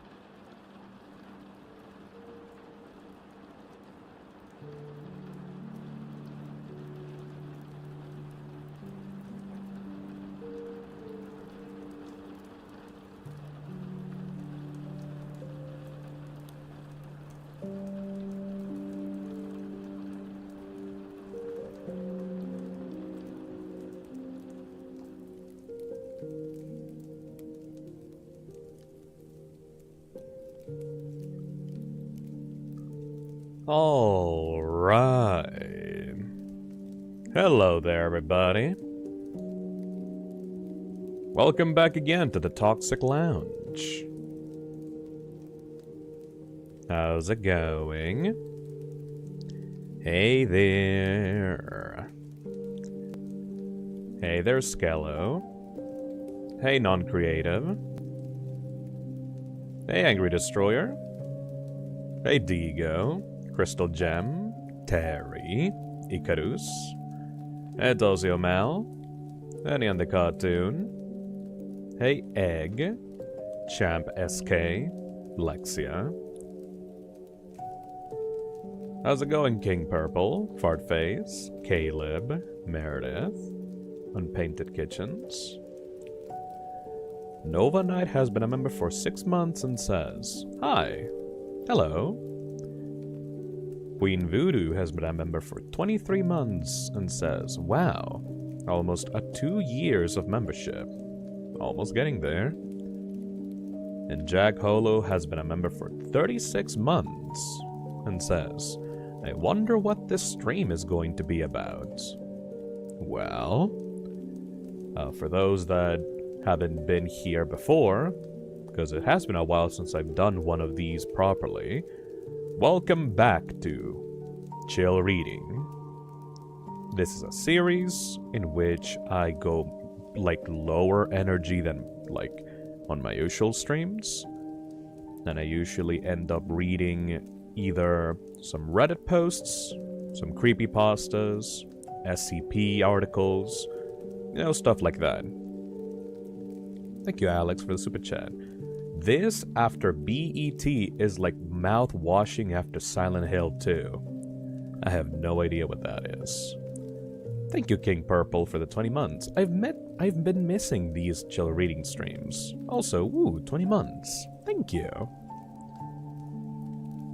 Purple Max says, ooh, a surprise stream. Yeah, I was planning on doing this chill reading on Friday. However, I was kinda busy because I had to, like, help out Kako with, like, the Undertale stream. So I pushed this up to, like, Monday. Still, though, it's supposed to be a late evening, like, night stream.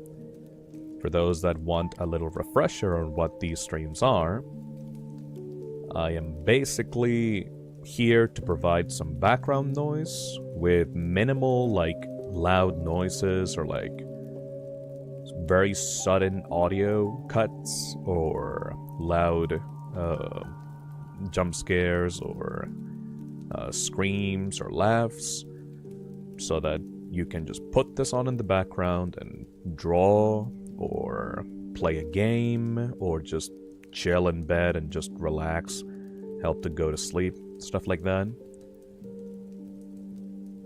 These streams have helped me a lot just to, like, chill down, especially, like, when I want to de-stress myself, you know? So hopefully, with the playlist that I provided, because, like, this has its own playlist on the channel, people can just go there and just, like, find a moment to chill for themselves, you know?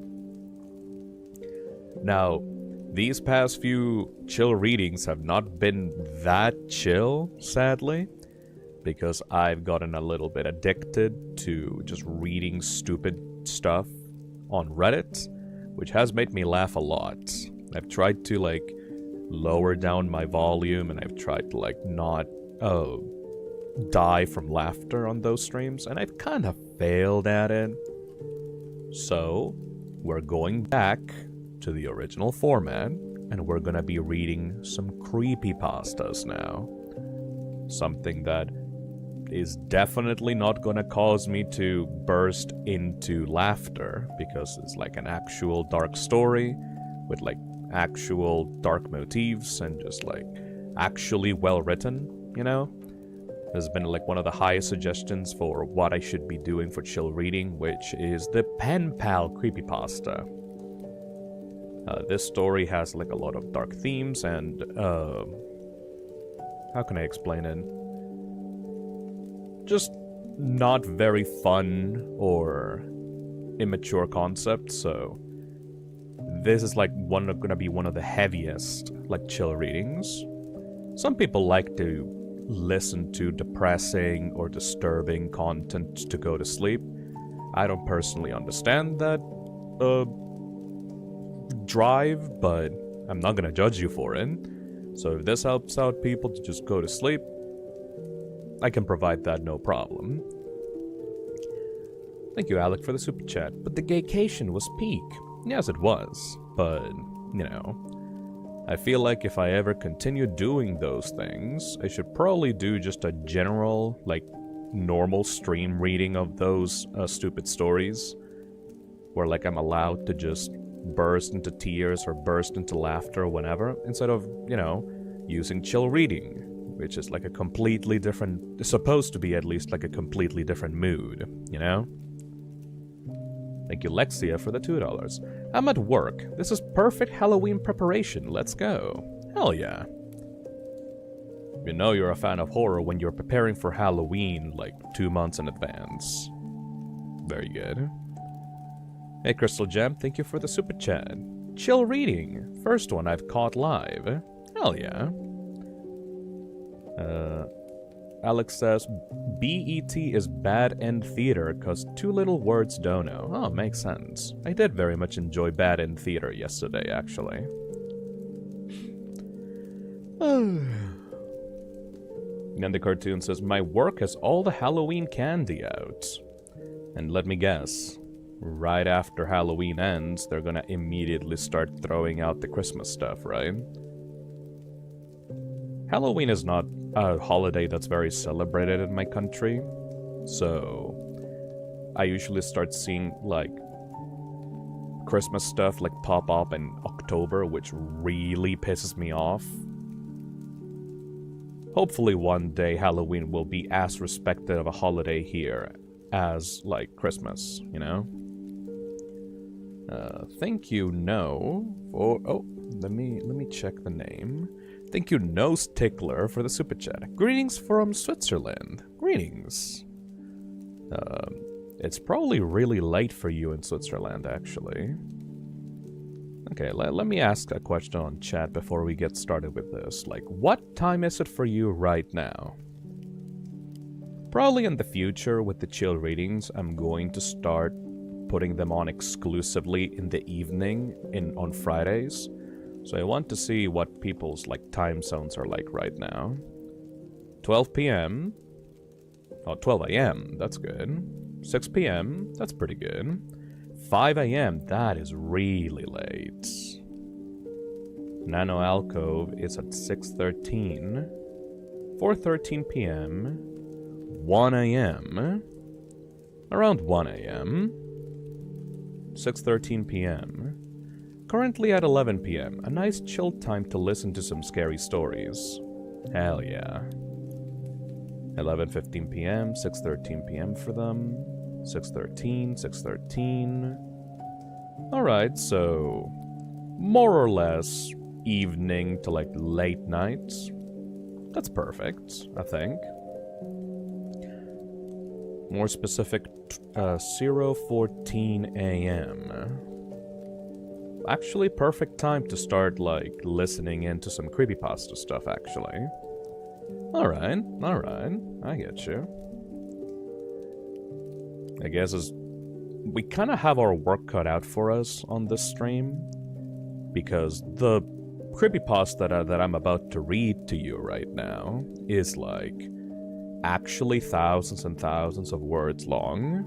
Like, it's an actual proper small novel-sized story. So we're not gonna have cuts where, like, we move on to different creepypastas here. It's gonna be entirely focused on this one story that I want to read out. Hopefully people can just tune it out and just relax, or if you want to, you can listen to it all the way through.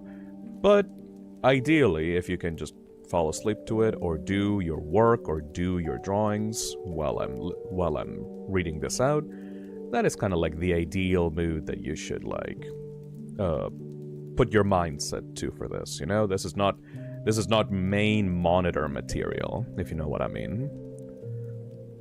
Thank you, Jew Bean, for the 5 months. Be sure to have your water next to you, Phil. Yup.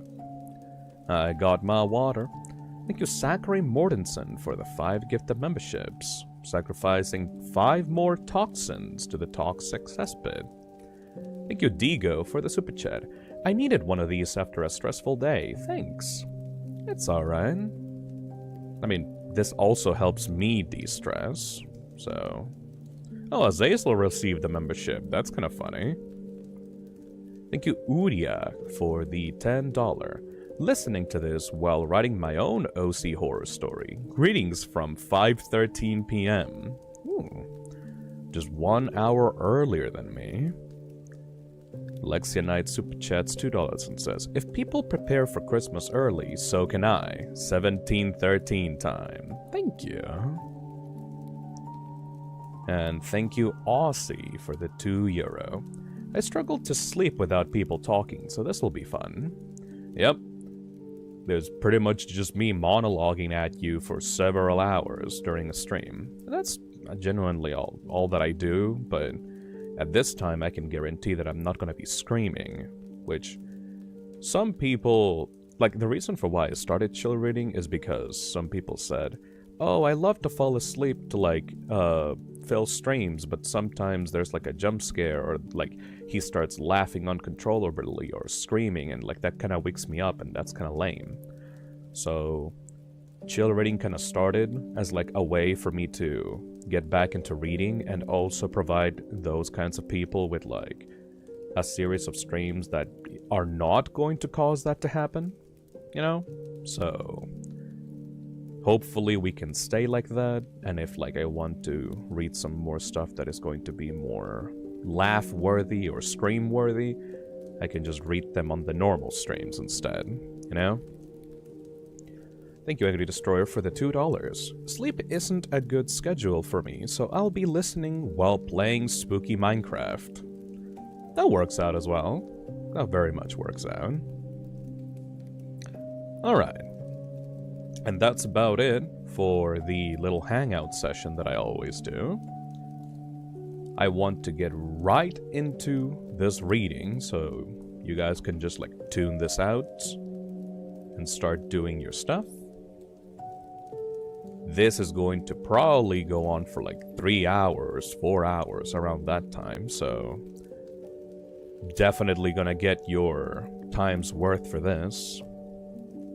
I'm still gonna be checking out the chat just in case, but I'm mostly just gonna be focusing on the story itself. So, to explain what this is a long read creepypasta. It's not like a 5 to 10 minute story, this has chapters. The longest creepypasta I think I've read on the channel so far has been one of the Jeff the Killer like stories. This is like at least 3 times as long as that, but it has been very highly recommended, so I kinda wanna see what it's about.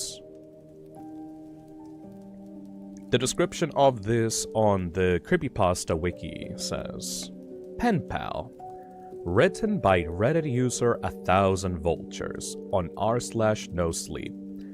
This is a long read-along story.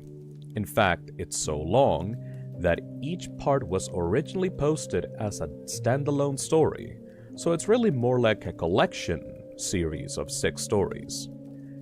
The stories have garnered a considerable fan base since their original postings on r/nosleep, even prompting the author to adapt them into a full-length novel. What follows, though, are the original postings from Reddit. So we're gonna be dividing this into basically 6 chapters. Maybe I'll give out my thoughts on each chapter as it goes along. Depends. Alright, let's begin. Chapter 1. Footsteps. This is long, so I apologize for that, but I've never had to tell this story with enough detail to actually explain it all the way. But it is true, and it happened when I was about 6 years old. In a quiet room, if you press your ear against a pillow, you can hear your heartbeats. As a kid, the muffled, rhythmic beats sounded like the soft footsteps on a carpeted floor. So as a kid, almost every night, just as I was about to drift off to sleep, I would hear these footsteps, and I would be ripped back to consciousness, terrified. For my entire childhood, I lived with my mother in a fairly nice neighborhood that was in a transitional phase. People of lower economic means were gradually moving in, and my mother and I were two of these people. We lived in the kind of house you see being transported in two pieces on the interstates. But my mom took good care of it. There were a lot of woods surrounding the neighborhood that I would play in and explore during the day. But at night, as things often do to a kid, they took on more of a sinister feeling. This, coupled with the fact that, due to the nature of our house, there was a fairly large crawl space underneath, filled my mind with imaginary monsters and inescapable scenarios, which would consume my thoughts when I was awoken by the footsteps. I told my mom about the footsteps, and she said that I was just, imagining things. I persisted enough that she blasted my ears with water from a turkey baster once just to placate me, since I thought that would help. Of course, it did not. Despite all the creepiness and footsteps, the only weird thing that ever happened was that, every now and then, I would wake up on the bottom bunk despite having gone to sleep on the top. But this wasn't really weird, since I'd sometimes get up to piss or get something to drink, and could remember just going back to sleep on the bottom bunk. I'm an only child, so it didn't really matter. This would happen once or twice a week, but waking up on the bottom bunk wasn't too terrifying. But one night, I didn't wake up on the bottom bunk. I had heard the footsteps, but it was too far gone to be woken up by them, and when I was awoken, it wasn't from the sound of the footsteps or a nightmare, but because I was cold, really cold. When I opened my eyes, I saw stars. I was in the woods. I sat up immediately and tried to figure out what was going on. I thought I was dreaming, but that didn't seem right, though neither did me being in the woods. There was a deflated pool float right in front of me, one of those ones shaped like a shark. This only added to the surreal feeling. But after a while, it seemed like I just wasn't going to wake up, because I wasn't asleep. I stood up to orient myself, but I didn't recognize these woods. I played in the woods by my house all the time, so I knew them really well. But if these weren't the same woods, then how could I get out? I took a step and felt a shooting pain in my foot, which knocked me back to where I had just been laying. I had stepped on a thorn. By the light of the moon, I could see that they were everywhere. I looked at my other foot, but it was fine, and as a matter of fact, so was the rest of me. I didn't have another scratch on me, and I wasn't even that dirty. I cried for a little bit, and stood back up. I didn't know which way to go, so I just picked a direction, and resisted the urge to call out, since I wasn't sure I wanted to be found by who or what might be out there. I walked for what seemed like hours. I tried to walk in a straight line, and tried to course correct when I had to take detours. But I was a kid, and was afraid. There weren't any howls or screams, and only once did I hear any noise that scared me. It sounded like a crying baby. I think now that it was just a cat, but I panicked. I ran, veering in different directions to avoid big thicks of bushes and collapsed trees, and I was paying close attention to where I stepped, because by that point, my feet were in a pretty bad shape. I paid too much attention to where I was stepping, and not enough to where those steps were leading, because not long after hearing the cry, I saw something that filled me with a kind of despair I haven't experienced since. It was the pool float.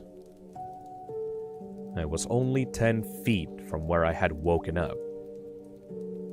This wasn't magic or some supernatural space-bending thing. I was just lost. Up until that moment, I thought more about getting out of the woods than how I got in. But being back at the beginning caused my mind to swim. I wasn't even sure that these were my woods. I had only been hoping that they were. Had I run in a huge circle around the spot? Or did I just get turned around and start making my way back? How was I going to get out? At the time, I thought the North Star was the brightest star.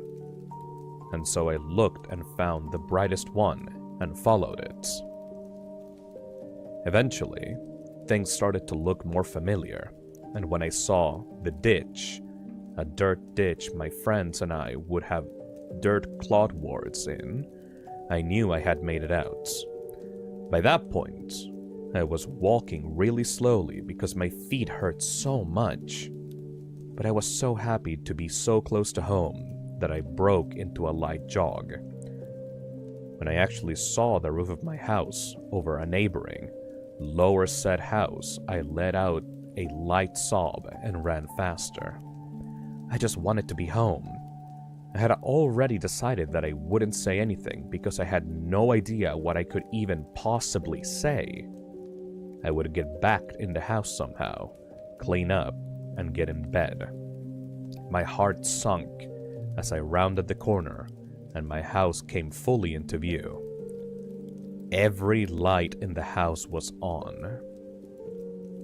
I knew my mom was up, and I knew I would have to explain, or try to explain, where I had been, and I couldn't even figure out where to start.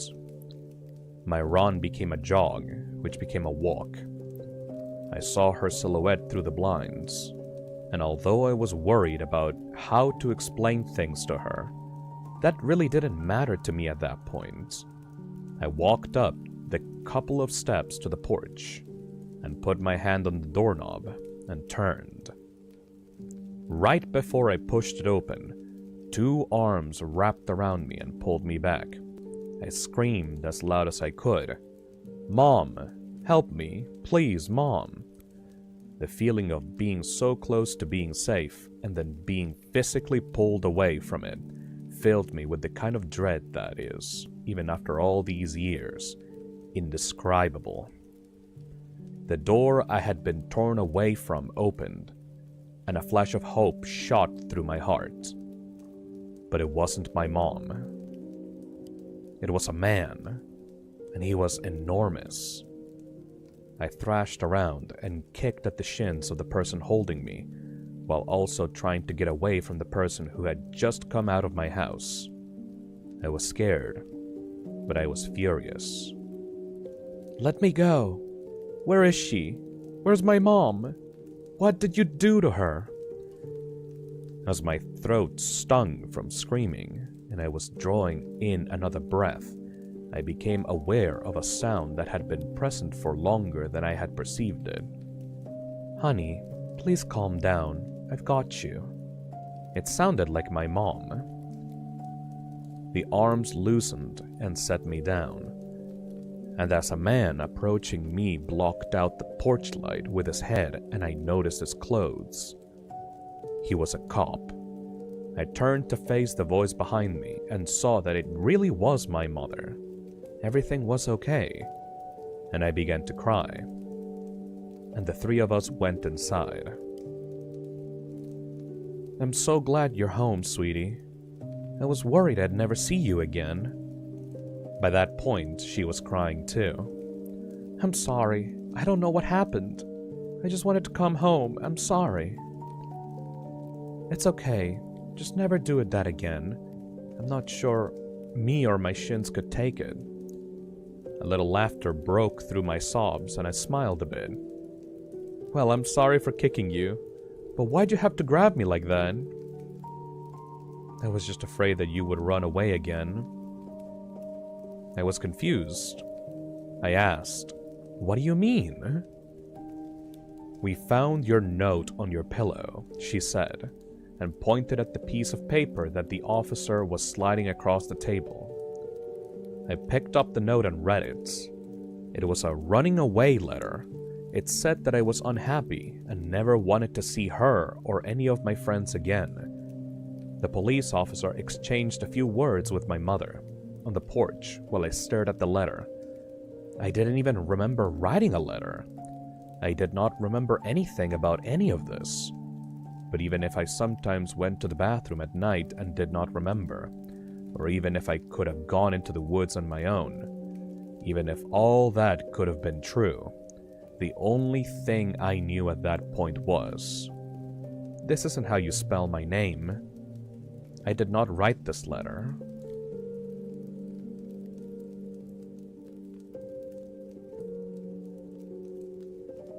Chapter 2: Balloons. A couple of days ago, I posted a story called Footsteps here on r/nosleep. There were a number of questions that made me curious about certain details about my childhood, and so I spoke with my mother. Exacerbated by my questions, she said, "Why don't you just tell them about the goddamn balloons if they're so interested?" As soon as she said that, I remembered so much about my childhood that I had forgotten. This story will provide some greater context for the previous story, which I think you should read first, though the order isn't really of vital importance. Reading that story first will put you in my place more effectively, since I remembered the events of Footsteps first. If you have any questions or anything, feel free to ask and I'll try to answer them. Also, both stories are long, so heads up on that. I'm just hesitant to leave out any details that might be important.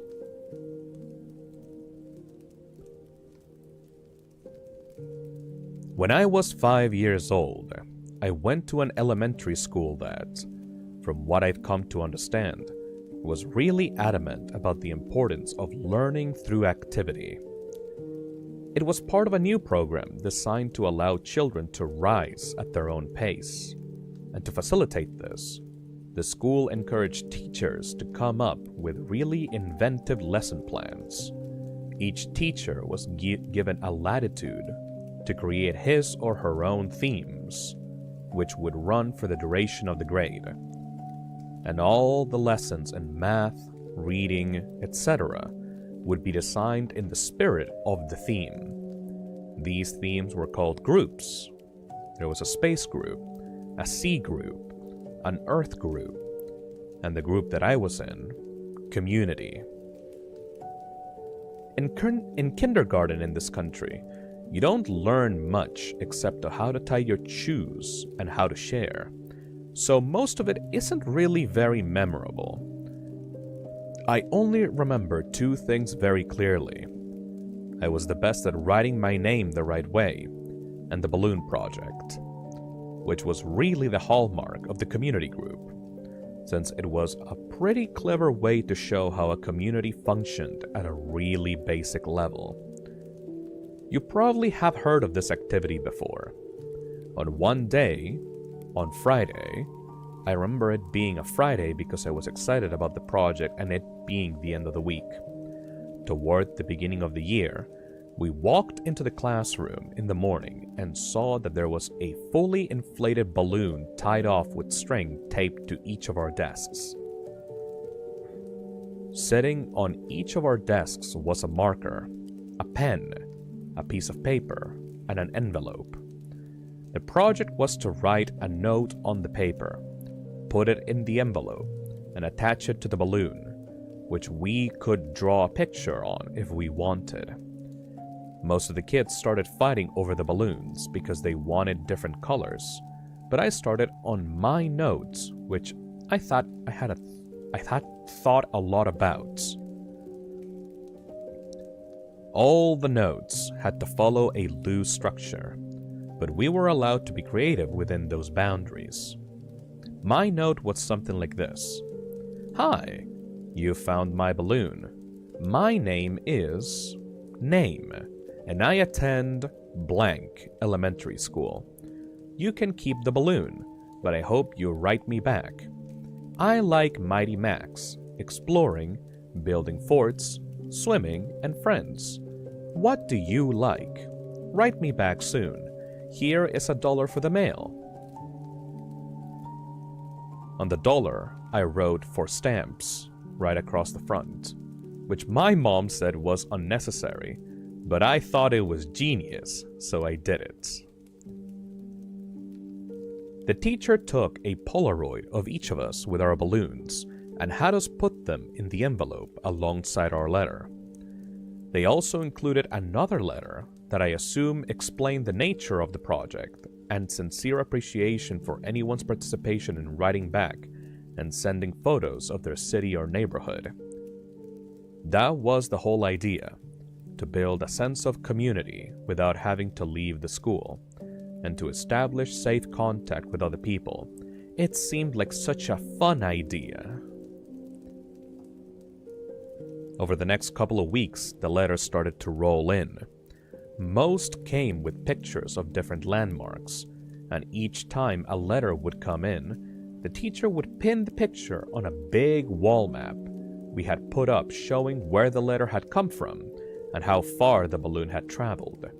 It was a really smart idea, because we actually looked forward to coming to school to see if we had gotten our letter. For the duration of the year, we had 1 day a week where we could write back to our pen pal, or another student's pen pal, in case our letter hadn't come in yet. Mine was one of the last to arrive. When I came into the classroom, I looked at my desk and once again didn't see any letter waiting for me. But as I sat down, the teacher approached me and handed me an envelope. I must have looked so excited because as I was about to open it, she put her hand on mine to stop and said, "Please don't be upset." I didn't really understand what she meant. Why would I be upset now that my letter had come? Initially, I was mystified that she would even know what was in the envelope.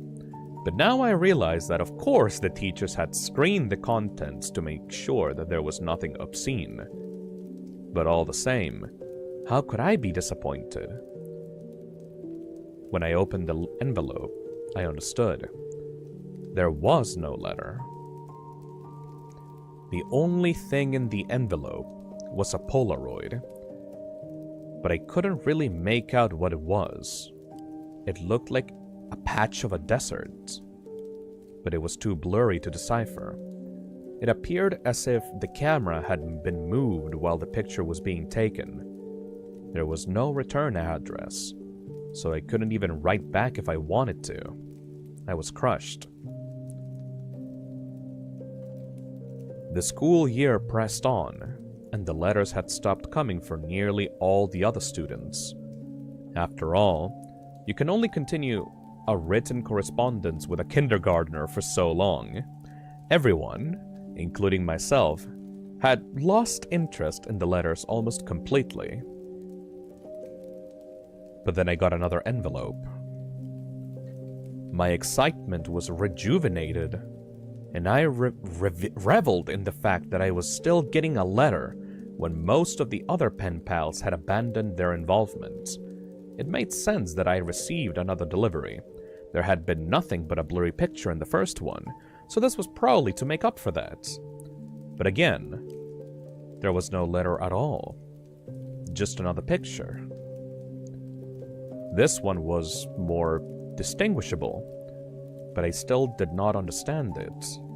The photograph was angled way up, catching the top corner of a building, and the rest of the image was distorted by the lens flare from the sun. Because the balloons didn't travel very far, and because they were all launched on the same day, the board became a bit cluttered, and so the policy for the students still exchanging letters became that they could take the photographs home. My best friend Josh had the second highest number of pictures taken home by the end of the year. His pen pal was really cooperative and sent him pictures from all around the neighboring city. Josh took them home. I think about 4 pictures. I took home nearly 50. The envelopes were all opened by the teacher, but after a while I stopped even looking at the pictures. However, I saved them in one of my drawers that housed my collection of rocks, baseball cards, comic book cards, Marvel metal cards, for those who might remember, and little miniature baseball batting helmets that I'd get out of a vending machine at Winn-Dixie after T-ball games. With the school year over, my attention turned to other things. My mom had gotten me a small snow cone machine for Christmas that year, and Josh had really coveted it. So much so that his parents bought him a slightly nicer one for his birthday, which was toward the end of the school year.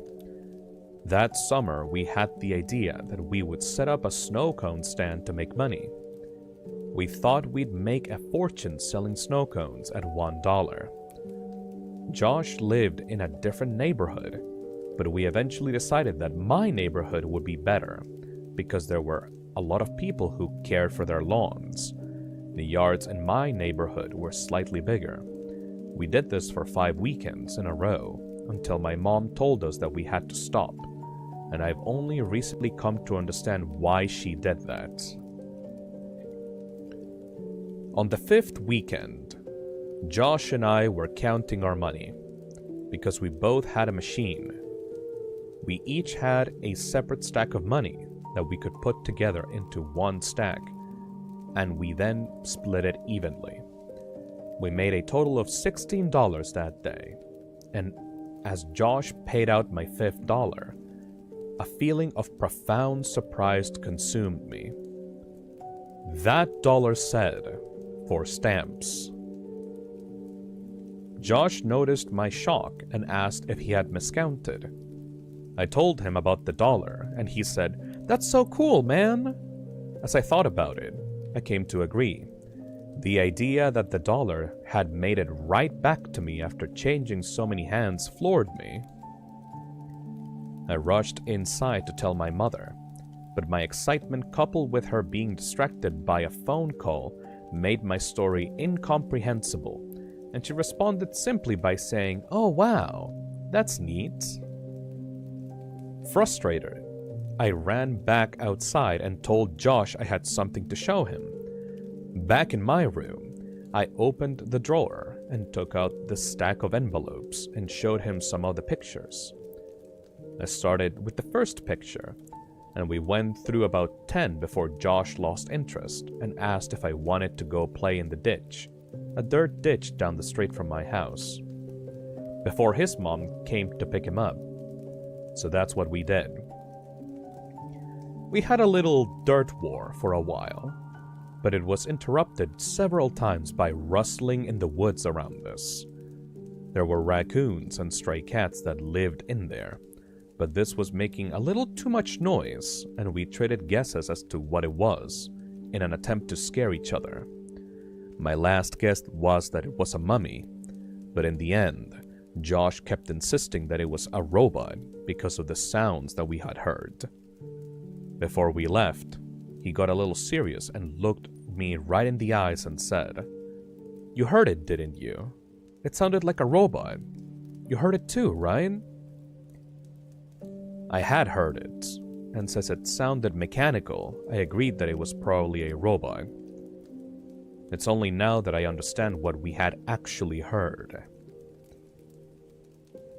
When we got back, Josh's mom was waiting for him at the kitchen table with my mother. Josh told his mom about the robot. Our moms laughed and Josh went home. My mother and I ate dinner, and then I went to bed.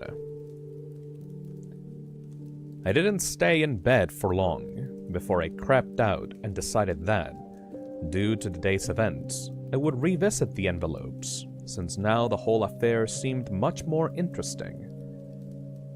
I took the first envelope and set it on the floor and set the blurry desert Polaroid on top.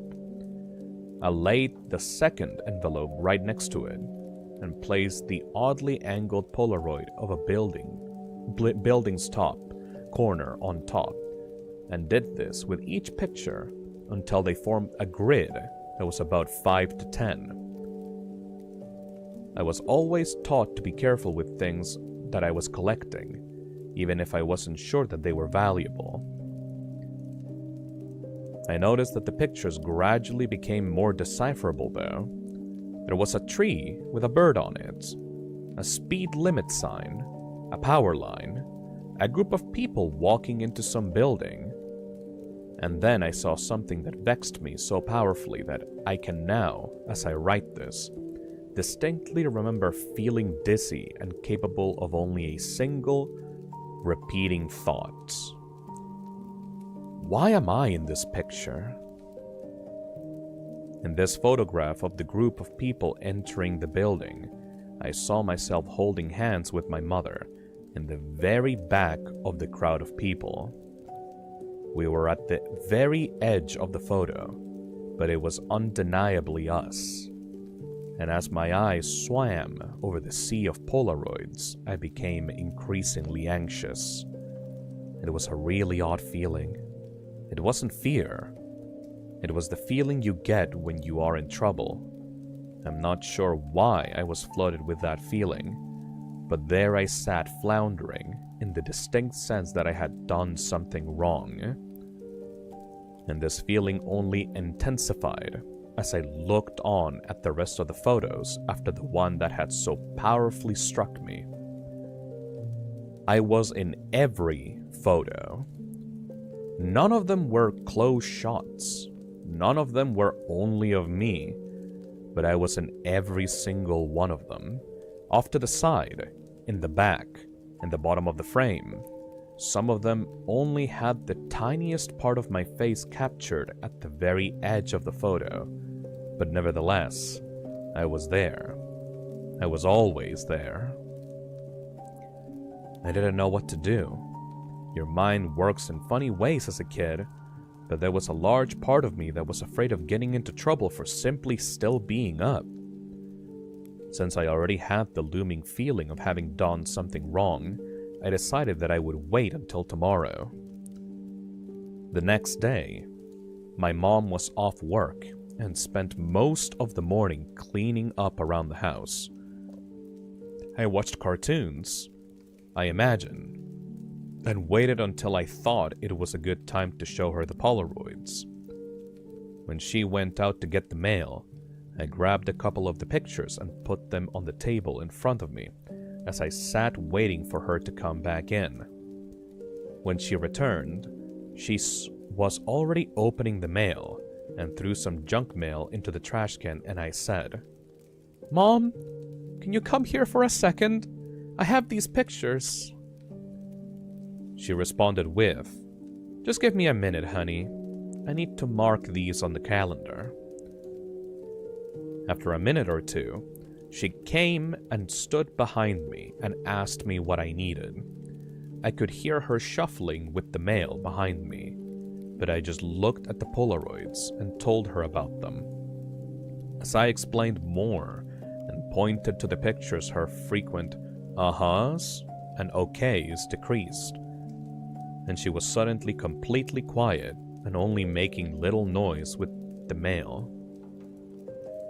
The next noise I heard from her sounded as she was trying to catch her breath in a room that had no air left in it.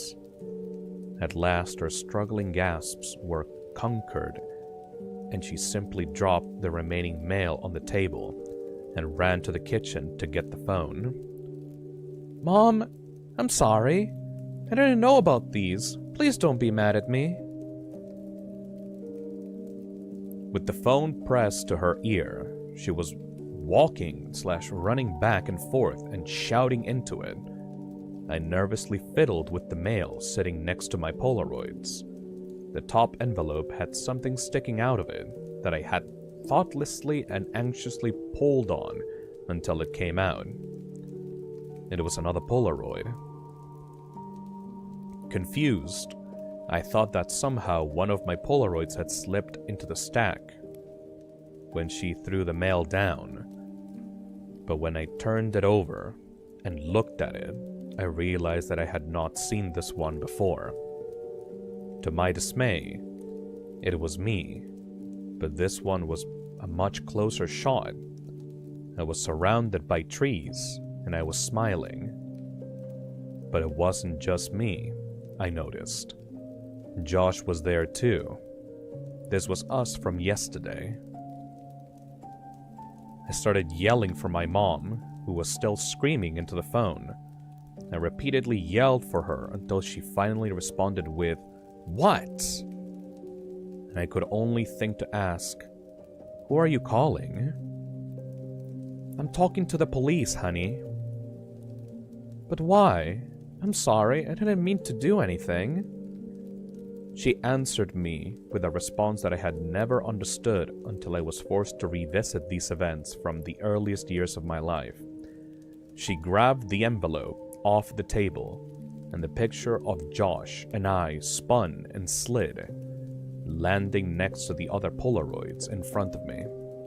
She held the envelope up to my eyes, but I could only look at her and watch as all the color began draining out of her face, with tears swelling up with her eyes. She said that she had to call the police because there was no postmark.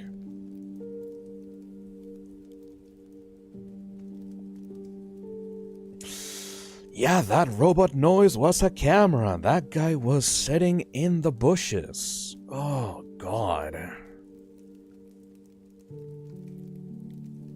So this kid has been stalked by this guy ever since he was in kindergarten because he just did a school project. And from the school project, he met this weird stalker guy that had been taking pictures of this kid, like, for days and just kept sending them to, like, the school until he was able to, like, follow the kid back home and then, like, learn where he lived.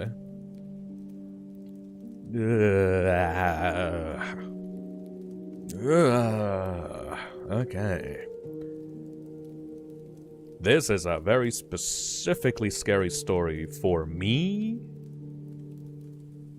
because I remember having a couple of stalkers back in the day, so this is hitting pretty badly close to home, actually. This is the kind of horror that makes you, like, feel chills in the back of your spine. Dear God. Alright, I want to see where this is going. No paranormal stuff. No horrible monsters, no SCPs, no cryptids, just a stalker story. Ooh. Hopefully if someone is listening to this, is not gonna fuck up their night, huh? Alright. Don't you worry. Nobody's watching you right now. I mean, currently around 400 to 500 people are watching the stream, but that's less about stalkers and more just like an audience thing, you know? If it makes you feel any better, if you're listening to the stream and you're feeling alone or sad, there is some comfort in the fact that you are actually technically together with around, I don't know, 400 people listening to the same stream. Hopefully that is a little bit more calming, you know? Even though you might feel alone, you're still connected with people. In some ways. Thank you, Angels Art and Gaming, for the 13 months. This reminds me of a stalker I had. He followed me around. It was creepy. So much I hid in a clothing rack in a store. Yeah, the problem with these kinds of stalkers are like people that invade your personal space is that you really can't do much about it unless these people take it too far. And if they just follow you or just stay a certain distance from you, you can't really force someone to go to jail just because they are, quote-unquote, coincidentally following your exact same path on the street or, like, in a public place, even though they might very clearly have horrible intentions. The fact that it's a kid is even worse, dude. Ugh. Thank you, Fran, for the membership. Thank you, Garfeed33, for the 4 months. Great to see Chill reading back. Gonna listen to this while playing Arkham City. Thank you. Thank you, Chris the Skunk, for the membership.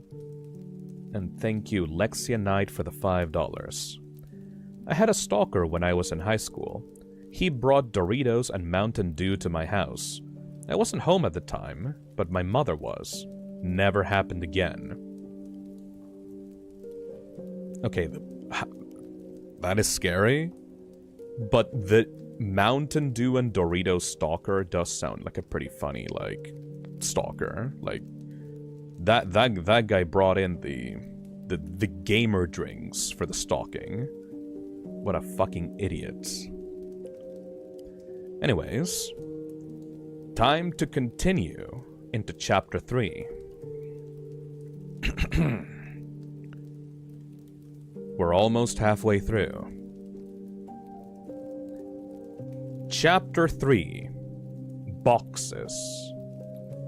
If you haven't read Footsteps or Balloons, please do so before reading what's below so you will understand. For those of you who have heard my other stories and asked if there was more and received cryptic answers from me, I want to apologize for being dishonest. I said several times in the comments that nothing really happened after Footsteps, but that just wasn't true. The events of the following story weren't locked away in the recesses of my mind. I've always remembered them, but it wasn't until I remembered Balloons and spoke with my mother about the following events that I realized how intertwined this story was with everything else. But I originally hadn't really planned on sharing this anyway. My desire to withhold this memory was due mostly to the fact that I don't think I showed good judgment in it. I also wanted consent from another person to tell it, as to not misinterpret what had transpired. I didn't really expect there to be a lot of interest in my other stories, so I never thought I'd really get pressed for more details, and I would have been happy to keep this part to myself for the rest of my life. I haven't been able to reach the other party, but I would feel disingenuous withholding the story from those who wanted more information now that I've spoken with my mother, and another connecting line has been drawn. What follows is an accurate recollection as I could manage. I apologize for the length.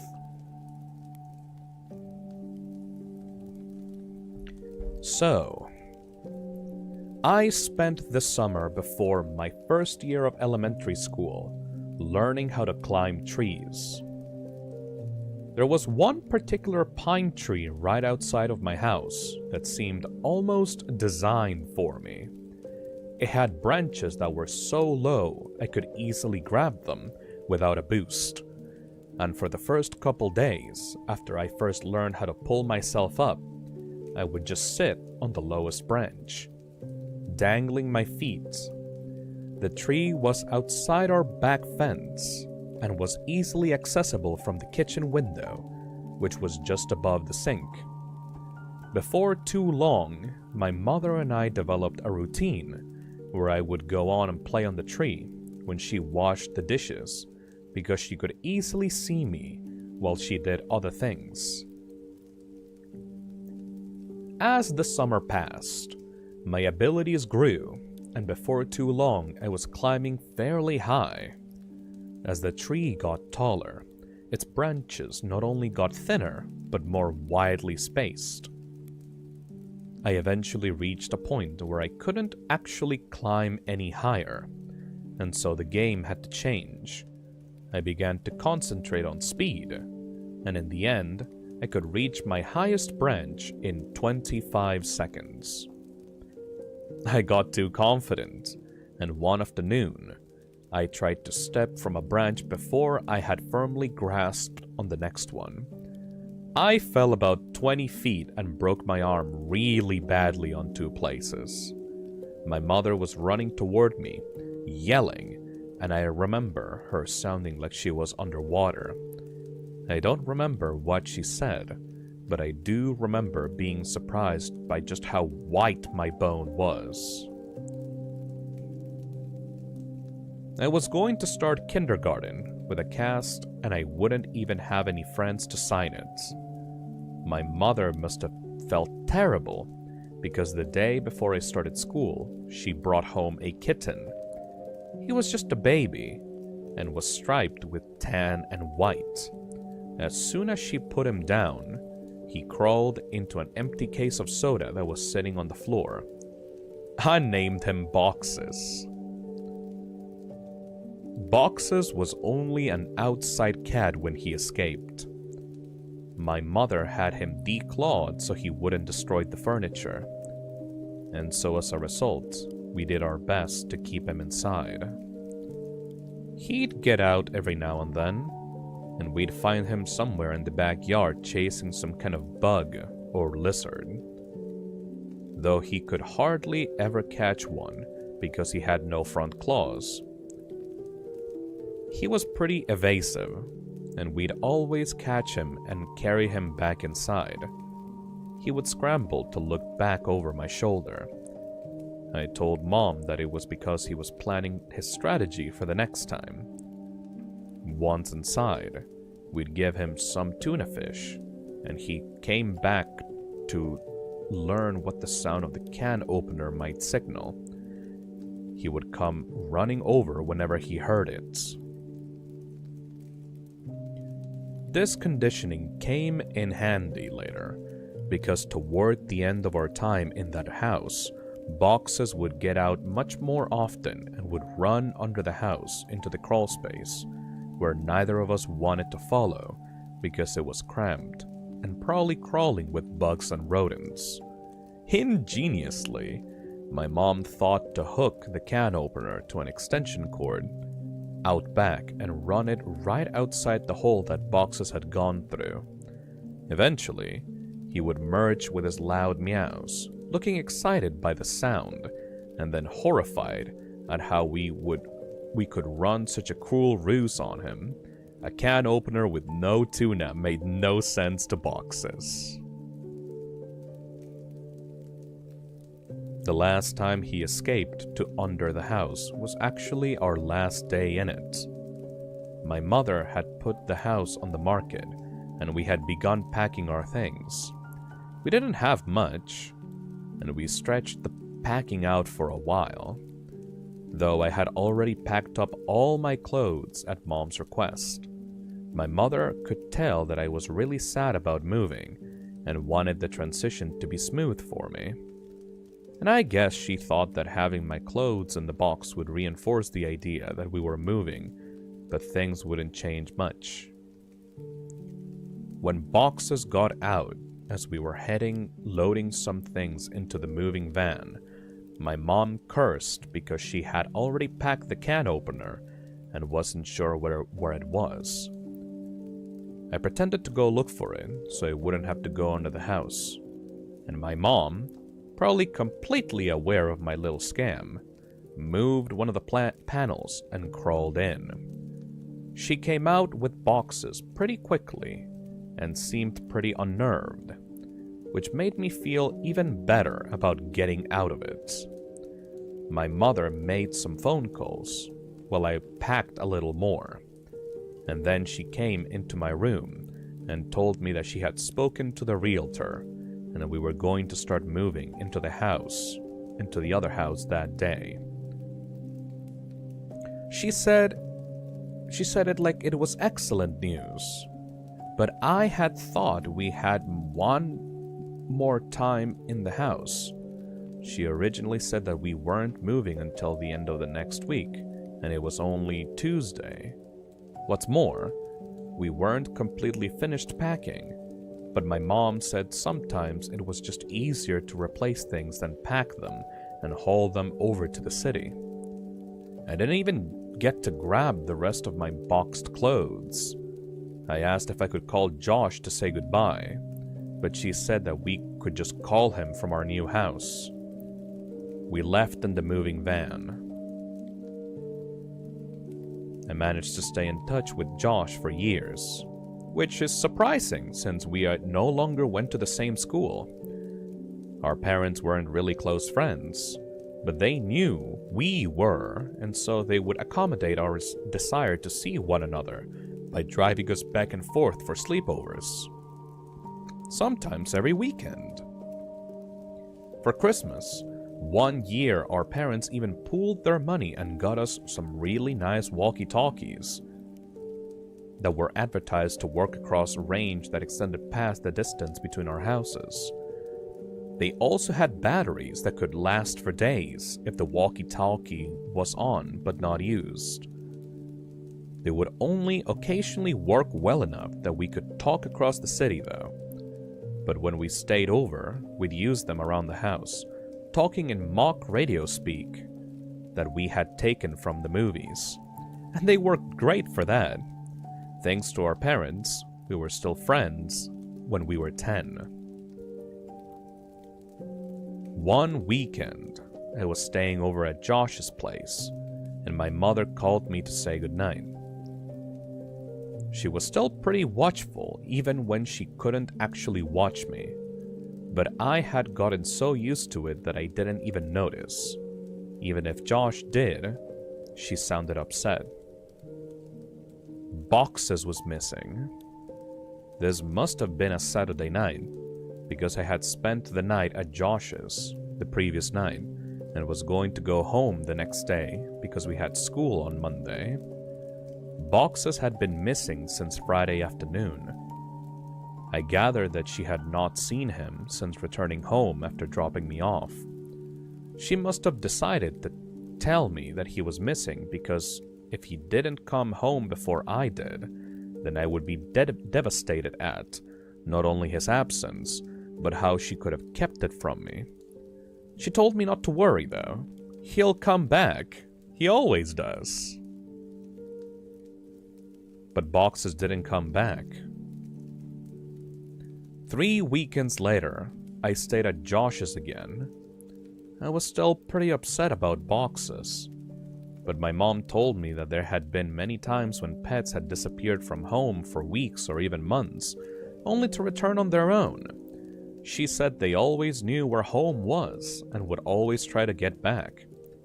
I was explaining to Josh when a thought hit me so hard that I interrupted my own sentence to say it aloud. What if Boxes thought of the wrong home? Josh was confused. What? He lives with you. He knows where his home is. But I explained. He grew up somewhere else, Josh. He was raised in my old house, a couple of neighborhoods away. Maybe he still thinks of that place as a home, like I do. Josh responded with, "Oh, I get it. Well, that would be great. Well, tell my dad tomorrow and he'll take us over there so we can look." I responded with, "No, he won't, man. My mom said that we couldn't ever go back to that place because the new owners wouldn't want to be bothered. She said that she told your mom and dad the same thing." Josh persisted though.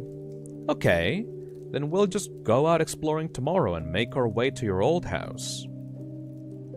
But I replied, "No. If we get spotted, your dad will find out, and then so will my mother. We have to go there ourselves.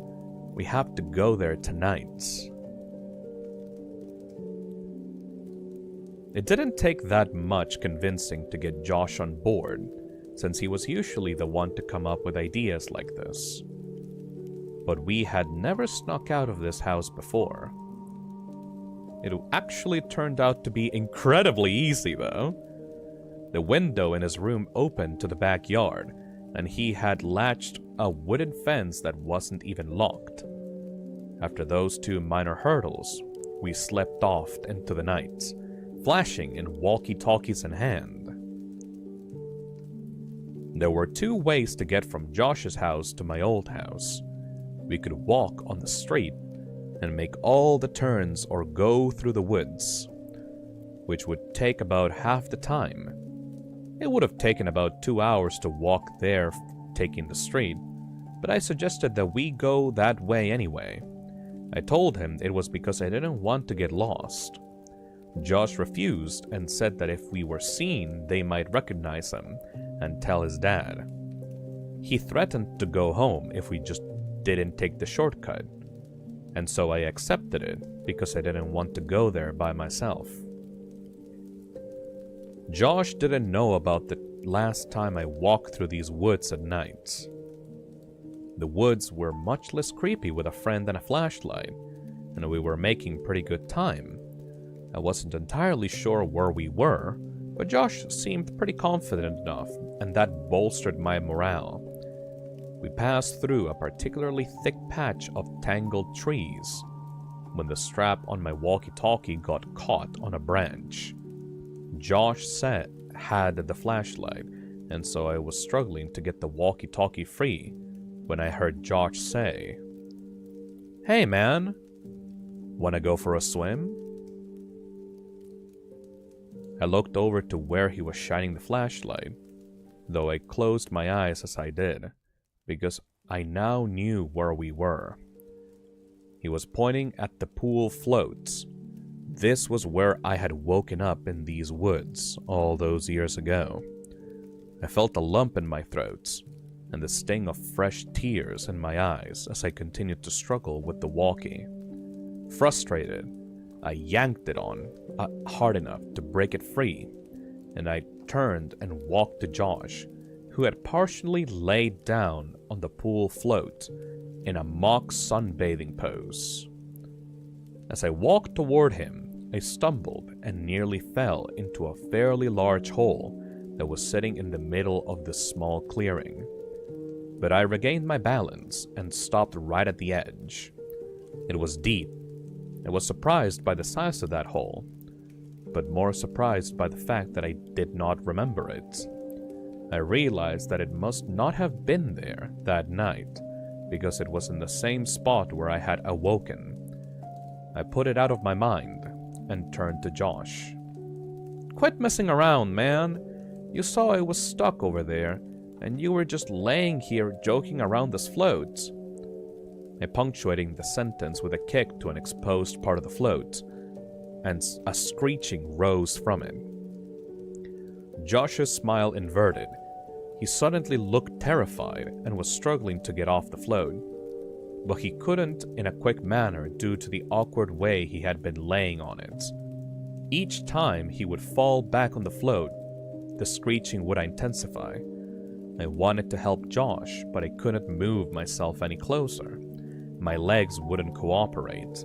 I hated these woods. I picked up the flashlight he had thrown in his thrashing and shined it on the float, not knowing what to expect. Finally, Josh got off the float and rushed next to me, looking at where I was shining the light. Suddenly, there it was. It was a rat. I started laughing nervously, and we both watched the rat run into the woods, taking the screeches with it. Josh lightly punched me in the arm, the smile returning to his face, and we continued walking.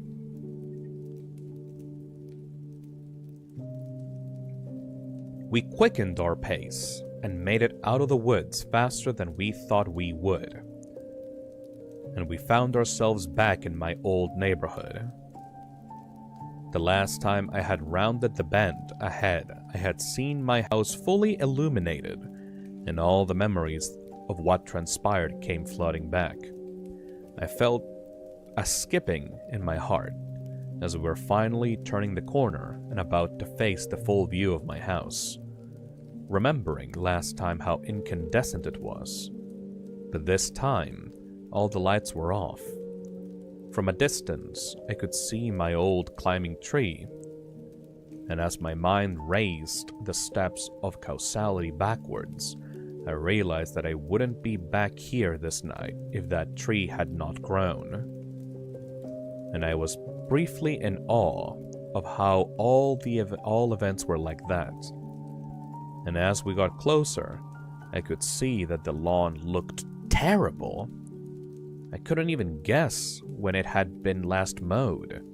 One of the shutters had partially broken loose and was rocking back and forth in the breeze. And overall, the house just looked dirty. I was sad to see my old home in such a state of disrepair. Why would Mom care if we bothered the new owners if they cared so little about where they lived? And then I realized there were no new owners. That house had been abandoned. It simply looked forsaken.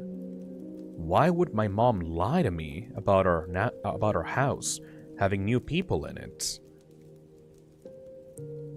But I thought this was actually a good thing.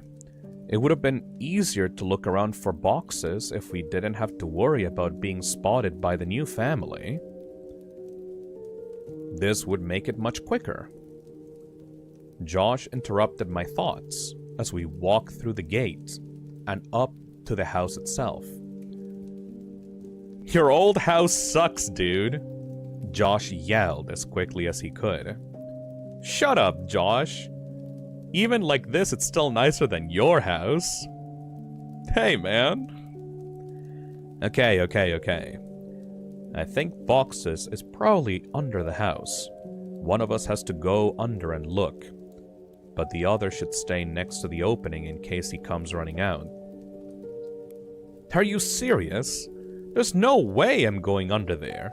It's your cat, man. You do it." I respond with, "Look, I'll game you for it, unless you're too scared," I said, holding my fist over my upturned palm. Josh responded with, "Fine, but we go on shoot, not on 3. It's rock, paper, scissors, shoot, not 1, 2, 3. I respond with, "I know how to play the game, Josh. You're the one who always messes up, and it's 2 out of 3. I then lost.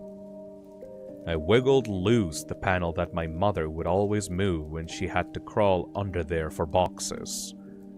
She only had to do it a couple of times, since the can opener trick usually worked. But when she had to do it, she hated it, especially that last time. And as I looked into the darkness of the crawl space, I had a greater appreciation for why. Before we moved, she said that it was actually better that boxes ran under there. Despite how hard it could be to get him out, it was less dangerous than him jumping over the fence and running around the neighborhood. All that was true, but I was still dreading doing this. I grabbed the flashlight and the walkie and began to crawl in. As I did, a powerful smell overtook me. It smelled like death. I turned on my walkie. "Josh, are you there?" "This is Macho Man. Come back." "Josh, cut it out. There's something wrong down here." "What do you mean?" "It stinks. It smells like something died." "Is it boxes?" I really hope not. I set down the walkie and moved the flashlight around as I crawled forward. Looking through the hole from the outside, you could see all the way back with the right lighting, but you had to be inside to see around the support blocks that held the house up. I'd say that there was about 40% of the area that you couldn't see unless you were actually in the crawl space. But even inside, I discovered that I could only see directly where the flashlight was pointing. I realized that this would make scouting around the place much more difficult. As I moved forward, the smell intensified. The fear was growing in me that boxes had come here and something had happened to them. I shined the flashlight around, but couldn't see much of anything. I wrapped my fingers around the support block to pull myself forward, and as I did then, I felt something that made my hand recoil. Fur. My heart sank, and I prepared myself emotionally for what I was about to see. I crawled slowly so I could prolong what I knew was coming, and I inched my eyes, and the flashlight past the block to see what was on the other side.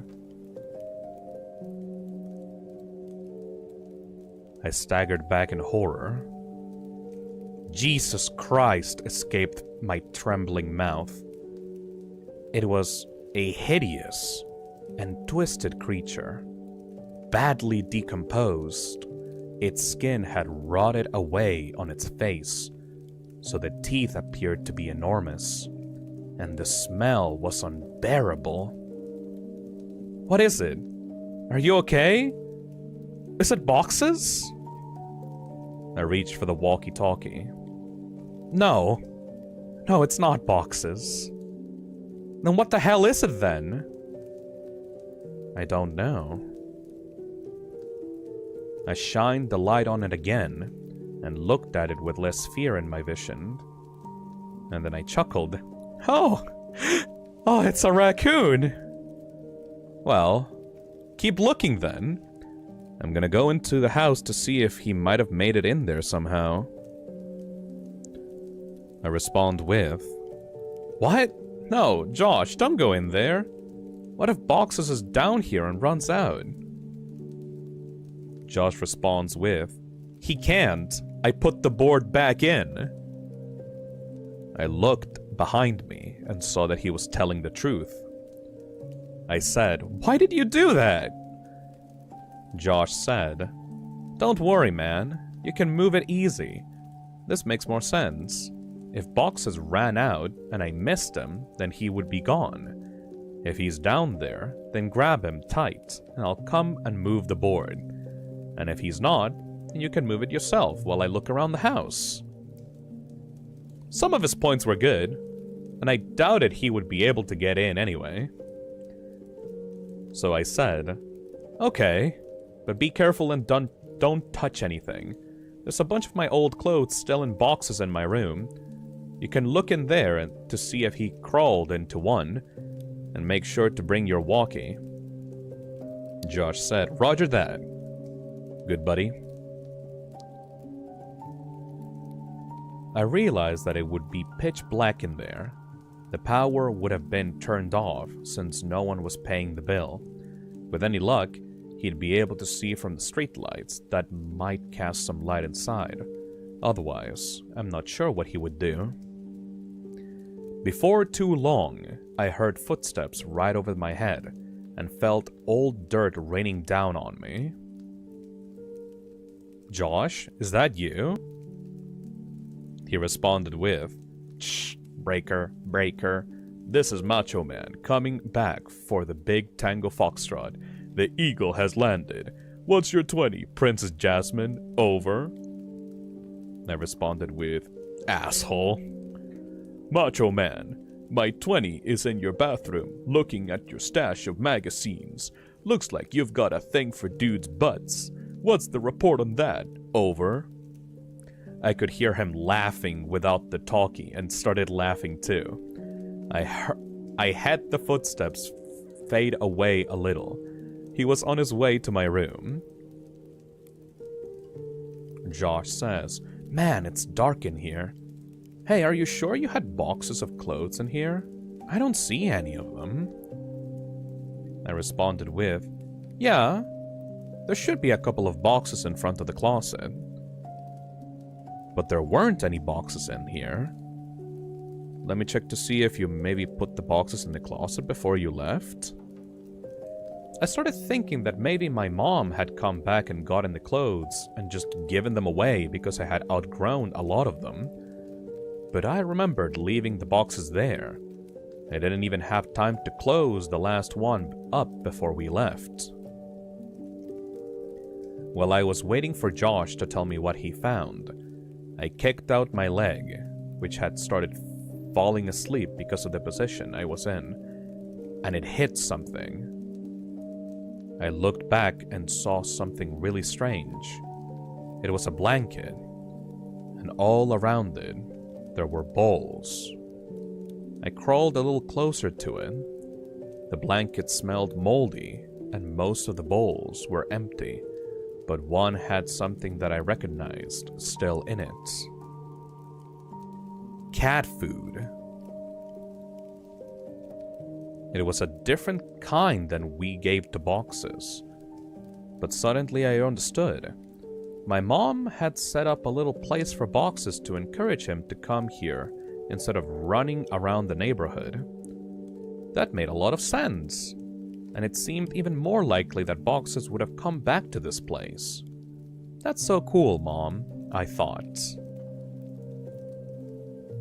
Josh then came back and said, "I found your clothes." I responded with, "Oh, cool. Where were the boxes?" I responded with, "Like I said, there are no boxes. Your clothes are still in your closet. They're hanging up." I felt a chill. This was impossible. I had packed all of my clothes, even though we weren't supposed to move for another 2 weeks when we left. I remembered packing them and thinking that it was stupid for me to have to get the clothes out of the box and put them back in. I had packed them, but someone had hung them back up. Why, though? I told Josh to get out of the house. "That can't be right, Josh. They're supposed to be in boxes. Stop messing around and just come back outside." Josh responded with, "No joke, man. I'm looking at them. Maybe you just thought that you left them. Wow. You sure like to look at yourself, don't you?" I responded with, "What? What do you mean?" Josh said, "Your walls, man. Like, your walls are covered in Polaroids of yourself. There are hundreds of them. Why? You'd hire someone too?" Silence. I checked my walkie to see if I had switched it off somehow. It was fine. I could hear footsteps but couldn't tell exactly where Josh was going. I waited for Josh to finish his sentence, thinking that his finger had just slipped off the button. But he didn't continue. He seemed to be stomping around the house now. I was just about to radio him when he came back. He said that there was someone in the house. His voice was hushed and broken. I could hear that he was on the verge of tears. I wanted to respond, but how loud was his walkie turned up? What if the other person heard it? I said nothing and just waited and listened. What I heard were footsteps. Heavy, dragging footsteps. And then a loud thud. Oh God, Josh. He had been found. I was sure of it. This person had found him and was hurting him. I broke out in tears. He was my only friend next to boxes. And then I realized, what if Josh told him I was under there? What could I possibly do? As I struggled to compose myself, I thankfully heard Josh's voice through the walkie-talkie. Josh said, "He's got something, man. It's a big bag. He just threw it on the floor and, oh god, the bag, I think it just moved." I was paralyzed. I wanted to run home. I wanted to go save Josh. I wanted to go call for help. I wanted so many things, but I just lay there, frozen. As I lay unable to move, my eyes focused on the corner of the house that was right under my room. I moved my flashlight. My breath hitched at what I saw. I saw animals, dozens of them. All of them were dead. They lay in pieces, in piles, all around the perimeter of the crawl space. Could boxes be among these corpses? Was this what the cat food was for? Seeing this broke my shock, as I knew I had to get out of there, and I scrambled to get to the board.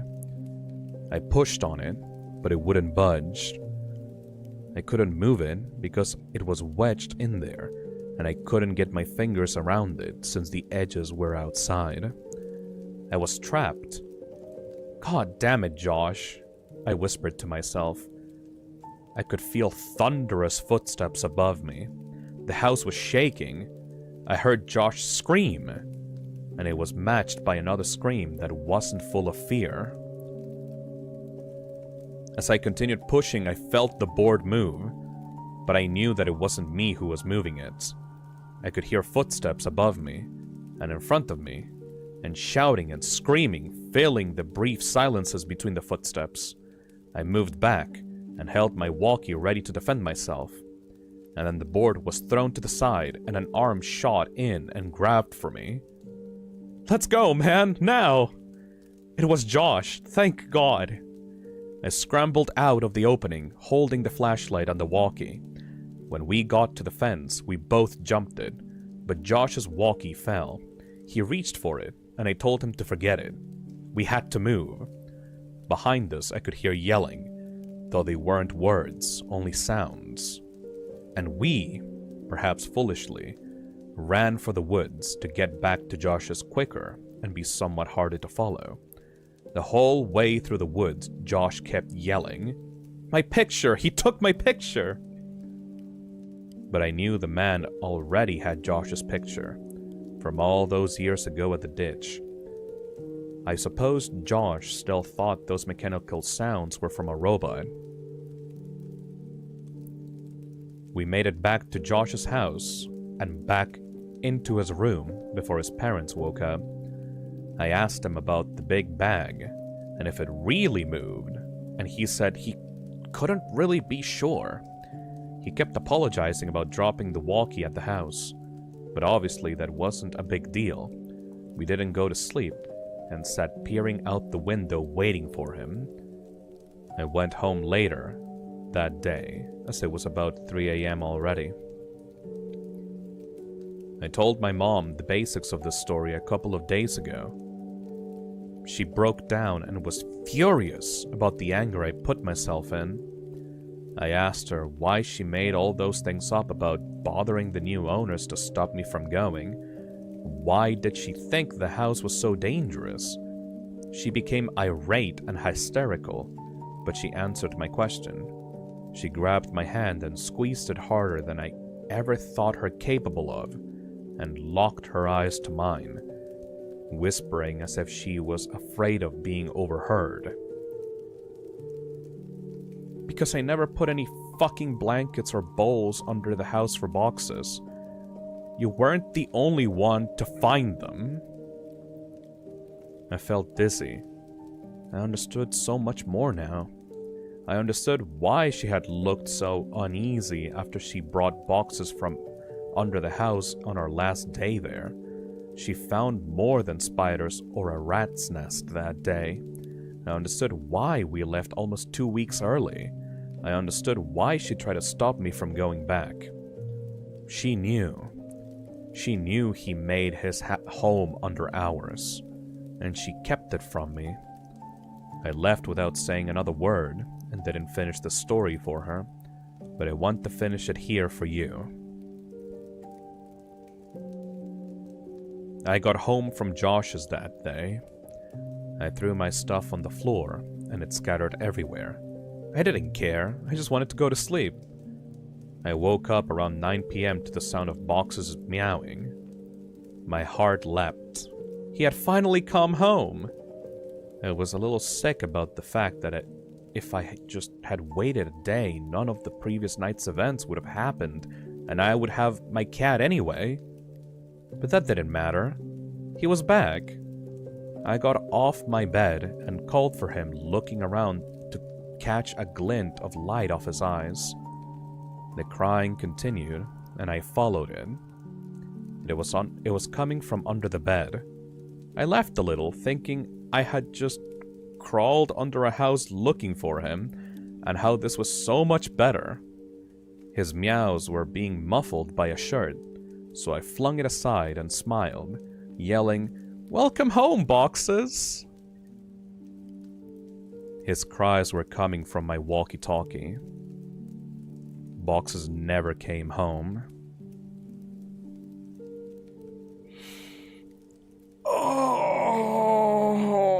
Oh, shit. Oh, no. Oh, that hurts. Oh. That was the 3rd chapter. Oh, dude. That hurts so much more than all the other ones before. We're about halfway through the story.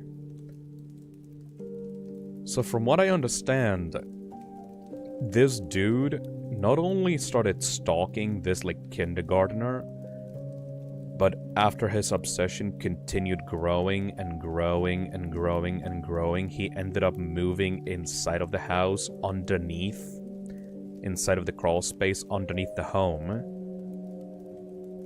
And once the mother actually found out about that, because of the cat, she immediately left home and basically abandoned that place so he could get away from the stalker.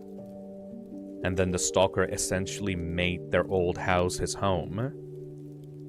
And took all the clothes and took all the photos and essentially started living in the kids' own house, their own bedroom. And then took the cat with him back to the old house.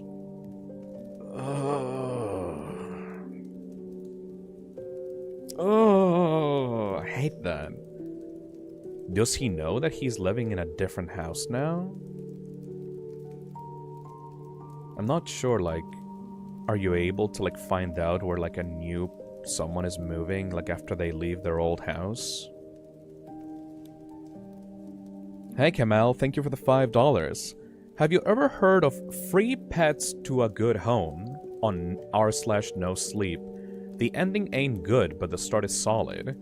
I think I've actually heard of that story, from a compilation of spooky stories on YouTube. Haven't, read it myself, though. Maybe I could add it to the list if people want me to read out a couple more of these fucked up stories.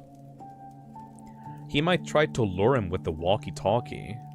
It depends. I don't know where the story is going. This is the first time I've read this. Oof. Thank you 321 Pie Time for the 16 months as well.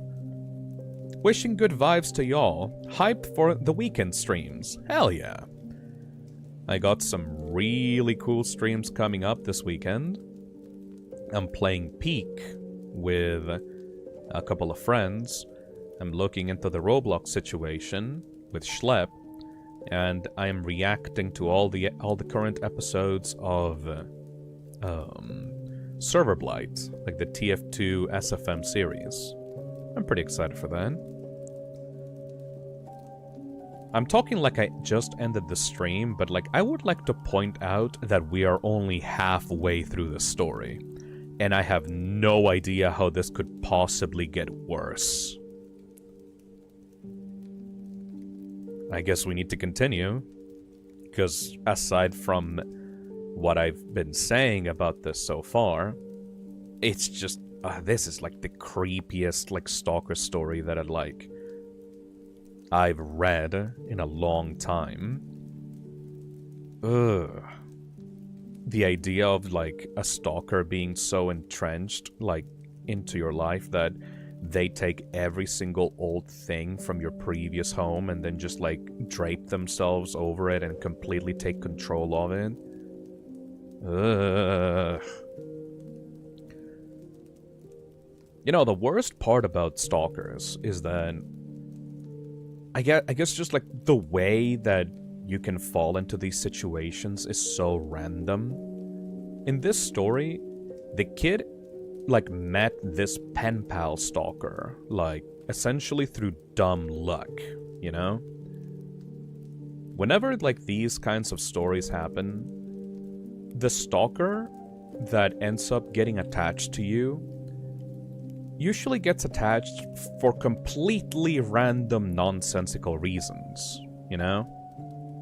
Like, for content creators, you suddenly do a stream or like send out a video at a very specific time, and that video ends up floating through the algorithm until like a person finds it, and for some reason a specific video ends up triggering like a cascade of emotions inside of like a mentally ill person that is so violent and like potent for them that they end up like dedicating the rest of their life to be obsessed about this person that they just found by complete accident, you know?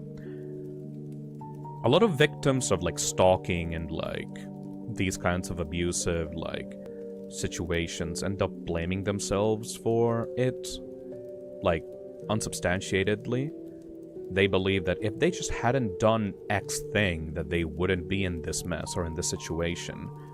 But this story is actually kind of a perfect example of how random it actually is.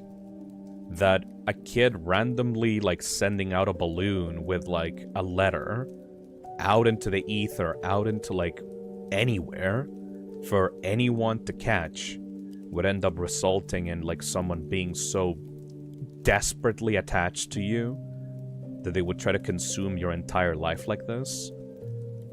Like that's the real creepiness and like danger of stalkers, you know? Especially for women.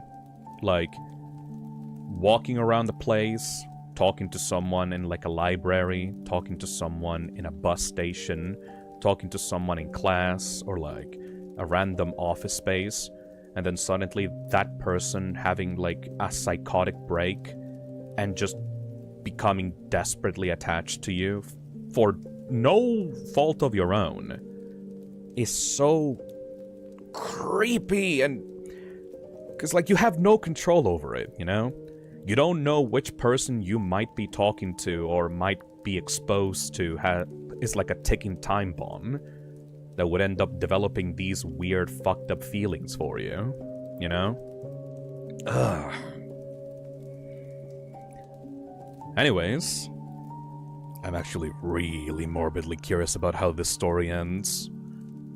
I mean, this person is talking about this in the past tense, right? At the very least, they would be like adult age by now, so it's not like they died from this. But I desperately want to know like what ended up happening with this stalker situation. If like it ever had like a climax, or like the stalker like fucked off or moved out. Like what happened afterwards? Lexia Knight super chats and says, "This story makes my Dorito stalker seem fine. He was a loser at school. He would be creepy with other girls. Thankfully he left me alone, but still." Yeah. I mean, don't take this the wrong way though. Like, this is like a sensationalized version of a stalker. you shouldn't like take your own personal story and devalue it just because this one is creepy, because this is just a horror story, you know? In real life, stalkers are much less like, I don't know, horror movie slashers and are more just like dangerously unstable people. All I'm saying is, if you ever suffer from a stalking situation or a person that refuses to leave you alone, regardless of your wishes or regardless of what you say to them, please take that situation seriously. Because even if they don't seem like a psycho stalker from a horror movie, they're still doing something reprehensible that needs to, like, stop, you know? You can't let your situations be lessened because it doesn't exactly read like a horror story. Speaking of reading horror stories... Chapter 4. Maps. I have warning alarms in my head already because of the title of this chapter. Oh god.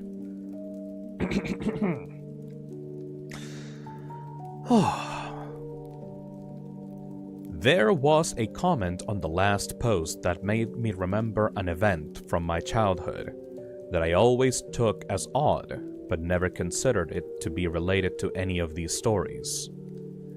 I know now that it is. It's funny how memories work, you know? The details might all be present in your mind, though scattered and disarrayed, but then a single thought can stitch them all back together almost instantly. I never thought of these moments that much because I was too focused on the wrong details. I went back to my mom's house and went through my childhood schoolwork looking for something that I think is important. I couldn't find it, but I'll keep going again. So again, sorry for the length. Most old cities and the neighborhoods in them weren't planned with the thought that the population would begin to grow exponentially, and it would have to be accommodated. The layout of the roads is generally originally in response to geographical restrictions and the necessity of connecting points of economic importance. Once the connecting roads are established, new businesses and roads are positioned strategically along the existing skeleton, and eventually the paths carved into the earth are immortalized in the asphalt, leaving room for only minor modifications, in additions and alterations, but never a dramatic change. My childhood neighborhood must have been old then. If straight lines move as the crow flies, then my neighborhood must have been built based on the travels of a snake. The first houses built must have been placed around the lake, and gradually the inhabitable area increased as new extensions were built off the original path. But these new extensions all ended abruptly at one point or another. There was only one entrance/exit for the entire neighborhood. Many of these extensions were limited by tributary, which both fed and drank from the lake and passed right by what I came to call, and have called in these stories, the ditch. Many of the original homes had enormous yards, but some of those original plots had been divided, leaving properties with smaller and smaller boundaries. An aerial view of my neighborhood would give one the impression that an enormous squid had once died in the woods, and some adventuring entrepreneur found the corpse and paved the roads over its tentacles, only to withdraw his involvement and leave time, greed, and desperation to divide up the land among prospective homeowners like an embarrassing attempt at the golden ratio. From my porch, you could see the old houses that surrounded the lake. But the house of Mrs. Maggie was my favorite. She was, as best as I can remember, around 80 years old. But despite that, she was one of the friendliest people I had ever met. She had a head of loose-set, white curls, and always wore light dresses with floral patterns. She would talk to me and Josh from her porch back when we were swimming in the lake. And she would always invite us in for snacks. She said that she was lonely because her husband, Tom, was always away on business. But Josh and I always declined her invitation because, as nice as Mrs. Maggie was, there was still something a little bit odd about her. Every now and then, when we would swim away, she would say, "Chris and John, you're welcome here any time." And we could hear her still yelling that when we were walking back into my house. Mrs. Maggie, like many of the older homeowners, had a sprinkler system that was on a timer. Though at some point over the years, her timer must have broken because the sprinklers would come on at various points during the day, and often even at night all year. While it never got cold enough to snow very much, several times each winter I would go outside in the morning to see Mrs. Maggie's yard transformed into a surreal Arctic paradise by the frozen water. Every other yard stood sterilized and dry by the biting frost of the winter's cold.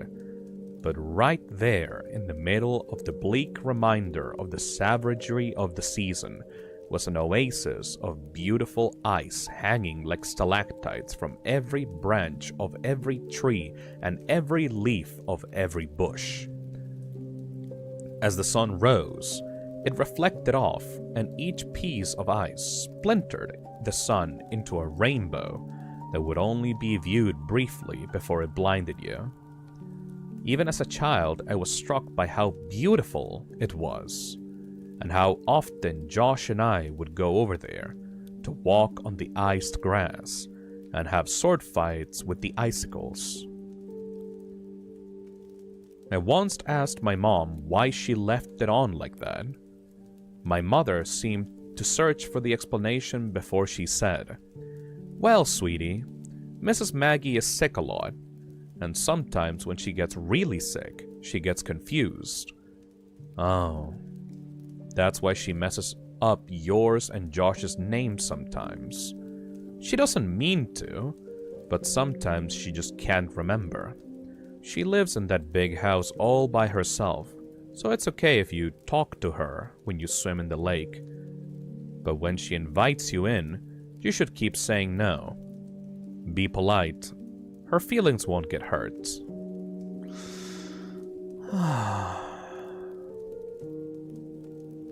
But, Mom, she'll be less lonely when her husband comes home though, right? How long will he be away on business? It seems like he's always away. My mother seemed to struggle, and I could see that she had become very upset. Finally, she answered, "Honey, Tom's not going to come home. Tom is in heaven. He died years and years ago, but Mrs. Maggie does not remember. She gets confused and forgets, but Tom's not ever going to come back home.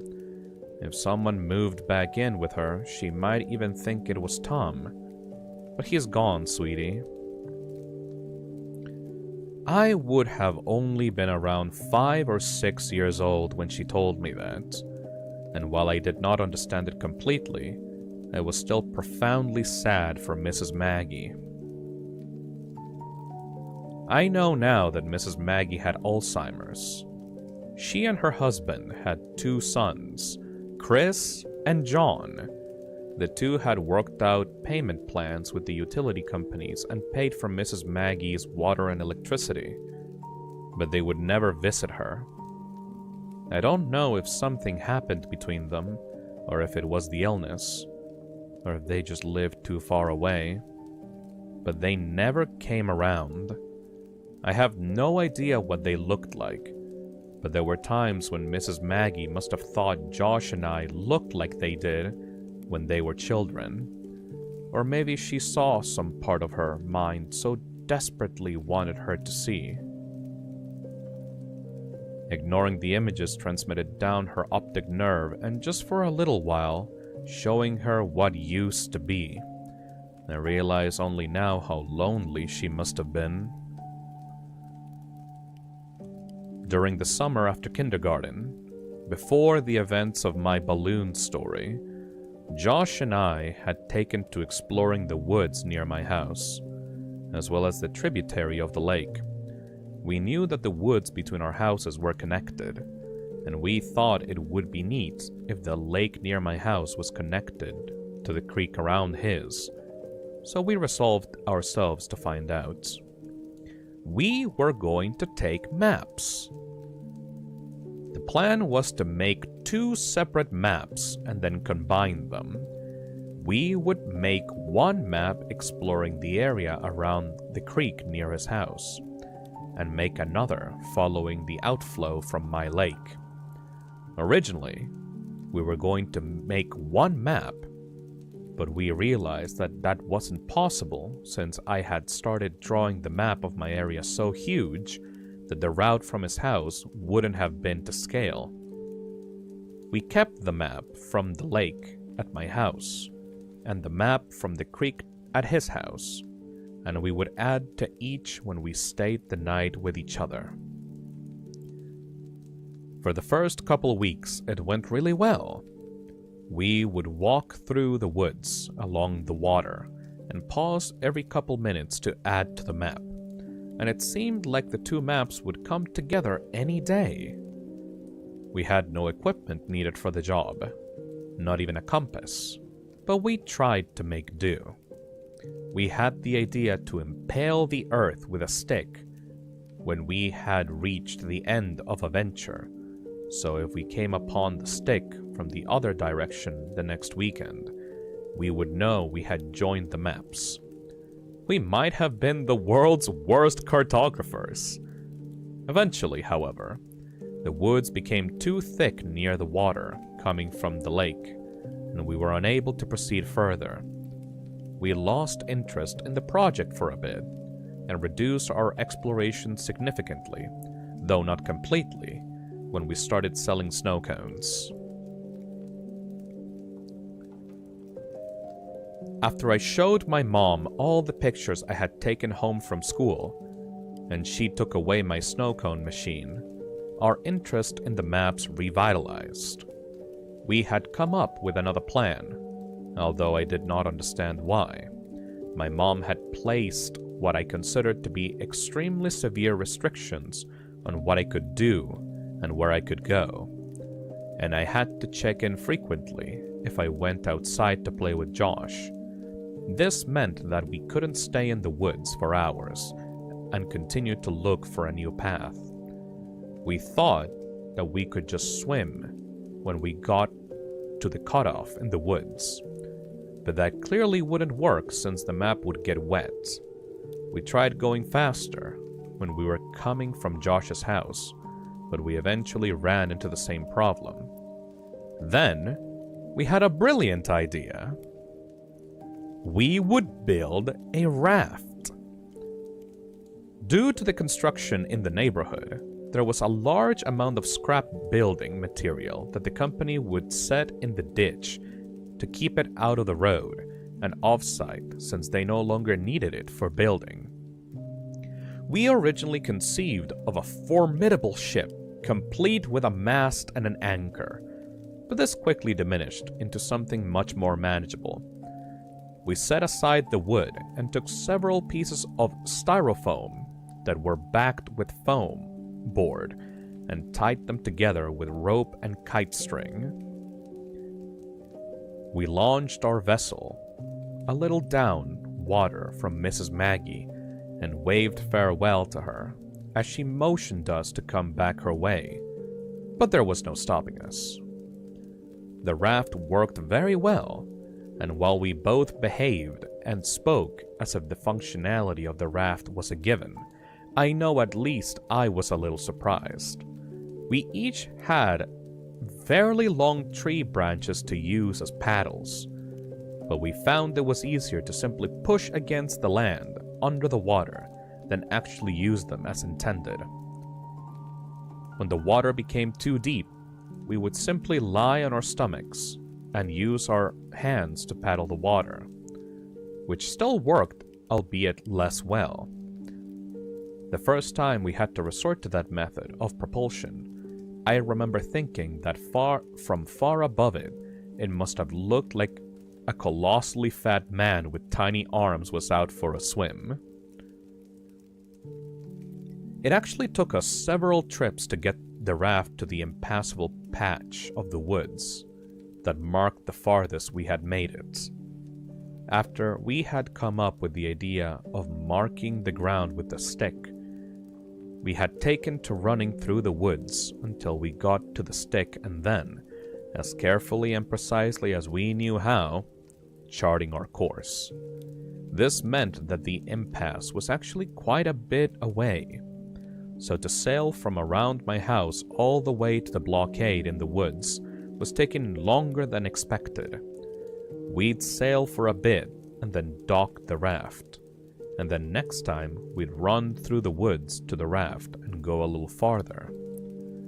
We continued this well into first grade. Josh and I were assigned to different groups that year, so, since we didn't really see one another during the school day, our parents were more willing to let us hang out all weekend each week. What's more, Josh's dad had taken on a lengthy construction job that required him to work over the weekends, and his mother was on call, so this meant that Josh would stay at my house most every weekend for weeks on end.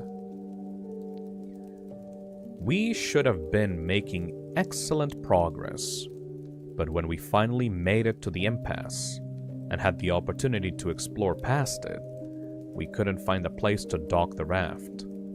The woods were simply too thick, and the waterbed had eroded the land to the point that there was nearly a 2-foot rise of earth above the tributary, which exposed the twisting and damp roots of the trees above.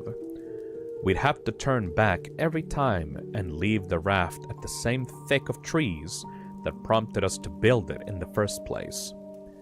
Even worse, winter had arrived, so we couldn't justify leaving the house in our swimsuits. We were getting nowhere. We always had to come home before we could gain much ground. On a Saturday, around 7 p.m., Josh and I were playing when one of my mom's co-workers knocked on our door. Her name was Samantha, and I remember her well now because I would propose to her a couple of years later when I was visiting my mother at work. My mom said that she had to go to work to fix a problem that had arisen, and that she'd be back in about 2 hours. Her car was being repaired, so she'd have to ride with Samantha, but I gathered that the problem was Samantha's fault, and discussing it in the car was why it would have only take 2 hours. She said that under no circumstances we were to leave the house or open the door to anyone, and she was in the middle of explaining that she would call every hour when she got there to check in, but she ended that statement prematurely when she remembered that our phone had been turned off for delinquent payments. This was why Samantha had just come by unannounced. She looked me dead in the eye as she was closing the door and said, "Stay put." This was our chance. We watched her drive down the serpentine road to the exit, and as soon as the car rounded the last visible bend, we ran back to my room. I dumped my backpack out while Josh grabbed the map. "Hey, do you have a flashlight?" Josh chimed in. "No, but we'll be back way before dark," Josh responded with. "I was thinking just in case, we should have one." I respond with, "My mom has one, but I don't know where she keeps it. Wait." I ran into my closet and pulled a box down from the top shelf. "You have a flashlight in there?" Josh asked. "Not exactly." I opened the box and revealed 3 Roman candles that I had taken from the pile that my mother had amassed for the 4th of July that past summer, along with a lighter that I had managed to take from her some months before. This would ensure that we at least had some light if we needed it. This was a little bit before I had been given an opportunity to be afraid of the woods at night, so it wasn't fear that motivated our search for light source, only practicality. We threw it all in the backpack and bolted out the back door, making sure to close it so boxes wouldn't get out. We had 1 hour and 50 minutes. We ran through the woods as fast as we could and made it to the raft in about 15 minutes. We had our bathing suits on under our clothes, so we stripped off our shirts and shorts and left them in 2 separate piles about 4 feet from the edge of the water. We untied the raft from the tree, grabbed our branch paddles, and cast off. We tried to move rapidly to reach a point beyond the contents of our ever-expanding map, as we didn't have time to waste seeing old sights. We knew that we were slower in the raft than on land, and that we would be in the raft for quite a while after the cutoff, since the woods were too thick to walk through, and there wasn't a place to dock. This meant that we would have to ride the raft back to the original docking site, even if we found a place to dock it further ahead. After we passed the last charted part of our map, the water began to get really deep, and eventually, we could no longer touch the bottom with our tree branches. So we lay in our stomachs and paddled with our hands. It was getting darker, and, as a result, it was becoming harder to distinguish the trees from one another. And we were both becoming slightly unnerved. In the interest of making good time, we were paddling fast with our arms, but this caused a lot of noise as our hands repeatedly confronted and then broke through the water's surface tension. During these periods, we could both hear the crunching of dead leaves and the snapping of fallen sticks in the woods to our right. As we would slow our pace and quiet our actions, the rustling in the woods would cease. And we began to wonder if it was really ever there at all. We didn't know what kinds of animals resided this far into the woods, but we did know that we didn't wish to find out. As Josh amended the map that I was illuminating with the lighter, we were suddenly confronted with the fact that the sounds were not imagined. Rapidly and rhythmically we heard a crunch, a snap, another crunch. It seemed to be moving slightly away from us, pushing through the woods just beyond our map. It had become too dark to see. We really had misjudged how long the sun would linger. I nervously called out, "Hello?" There was a brief moment of breathless tension as we lay static in the water. This silence was suddenly broken by laughter. Josh cackled, "Hello? So what? Hello, Mr. Monster in the Woods. I know you're sneaking around, but maybe you'll answer to my hello? Hello," said Josh. I realized how stupid it was. Whatever animal it was, it would not respond. I hadn't even realized I'd said it until afterwards. But if anything was actually there, I obviously would not get a reply. Josh continued saying hello in a high falsetto. "Hello," I countered with as deep a baritone as I could manage. "Hello there, mate," Josh said.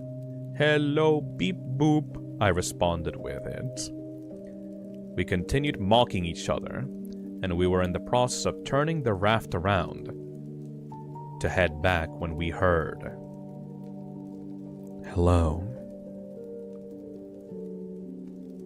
It was whispered and forced, as if it were powered by the last breath in a pair of deflating lungs.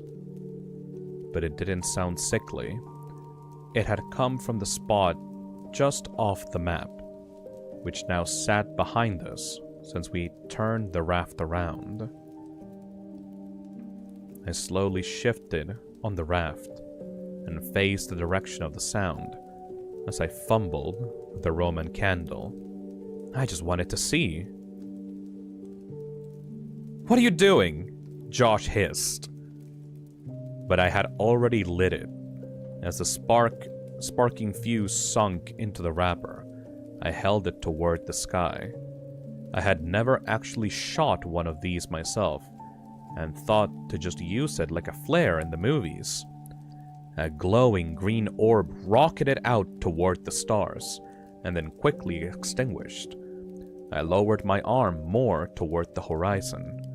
I could remember that there were several colors, but I couldn't remember how many times one of these fired before being depleted.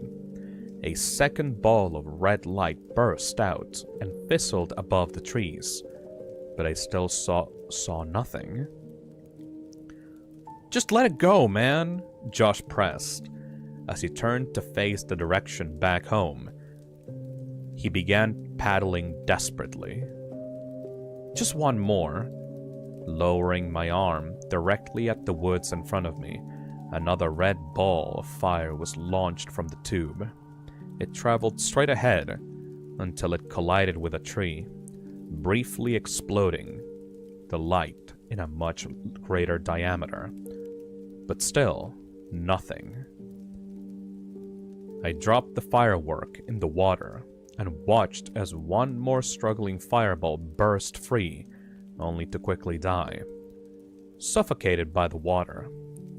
As we began paddling in the direction toward my house, we heard a loud and unconcealed rustling in the woods. The breaking of branches and the trampling of fallen leaves overpowered the sound of our splashing. It was running. In our panic, we jostled the raft too violently, and I felt one of the ropes under my chest loosen. Josh, be careful! But it was too late. Our raft was breaking. Before too long, it had completely fallen apart. We each held onto a separate piece of styrofoam, but the pieces weren't big enough to keep us completely afloat, and our legs dangled beneath us in the winter water. Josh, quick! I yelled as I pointed at the water right next to him.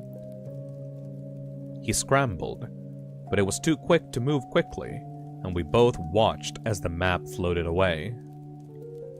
I'm cold, man, Josh shuddered, dejectedly. Let's get out of the water.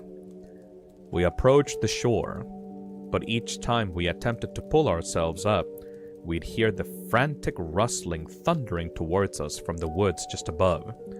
Eventually, we were too cold and weak to even try anymore. Steadily, we kicked our legs and found ourselves nearing the dockside. We toppled off the debris and tried to pull it up on land. But Josh's piece slipped away and floated in the direction of the lake. We took off our swimsuits, and we were desperate to get into dry clothes to shield us from the biting chill of the dark. I slid my shorts, but there was something wrong. I turned to Josh. Where's my shirt, man? He shrugged and suggested, Hey, I don't know. Maybe it got knocked into the water and floated into the lake? I told Josh to go back to my house, and to say that we were playing hide and seek if my mom was home. I had to try to find my shirts. I ran behind the houses and peered out over the water and scouted along the shoreline. It occurred to me that with any luck, maybe I could find the map too. I was moving pretty fast because I needed to get home, and was just about to give up when my concentration was interrupted by a sound coming from just behind me. Hello? Hello? Hello? I whipped around. It was Mrs. Maggie. I had never seen her at night before. And in this poor light, she looked exceedingly frail. The usual warmth that wrapped her manner seemed to have been snuffed out by the chill. I couldn't remember ever seeing her without a smile, and so her face looked strange. Oh, hello, Mrs. Maggie. Oh, hi, Chris. The warmth and smile had returned to her, even if her memories had not. I couldn't see it was you in the dark there. Jokingly, I asked her if she was going to invite me in for a snack, but she said maybe another time. I was too busy looking for my map and the shirt to really engage her. But she sounded happy, so I didn't feel bad. She said a couple other things, but I was too distracted to pay attention. I said goodnight and ran down her driveway toward my house. Behind me, I could hear her walking across the frozen yard, but I didn't turn around to wave. I had to get home. I made it home a couple minutes before my mom did, and by the time she came in, Josh and I already changed clothes and warmed up. We'd gotten away with it, even though we lost the map. Couldn't find it? Josh said. I responded with, Nah, but I saw Mrs. Maggie. She called me Chris again. I'm telling you, dude, just be glad you've never seen her at nights. We both laughed, and he asked me if she invited me in for a snack, joking that the snacks must be terrible since she couldn't even give them away. I told him that she didn't, and he was surprised. And now that I had time to think about it, so was I. Literally, every time we had seen her, she had invited us in for snacks. And here I had, albeit sarcastically, invited myself, and she said no. As Josh talked more about Mrs. Maggie, I suddenly realized that the lighter might still be in my pocket, and that it would have been disastrous for my mom to find. I grabbed the shorts off the floor and patted my pockets. I felt something, but it wasn't the lighter. From my back pocket, I slid out a piece of paper, and my heart leapt. The map? I thought, but I watched it float away. As I unfolded the paper, my stomach turned as I tried to understand what I was seeing. Drawn on the paper, inside of a large oval, were two stick figures holding hands. One was much bigger than the other, but neither had faces. The paper was torn so a part of it was missing, and there was a number written near the top right corner.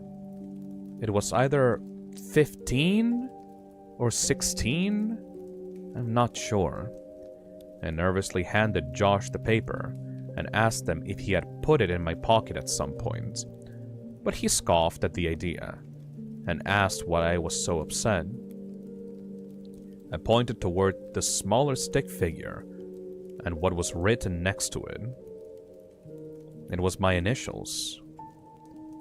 I shook it off and told Josh the rest of the conversation between Mrs. Maggie and I. I had always attributed the odd exchange to her being sick, until revisiting the events in my mind all these years later. As I think about it now, The feeling of profound sadness for Mrs. Maggie returns, but it is augmented by a looming feeling of despair when I think about why she said, "Maybe another time." I knew what she had said, but I didn't understand what it meant that night.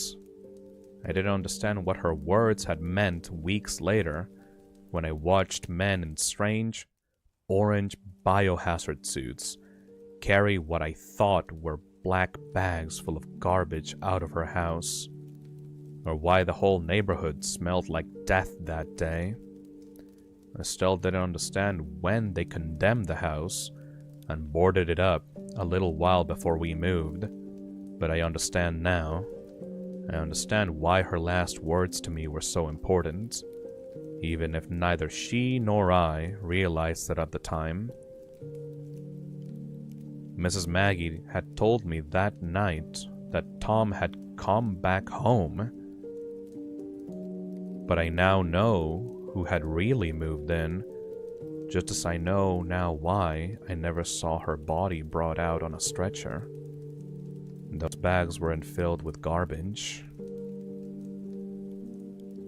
Oh no! Oh, the poor lady! Oh!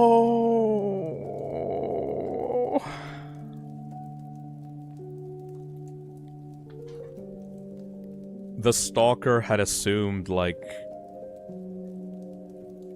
she thought that it was Tom, but it was the stalker. Oh.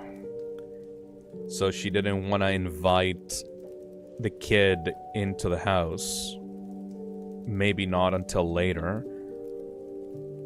But because she didn't invite him to the house that day, like, the dude got rid of her.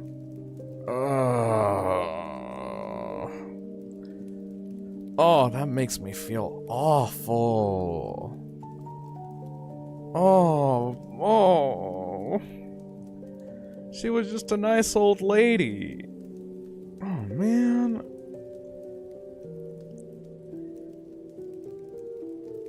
Poor Miss Maggie, man. That's horrible. Alright. That is chapter 4. We got only 2 more chapters left. It wasn't even the map, it was just a drawing made by the weird psycho. So the stalker wasn't Maggie? No. But the stalker, like, pretended to be Tom and, like, essentially occupied her house and tried to use her to lure the kid into her home. And then when she didn't do that, like, he disposed of her.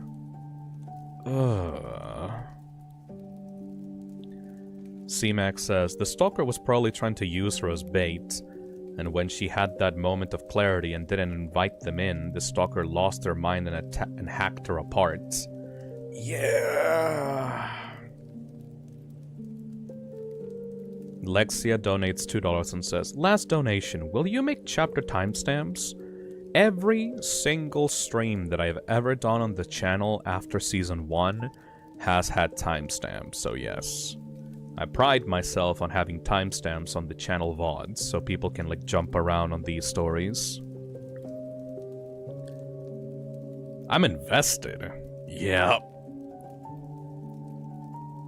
Boxes is probably still alive, though. Like, I don't think that the stalker hacked up the cat. But that means that the black bags that the stalker was hauling around in the old home have other people inside of them, or something. Phil, please do a recap. I am lost. Alright, Osbus. For you and every single other person that has just joined the stream midway through, we are reading a small novel called Pen Pal, which was originally a creepypasta written for r/no sleep. These little stories follow a kid, not named Chris, but a kid, which is the author when they were, like, younger. This chronicles the story of their encounter with a stalker, after the kid sent out a balloon with a letter talking about himself out into like the sky as part of a group project. All throughout these stories, the author is essentially recollecting parts of his childhood and trying to like tie creepy events of his childhood back to that stalker, essentially mapping out different small horror stories and realizing that all throughout his childhood he had been stalked by this singular entity person that found him thanks to that balloon with the letter on it. The first story was simply about him being taken away from his house while he was asleep and like waking up in the middle of the forest and realizing that someone had tried to take him away when he was like sleeping in his house. The second story was about him sending out the balloon and getting the attention of the stalker, with all the photos of that got sent back to him being photos of the stalker taking Polaroids like in the distance of his face or like people close to him. The third story is about him moving out of the house after the mother found out that the stalker was living underneath the floorboards of the house, and him going back to the house and realizing that the house was left in total disrepair, and that the stalker had moved into the house and had started playing around with his clothes and like hanging up photos of the kid in his own bedroom and keeping a bunch of dead animals underneath the floorboards. And the last story that we just read was about the stalker having found the house and using a poor dementia, Alzheimer's-ridden old lady as bait for him to like come to her house because he posed as that lady's like dead husband that had come back from like overseas. The stalker had tried to kidnap him. The stalker like sent him multiple photos and drawings of him and the kid. He ended up sleeping underneath the floorboards and then ended up taking over his old house once the mother decided to get the fuck out of there. Now, we have 2 more stories left before we finish the stream. These ones are called Screens and Friends. So I think we're pretty much at the end. We're nearing the climax of the story. And now that the person like authoring these stories is able to connect the dots and all of this like leading back to this one stalker, we're gonna see if he did anything after learning of all of this information and like talking to the mother and talking to all these people and like trying to piece everything together now that he's an adult. Hopefully that was a good recap of what we have been reading up so far. It's really creepy. I didn't know what this story was about initially, because, you know, people just told me, Phil, you should read Pen Pal, it's a really good creepypasta. I thought it was going to be like paranormal, or like it was going to be fantastical, and it was going to be a cryptid. But no, this is like a much more personal story about like a kindergartner like being stalked like all throughout his childhood.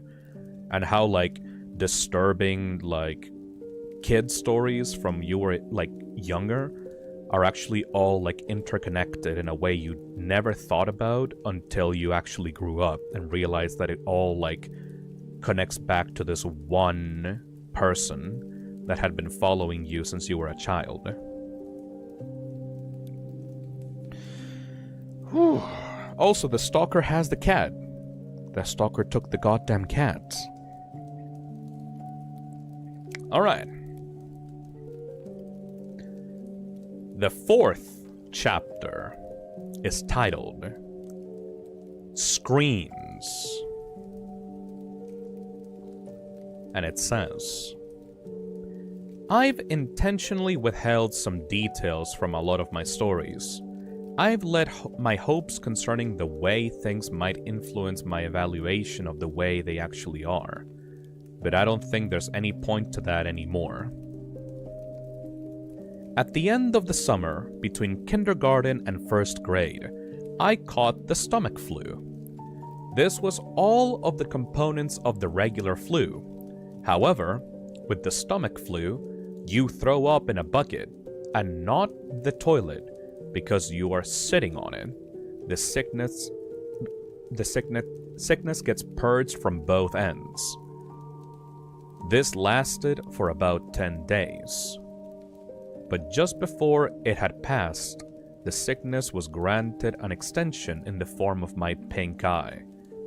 My eyelids were so fused together by the dried mucus generated during the night that the first day I awoke with the infection, I thought I had gone blind.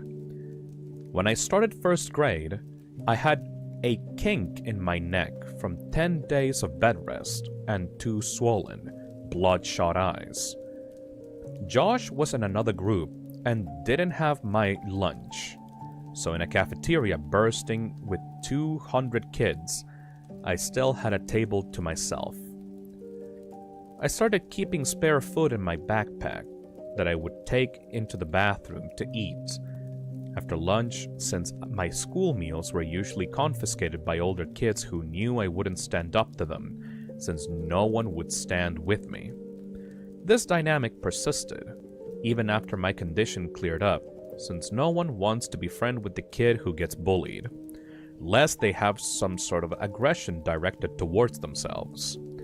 The only reason this stopped was due to the actions of a kid named Alex. Alex was in the 3rd grade and was bigger than most of the other kids in any grade.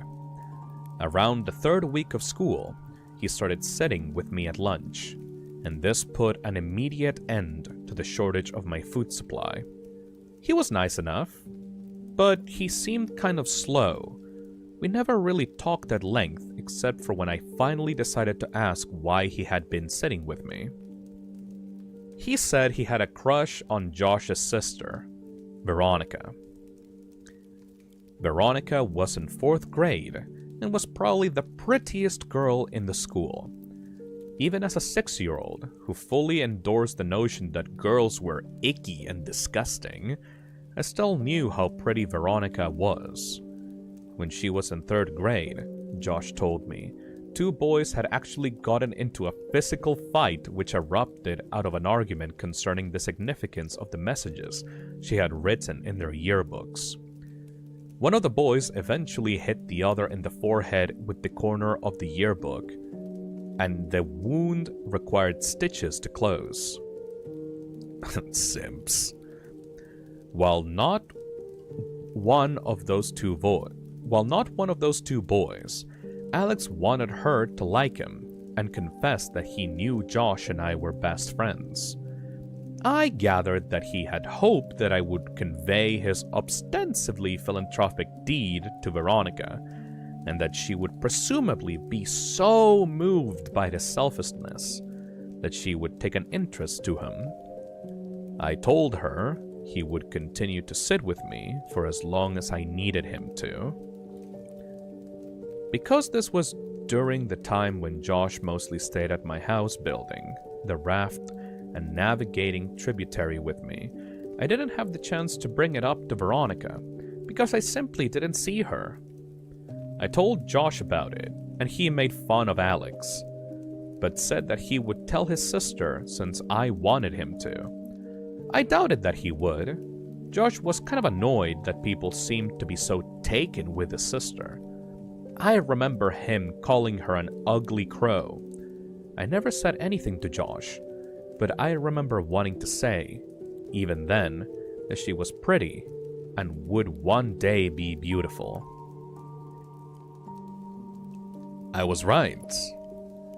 When I was 15, I was seeing a movie at a place my friends and I had come to call the Dirt Theater. It was probably nice at some point, but time and neglect had weathered the place severely.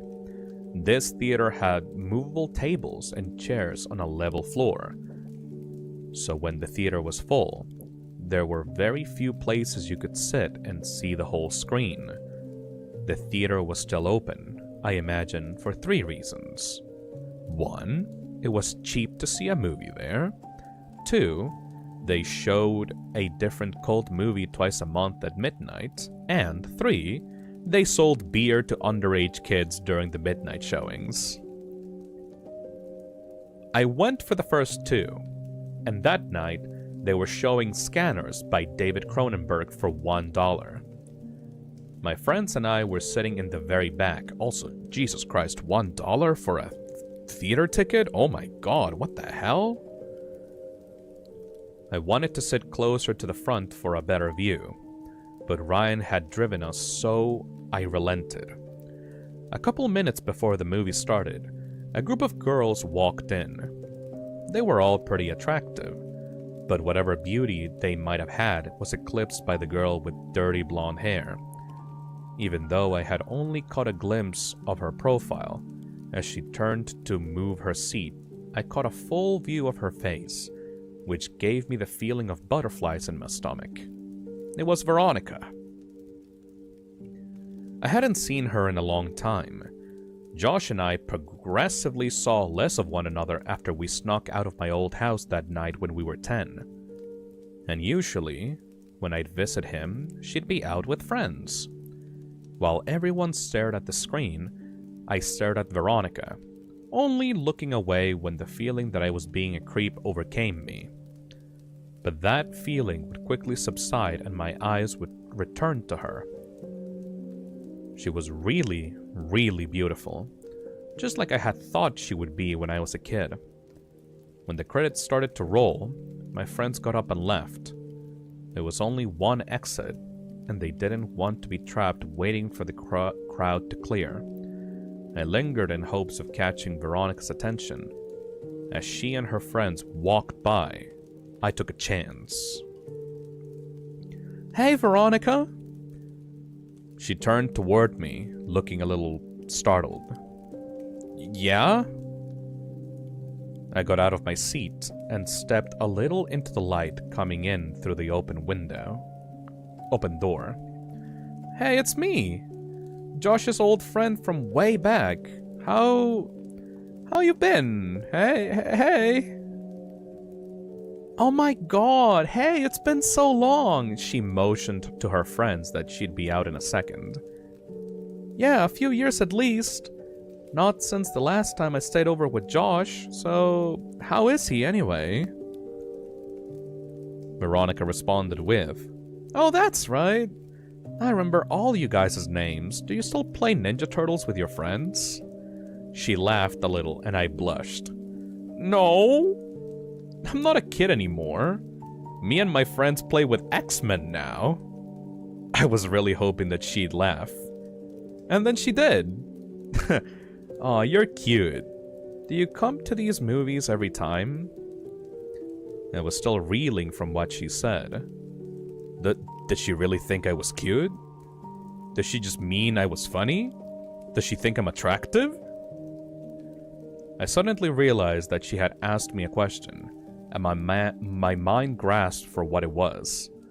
Yeah, I said much too loudly. Yeah, I tried to anyway. What about you? She said, I come every now and then. My boyfriend didn't like these movies, but we just broke up, so I plan on coming from now on. I was trying to be casual, but failed. Oh, well, that's cool. Not that you guys broke up. I just meant that you'd be able to come here more often. She laughed again. I tried to recover. So, are you coming the next week after next? Are you coming the week after next? They're supposed to show Day of the Dead. It's really cool. Veronica said, Yeah, I'll be here. She smiled, and I was about to suggest that maybe we could sit together when she quickly closed the space between us and hugged me. It was really good to see you, she said with her arms around me. I was trying to think of what to say when I realized the biggest problem was that I had forgotten how to talk. Luckily, Ryan, who I could hear approaching from the hallway, came in and spoke for me. "Dude, you know the movie's over, right? Let's get the fuck out of here. Ooh, yeah!" Veronica let go and said that she'd see me next time. She was played out of the room by the music Ryan was making with his mouth. I was furious, but it dissipated as soon as I heard Veronica laughing in the lobby. Day of the Dead couldn't come soon enough. Ryan's family was going out of town, so he wouldn't be able to drive us. And the other friends I was with that night didn't have cars. A couple of days before the movie, I asked my mom if she could take me. She responded almost immediately by denying my request, but I persisted, and she picked up on the desperation in my voice. She asked why I wanted to go so badly, since I had seen the movie before, and I hesitated before saying that I was hoping to see a girl there. She smiled and asked playfully if she knew the girl, and I reluctantly told her that it was Veronica. The smile disappeared from her face then, and she coldly said no. I decided that I would call Veronica to see if she could pick me up. I had no idea if she still lived at home, but it was worth a try. But then I realized that Josh might answer. I hadn't talked to him in almost 3 years, and if he answered, I obviously couldn't ask to talk to his sister. I really felt guilty for calling to speak to Veronica and not Josh, but I dismissed the feeling quickly. Josh hadn't called me in years either. I picked up the phone and dialed the number that was still embedded in my muscle memory from having dialed it so often all those years ago. It rang several times before someone picked up. It was not Josh. I felt a mixture of both relief and disappointment. I realized in that second that I really missed Josh. I would call after this weekend and talk to him, but this was my only chance to see if Veronica could or would take me, so I asked for her. The person told me that I had dialed the wrong number. I repeated the number back to her, and she confirmed. She said they must have changed their number, and I agreed. I apologized for the disturbance and hung up. I was suddenly intensely sad, because now I could not contact Josh even if I wanted to. I felt terrible for having been afraid that he might answer the phone. He had been my very best friend. I realized that the only way I could be put back in touch with him would be through Veronica. So now, not that I needed one, but I had another reason to see her. I told my mom the day before the movie that I was no longer concerned with going, but was hoping that she could drop me off at my friend Chris's house. She relented and dropped me off that Saturday, a couple of hours before the movie. My plan was to walk from his house to the theater since he only lived about a half a mile away. They went to church early on Sundays, so his parents would go to sleep early Saturday nights. And Chris was fine with not coming with me since he had planned on chatting with this girl he met online. He said that the walk back to his house would be even lonelier after she laughed in my face when I tried to kiss her. And I told him not to electrocute himself when he tried to have sex with his computer. These kids. I left his house at 11:15. I tried to pace myself so I'd get there just a little before the movie. I was going by myself, and so I didn't want to just hang around there waiting. On the way to the theater, I figured that if Veronica showed up at all, it would be too lucky for us to arrive at the same time. So I debated whether I should wait outside or to just go in. Both had their pros and cons. I was grappling with these concerns. I noticed that the steady stream of streaking car lights that had been overtaking me had been replaced by a single, constant spotlight that refused to pass. The road wasn't illuminated by streetlights, so I was walking in the grass with the road about 2 feet to my left. I stepped a little more to my right and craned my neck over my left shoulder to see what was behind me. A car had stopped about 10 feet behind me. All I could see were the violently bright headlights that were cutting through the otherwise Stygian surroundings.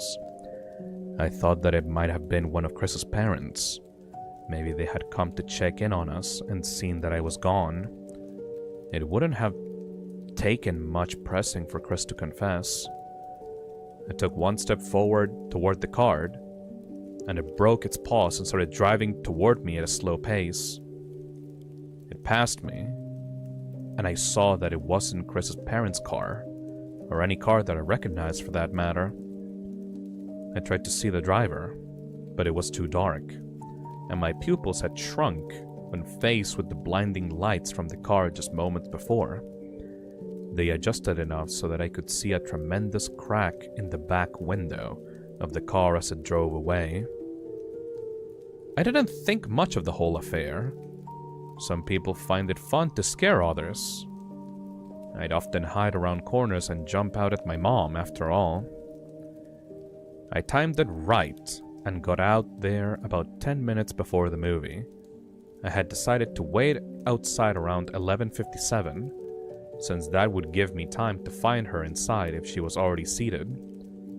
As I was considering the possibility that she might not show, I saw her. She was alone, and she was beautiful. I waved to her and walked to close the distance. She smiled and asked if my friends were already inside. I said that they weren't, and realized that this must seem like I was trying to make this a date. She didn't seem bothered by that, nor was she bothered when I handed her the ticket that I had already bought. She looked at me quizzically and said, "Oh, don't worry, I'm rich." She laughed and went inside. I bought us 1 popcorn and 2 drinks, and spent most of the movie debating whether or not I should time reaching my hand into the popcorn bag when she reached in so they could touch. She seemed to enjoy the movie, and before I knew it, it was over.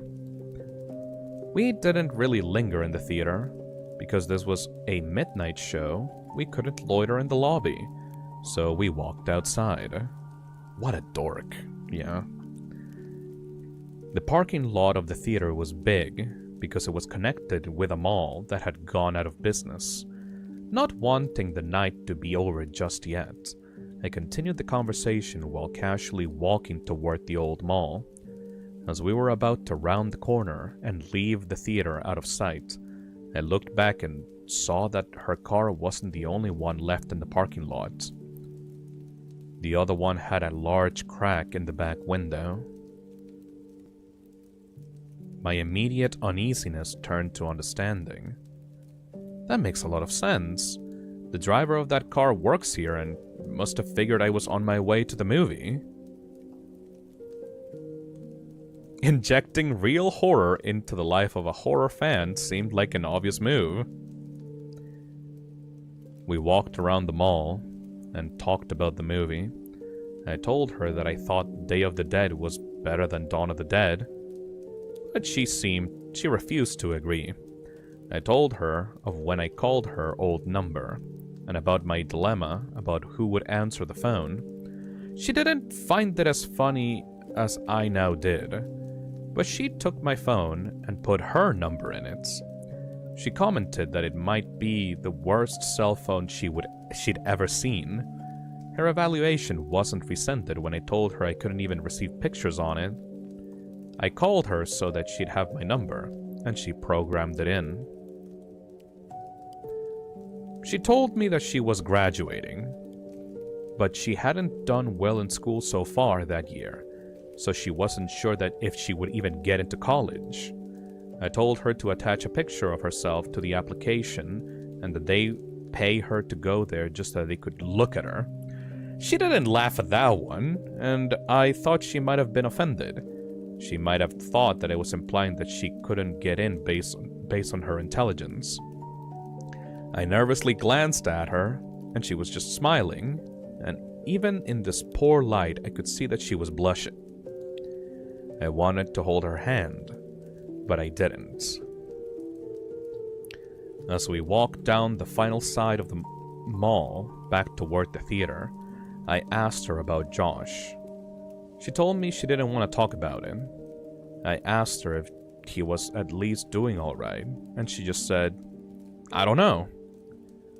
I figured Josh must have taken the wrong turn somewhere and started getting into trouble. I felt bad. I felt guilty.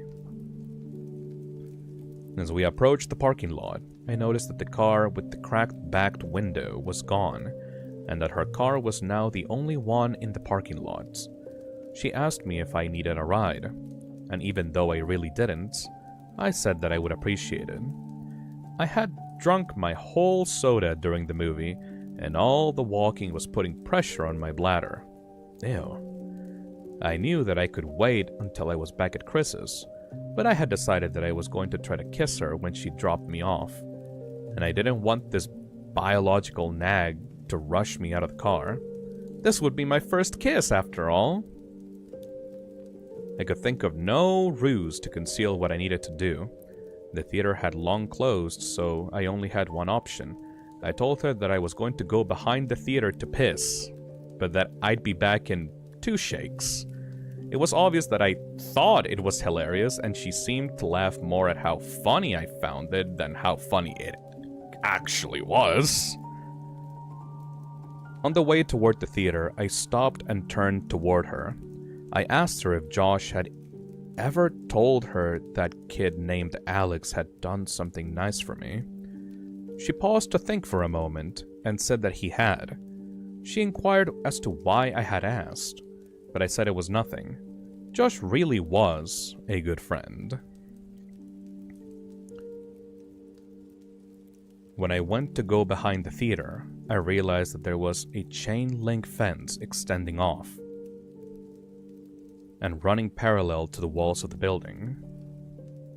When I stood, she could still see me, and the fence seemed to stretch on endlessly, so I thought I would just hop it, duck out of sight, and return as quickly as I could. It may have been too much of an effort, but I thought it polite. I climbed the fence and walked just a little ways until I was out of sight and urinated. For a moment, the only sounds were crickets in the grass behind me and the collision of liquid and cement. These sounds were overpowered by a noise that I can still hear when it is quiet, and there are no other noises to distract my ears. In the distance, I heard a faint screeching, which quickly subsided, only to be replaced by a cascading of thundering vibrations. I realized quickly enough what it was. It was a car.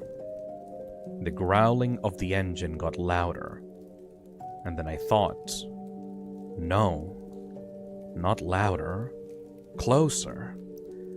As soon as I realized this, I started back toward the fence, but before I could get very far at all, I hear a brief, truncated scream, and the roar of the engine terminated in a deafening thud. I started running, but only after 2 or 3 steps, I was tripped by a loose piece of stone and fell hard and fast onto the concrete, my head striking the corner of a chair as I fell. I was dazed for maybe 30 seconds, but the renewed rumbling of the engine drew my senses back and my equilibrium was restored by adrenaline. I redoubled my efforts. I was worried that whoever had crashed the car might harass Veronica. As I was climbing over the fence, I saw that there was only one car in the parking lot. I didn't see any evidence of a crash. I thought that I might have misjudged its direction or proximity. As I ran towards Veronica's car, as my orientation changed, I saw what the car had hit. My legs stopped working almost completely. It was Veronica. Her car was sitting between us, and as I closed the distance and walked around it, she came fully into view. Her body was twisted and crumpled like a discarded figure meant to represent a catalog of things the human body can't do.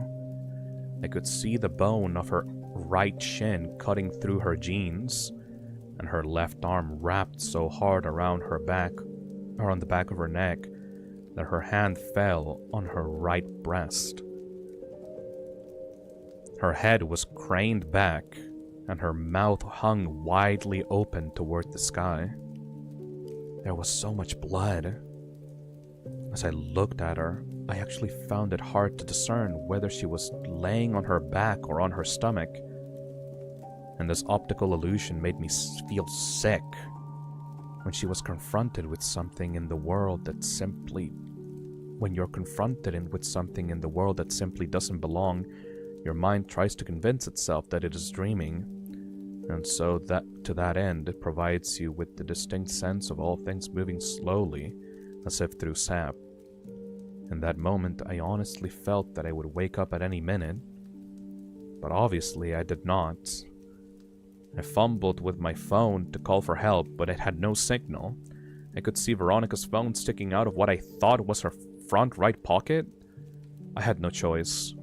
Trembling, I reached for her phone, and as I slid it out, she moved and gasped for air so violently that it seemed as if she was trying to breathe in the whole world. This startled me so much that I staggered back and fell onto the asphalt with her phone in my hand. She was trying to adjust her body to get it into its natural position, but with every spasm and jerk, I could hear the crackling and grinding of her bones. Without thinking, I scrambled over to her and put my face over hers and just said, "Please don't move. Just don't move, okay? Just stay still. Please don't move." I kept saying it, but the words started to fall apart as tears came streaming down my face.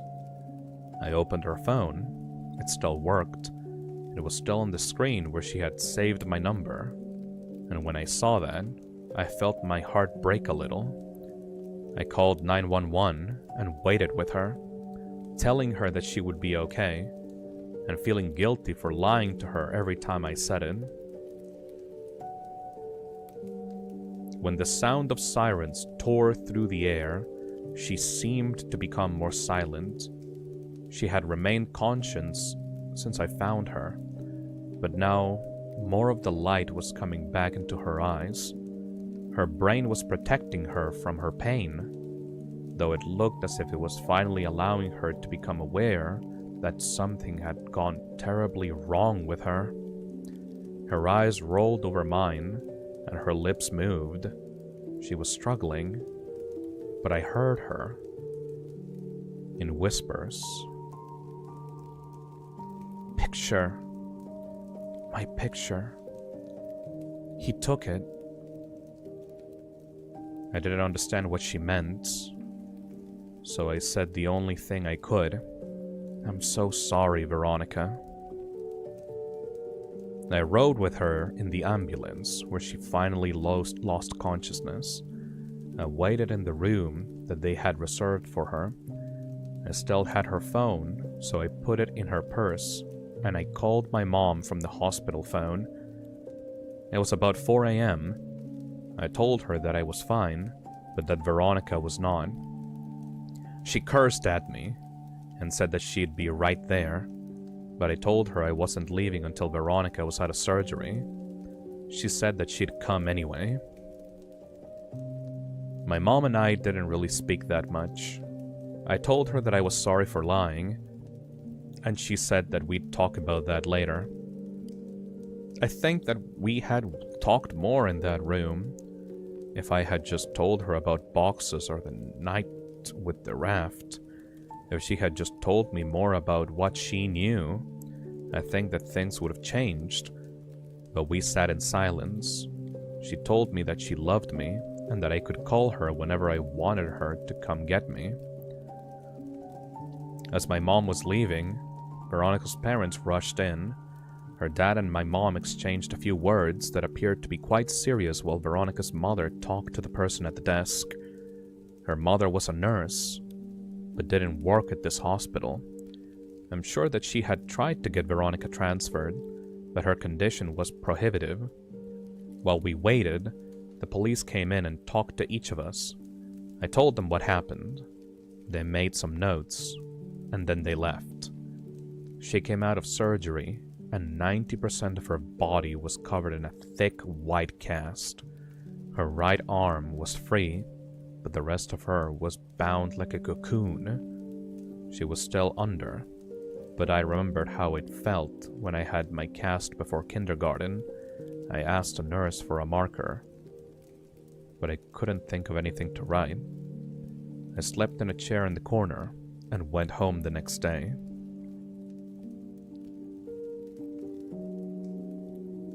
I came back every afternoon for several days. At some point, they had moved another patient into her room and set up a screen around Veronica's bed to act as partition. She didn't seem to be feeling better, but she made more moments of lucidity.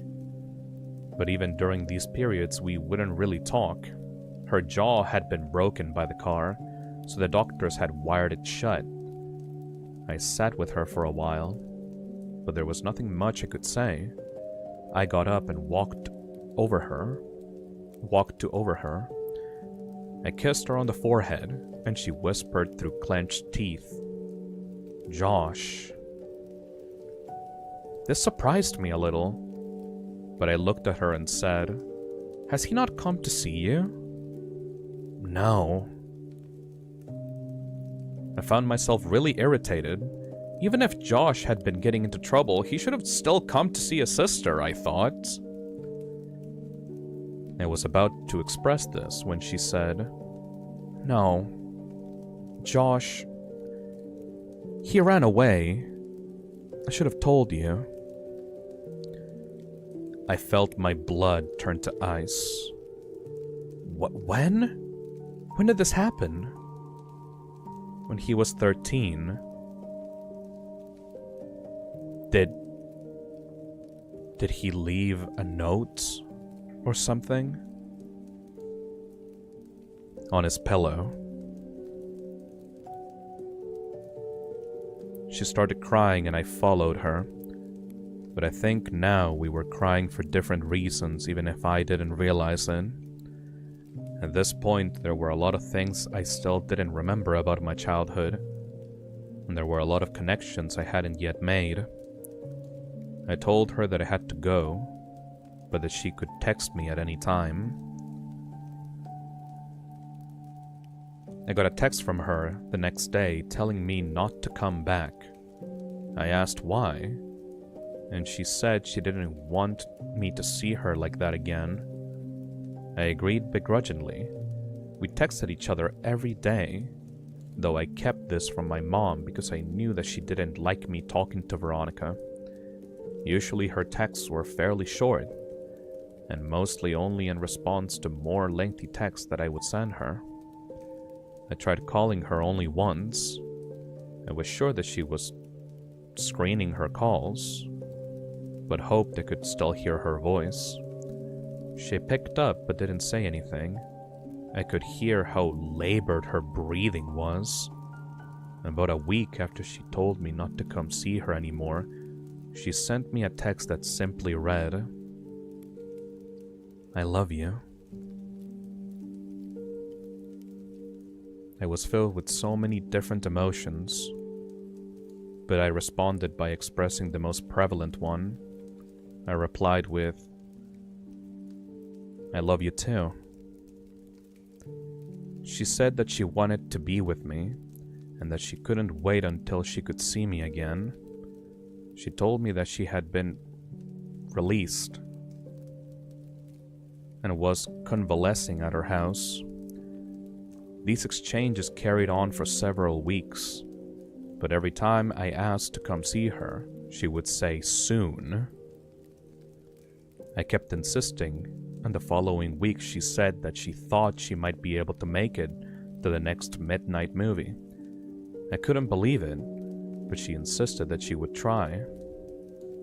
I got a text from her the afternoon of the movie saying, "I'll see you tonight." I got Ryan to drive me since Chris's parents had found out about what had happened and said I wasn't welcome at their house anymore. I explained to Ryan that she might be in bad shape, but that I really cared about her, so to give us some space. He accepted that, and we headed down there. Veronica did not show. I had saved a seat for her right next to me near the exit so that she could get in and out easily. But 10 minutes into the movie, a man slid into the chair. I whispered, "Excuse me, this seat is taken." But he did not respond at all. He just stared ahead at the screen. I remembered wanting to move because there was something wrong with the way he was breathing. I forfeited because I realized that she wasn't really coming. I texted her the next day asking if she was alright, and I inquired as to why she didn't show the previous night. She responded with what would turn out to be the last message I would ever receive from her. She simply said, "See you again soon." She was delirious, and I was worried about her. I sent her several replies reminding her about the movie and saying it was no big deal, but she just stopped replying. I grew increasingly upset over the next several days. I couldn't reach her at her home because I didn't know that number, and I wasn't even sure where they lived. My mood became increasingly depressed, and my mother, who had been really nice as of late, asked me if I was okay. I told her that I hadn't heard from Veronica in days, and I felt all the warmth leave her disposition. "What do you mean?" "She was supposed to meet me at the movies yesterday. I know it's only been like 3 weeks since she got hit, but she said that she would try to come. And after that, she just stopped talking to me altogether. She must hate me." She looked confused, and I could read on her face that she was trying to tell if my mind was simply broken. When she saw that it hadn't, her eyes began to water, and she pulled me toward her, embracing me. She was beginning to sob, but it seemed too intense of a reaction to my problem, and I had no reason to think that she was particularly caring for Veronica. She drew in a shuddering breath and then said something that still makes me feel nauseous even now. She said, "Oh, sweetheart, Veronica's dead. Oh God, I thought you knew. She died on the last day you visited her. Oh baby, she died weeks ago." She had completely broken down, but I knew it wasn't because of Veronica. I broke the embrace and staggered backwards. My mind was swimming. This wasn't possible. I just exchanged messages with her yesterday. I could only think to ask one question, and it was probably the most trivial I could ask. Then why was her phone still on? She continued sobbing. She didn't answer.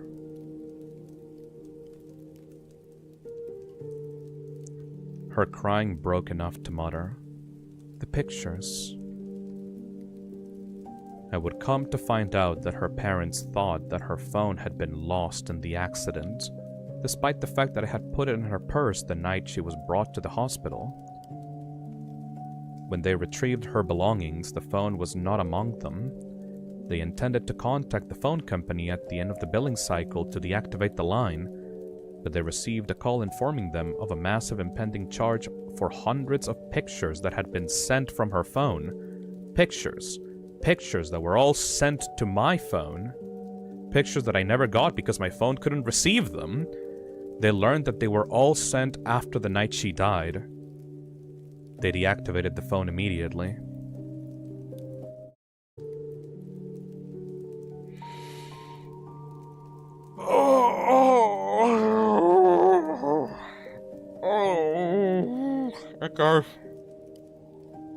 Oh, that one stung. Oh. That was the second to last chapter of this story.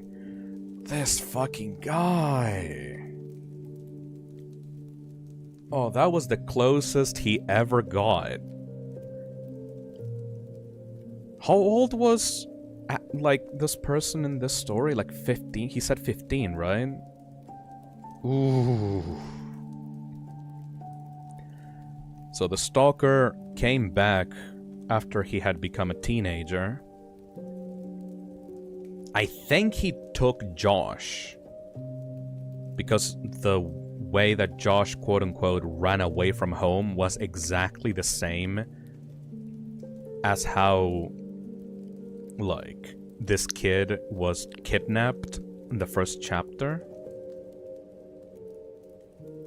And then once the stalker saw that this guy had gotten close to a girl, he immediately took her out and then took her phone and started sending pictures to him using her phone and posing as her, and then essentially like showing up to their dates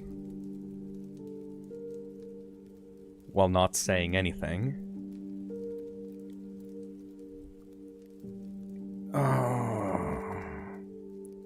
The stalker targets everyone the narrator cares about the most. So went from the cat to the old lady to Josh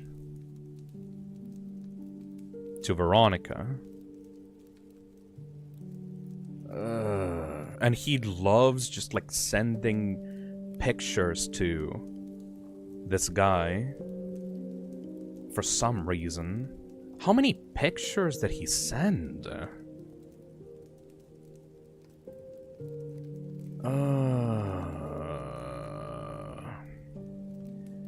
Wait, who was the guy that had Josh's number? Oh no, that was a person in Josh's apartment when they moved out. Or like, I think that was a different person? I think that was a lady. I don't think that was the guy. That's horrible. This story is so disturbing, but so damn good. Yeah, because you worry about what's gonna happen, and then, like, literally the worst possible thing is what is actually happening. What I'm mostly curious about, like, as we head into this last chapter is if the stalker was obsessed with the protagonist specifically, or if he was obsessed with both the protagonist and Josh. And the fact that Josh was taken away when he was 13 was the reason for why the kid got to live a semi-normal life, like, afterwards, right? Because he didn't take Josh from jealousy, right?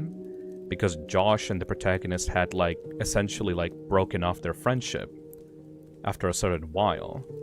So, is the stalker obsessed with both Josh and the protagonist? And he was, like, fine with just taking Josh for a couple of years, and then once, like, Josh didn't, like, stop being enough for him, he started targeting the protagonist again? I'm really wondering, like, what's up with Josh specifically, because maybe he's not dead. Maybe he's, like, just kidnapped or, like, taken into, like, this fucked up, like, psychopath's, like, home or something.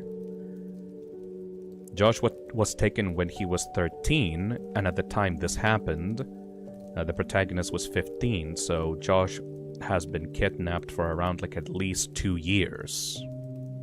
No. Yeah, 2 years. This of BZ says, it kind of implies that the family moved out after Josh went missing. Yep. Probably to protect Veronica, maybe? Fartface donates $5 and says, this story really gets the original intent behind creepypastas. Authenticity. Yeah. I mean, this story feels like what a really, like, straightforward, like, horror novel would be like if you found it at, like, a library, like, at random. It doesn't seem like the most, like, best-selling novel of all time, you know? Like, this is a pretty standard, like, horror story. And unlike, like, Jeff the Killer and all the other creepypastas, it's, like, taken more or less 100% seriously, you know?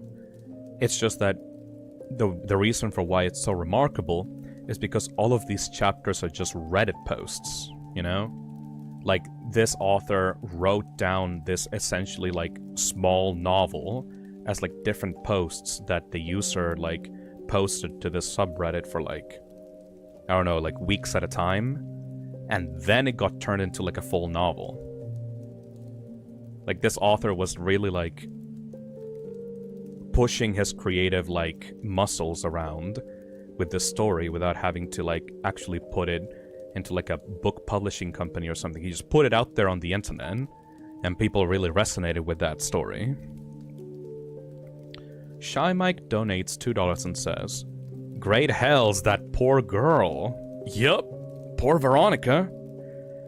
I really hate, like, the way that the author describes, like, a mangled body. That is, like, ugh, like, jaws and, like, hands or, like, bones poking out of flesh. Like, that gives me the creeps.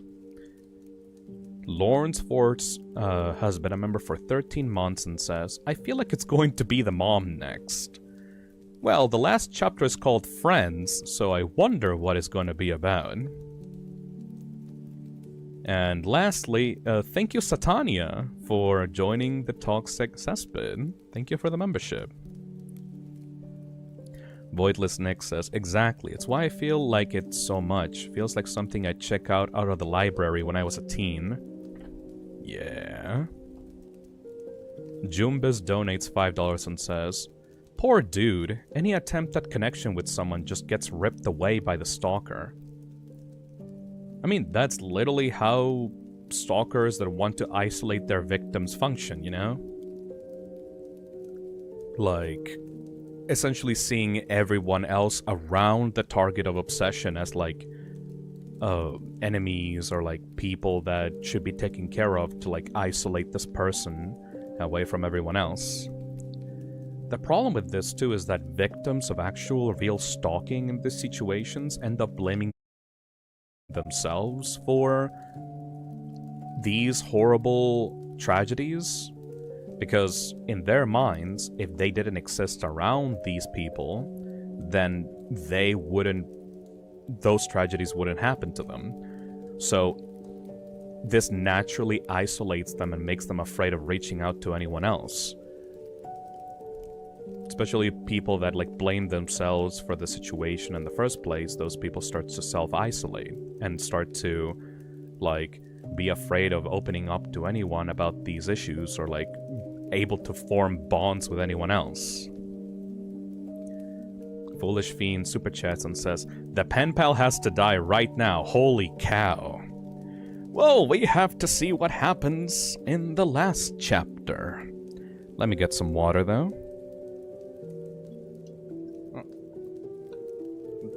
Oh, that was the last of it.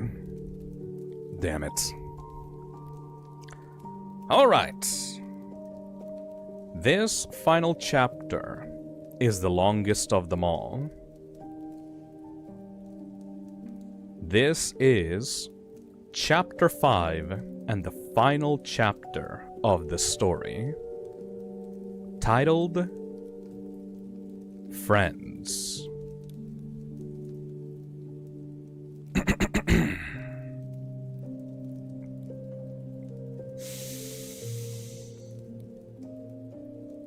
On the first day of kindergarten, my mother had elected to drive me to school. We were both nervous, and she wanted to be there with me all the way up to the moment I walked into class. It took me a bit longer to get ready in the morning due to my still mending arm. The cast came up a couple of inches past my elbow, which meant that I had to recover the entire arm with a specially designed latex bag that when I showered. The bag was built to pull tight around the opening in order to seal out any water that might otherwise destroy the cast. I had gotten really adept at cinching the bag myself. The morning, however, perhaps due to my excitement or nervousness, I hadn't pulled the strap tight enough, and halfway through the shower, I could feel water pooling inside the bag around my fingers. I jumped out and tore the latex shield away, but could feel that the previously rigid plaster had become soft after absorbing the water. Because there was no way to effectively clean the area between your body and the cast, the dead skin that would normally have fallen away merely sits there. When stirred by moisture like sweat, it emits an odor, and apparently this odor is proportionate to the amount of moisture introduced, because soon after I began attempting to dry, I was struck by the powerful stench of rot. As I continued to frantically rub it with the towel, it began to disintegrate. I was growing increasingly distressed. I had put as much effort as a child could into his very first day of school. I had sat with my mom picking out my clothes the night before. I had spent a great deal of time picking out my backpack. And I had become exceedingly excited to show everyone my lunchbox that had Ninja Turtles on it. I had fallen into my mom's habit of calling these children I hadn't yet met my friends already. But as the condition of my cast worsened, I became deeply upset at the thought that surely I wouldn't be able to apply that label to anyone by the time the day was over. Defeated, I showed it to my mom. It took about 30 minutes to get most of the moisture out while working to preserve the rest of the cast. To address the problem of the smell, my mom cut slivers off a bar of soap and slid them down into the cast, and then rubbed the remainder of the soap on the outside in an attempt to cocoon the rancid smell inside of a more pleasant one. By the time we arrived at the school, my classmates were already engaged in their second activity, and I was shoehorned into one of the groups. I wasn't made very clear on what the guidelines of the activity were, and within about 5 minutes, I had violated the rules so badly that each member of the group complained to the teacher and asked why I had to be in their group. I had brought a marker to school in hopes that I could collect some signatures or drawings on my cast next to my mother's, and I suddenly felt very foolish for having even put the marker in my pocket that morning.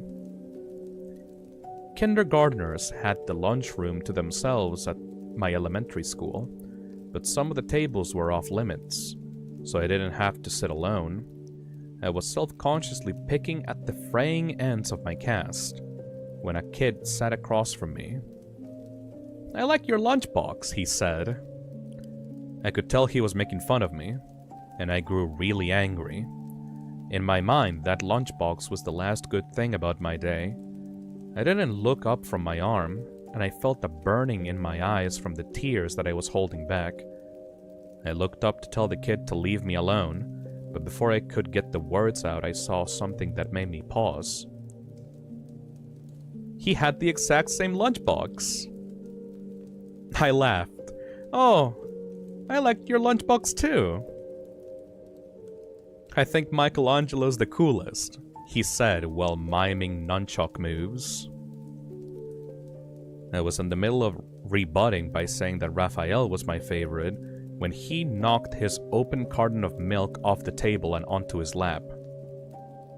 I tried very hard to stifle my laughter, since I didn't know him at all, but the struggling look on my face must have struck him as funny because he started laughing first.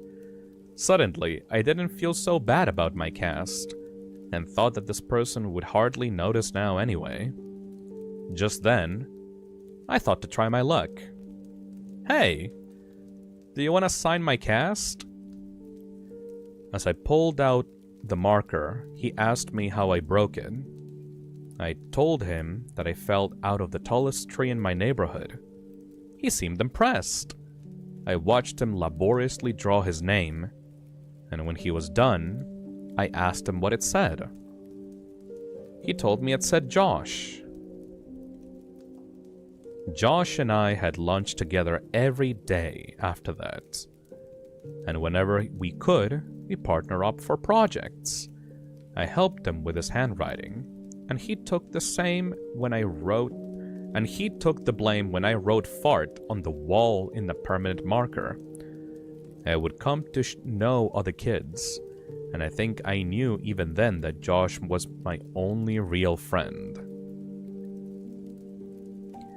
Moving a friendship outside of school when you are 5 years old is actually more difficult than most remember. The day we launched our balloons, we had such a good time that I asked Josh if he wanted to come to my house the next day to play. He said he did, and that he'd bring some of his toys. I said that we could also go exploring and maybe swim in the lake. When I got home, I asked my mother, and she said that it would be fine. My enthusiasm was boundless until I realized that I had no way of contacting Josh to tell him. I spent the whole weekend worrying that our friendship would be dissolved by Monday. When I saw him after the weekend, I was relieved to find that he had run into the same obstacle and thought it was funny. Later that week, we both remembered to write down our phone numbers at home and then exchange them at school. My mom spoke with Josh's dad, and it was decided that my mom would pick up Josh and myself from school that Friday. We alternated this basic structure nearly every weekend.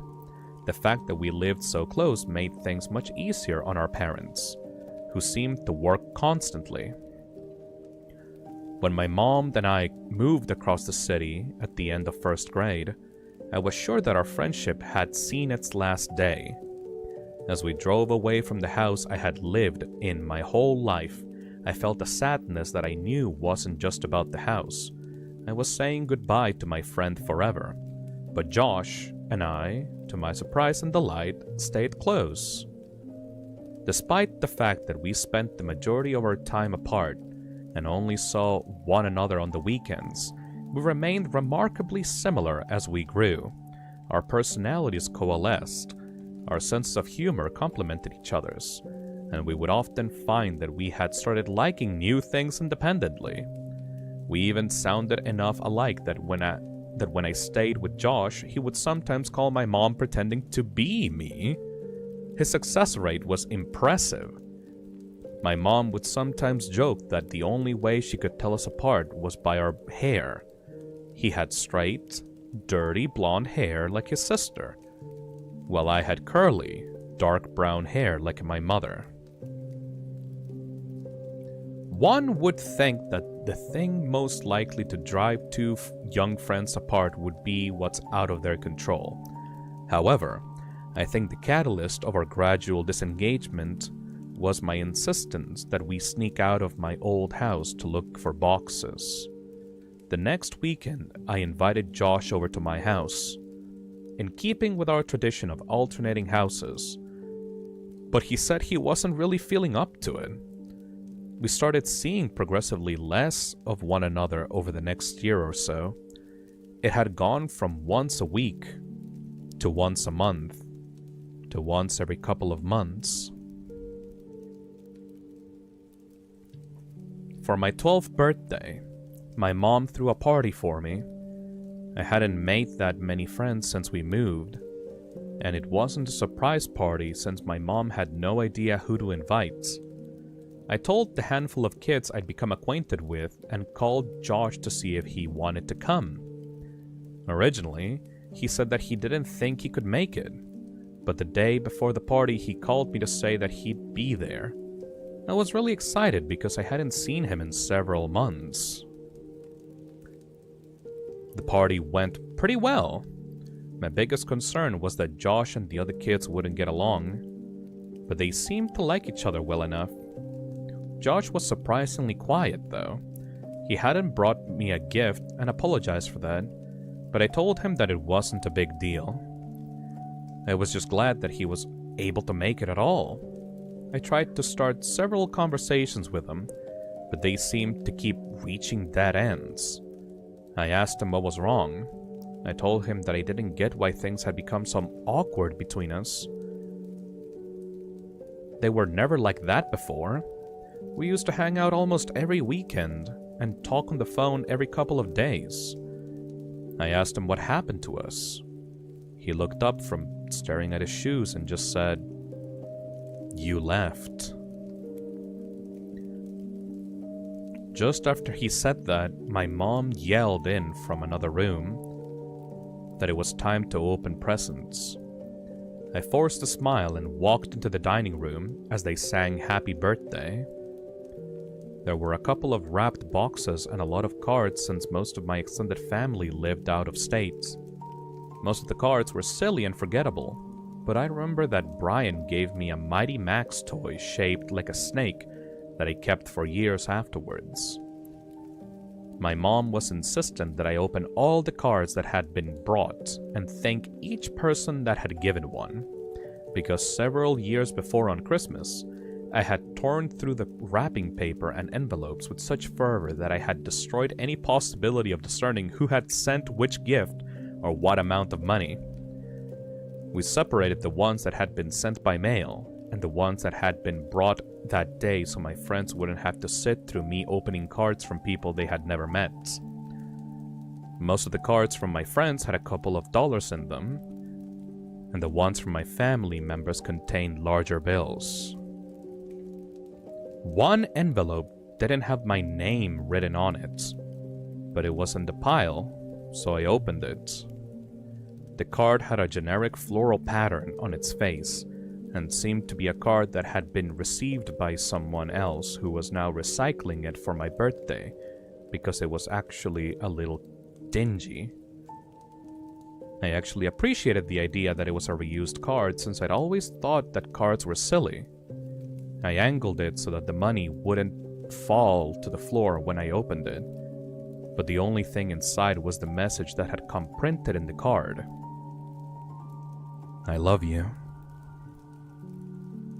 Whoever had given me this card hadn't written anything in it, but they had circled the message in pencil a couple of times. I chuckled a little and said, "Oh geez, thanks for the awesome card, Mom!"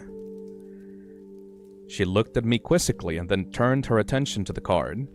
She told me it wasn't from her and seemed amused as she showed my friends, looking at their faces, trying to discern who had played that joke. None of the kids stepped forward, so my mom said, "Oh, don't worry, sweetheart. At least you know now that 2 people love you."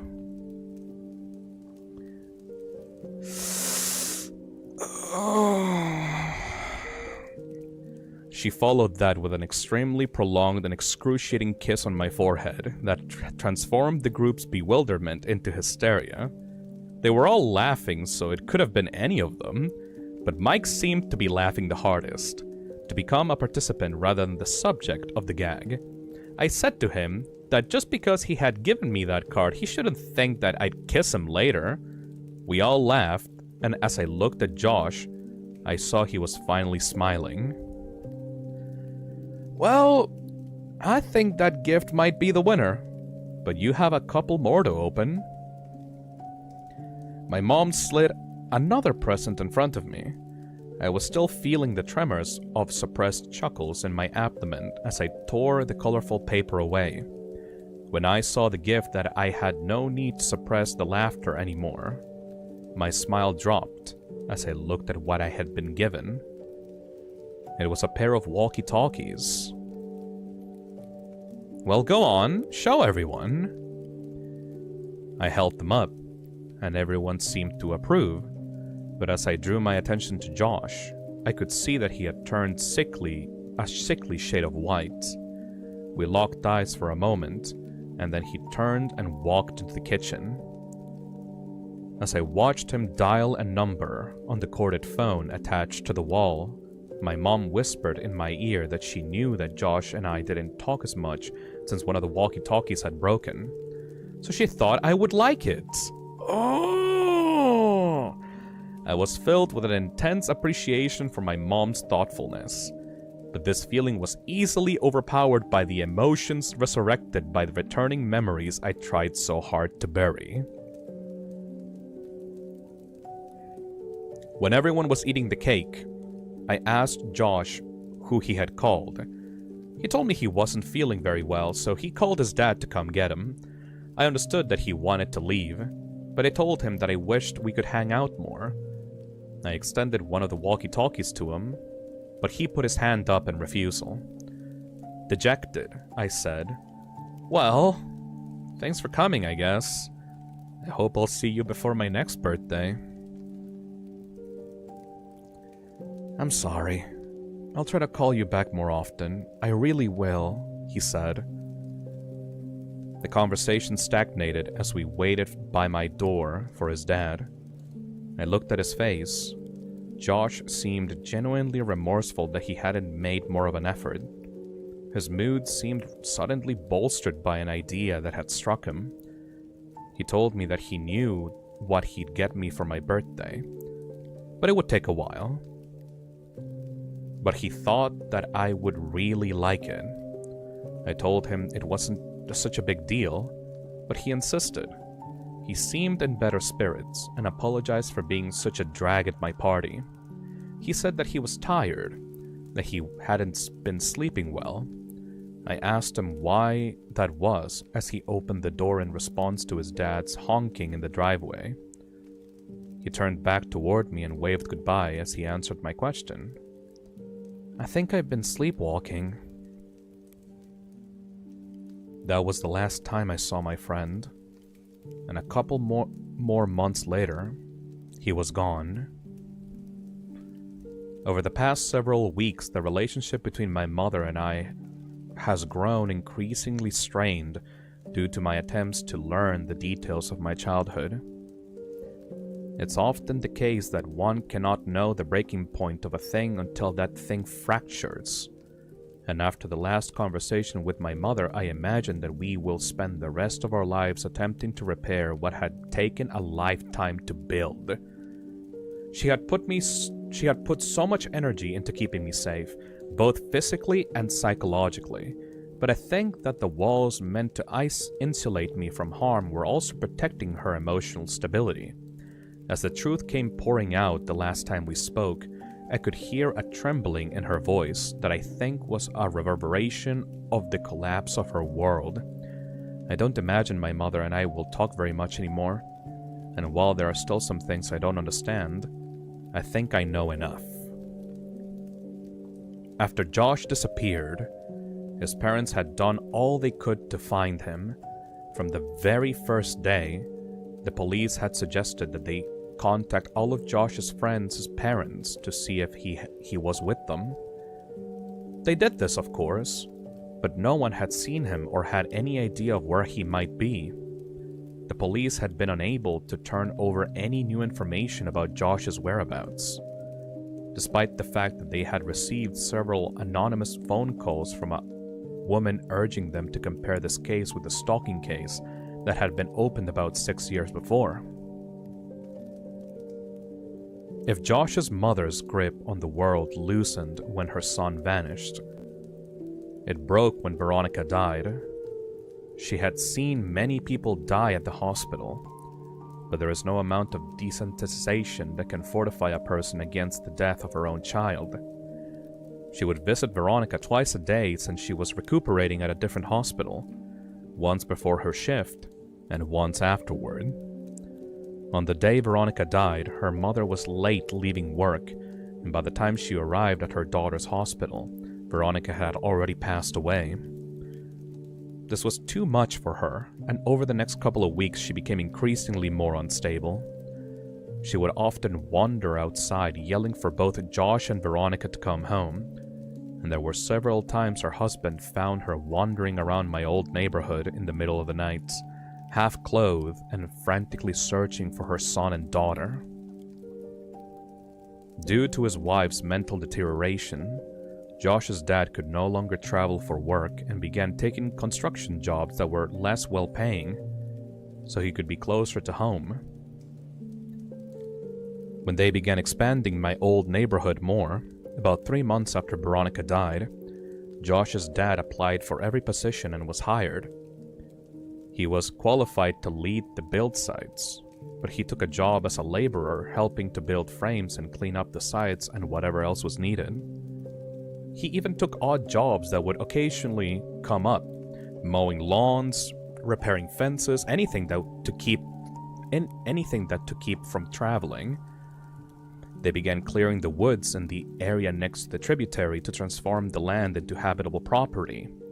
Josh's dad was tasked with the responsibility of leveling the recently deforested lot, and this job guaranteed him at least several weeks of work.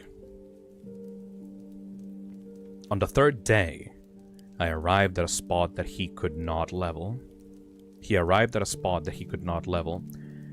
Each time he would drive over it, it would remain lower than all the surrounding land. Frustrated, he got off the machine to survey the area. He was tempted to simply pack more dirt into the depression, but he knew that would only be an aesthetic and temporary solution. He had worked construction for years and knew that root systems from large trees that had been recently cut down would often decompose, leaving weaknesses in the soil that would manifest as weaknesses in the foundations above. He weighed his options and elected to dig a little with a shovel in case the problem was shallow enough to fix without needing a machine that would have to be brought over from another site. And as my mother described where this was, I knew I had been at that spot before the soil was broken and before it had been filled in. I felt a tightening on my chest. He dug a small hole about 3 feet down with a shovel until his shovel collided with something hard. He smashed his shovel against it, repeatedly, in an attempt to gauge the thickness of the root and the density of the network when suddenly his shovel plunged through the resistance. Confused, he dug the hole wider. After about half an hour of excavating, he found himself standing on a brown blanket-covered box, about 7 feet long and 4 feet wide. Our minds work to avoid dissonance. If we hold a belief strongly enough, our minds will forcefully reject conflicting evidence so that we can maintain the integrity of our understanding of the world. Up until the very next morning, despite what all sense would have indicated, despite the fact that some small but suffocated part of him understood what was supporting his weight, this man believed, he knew, his son was still alive. My mom received a call at 6 p.m. She knew who it was, but she couldn't understand what he was saying. But what she did comprehend made her leave immediately. "Down here. Now, son. Please, God!" When she arrived, she found Josh's dad sitting perfectly still with his back to the hole. He was holding the shovel so tightly it seemed that it might snap, and he was staring straight ahead with eyes that looked as lifeless as a shark's. He wouldn't respond to any of her words, and only reacted when she tried to gently take the shovel from him.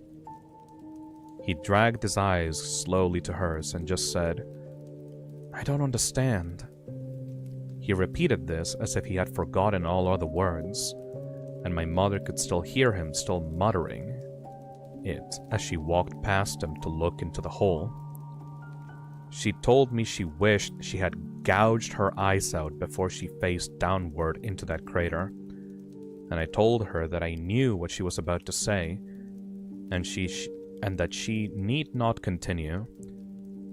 I looked at her face, and it was expressing a look of such intense despair that it caused my stomach to turn. I realized that she had known of this for almost 10 years, and was hoping that she would never have to tell me. As a result, She never came up with a proper arrangement of words to describe what she saw. And as I sit here, I'm met with the same difficulty of articulation. Josh was dead. His face had sunken in and contorted in such a way that it was as if the misery and hopelessness of the world had been transferred to it. The assaulting smell of decay rose from the crypt, and my mother had to cover her nose and mouth to keep from vomiting.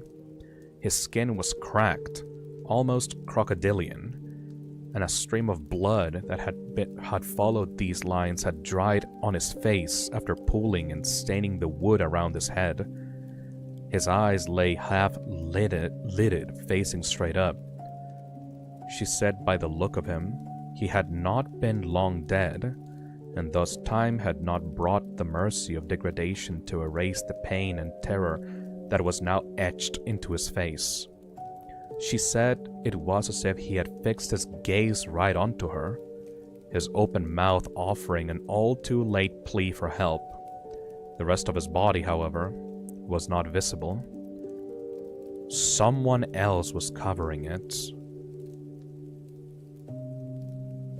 He was large and lay face down on top of Josh, and as my mother's mind stretched itself to take in what her eyes were attempting to tell her, she became aware of the significance of the way in which he laid. He was holding Josh. Their legs lay frozen by death, but entangled like vines in some lush tropical forest. One arm rested under Josh's neck, only to wrap around his body so that it might lay closer still. As the sun passed through the trees, its light became reflected by something pinned to Josh's shirt. My mother stooped to one knee and raised the collar of her shirt over her nose so that she might block out the smell. When she saw what had caught the sun, her legs abandoned her and she nearly fell into the tomb. It was a picture. It was a picture of me as a child.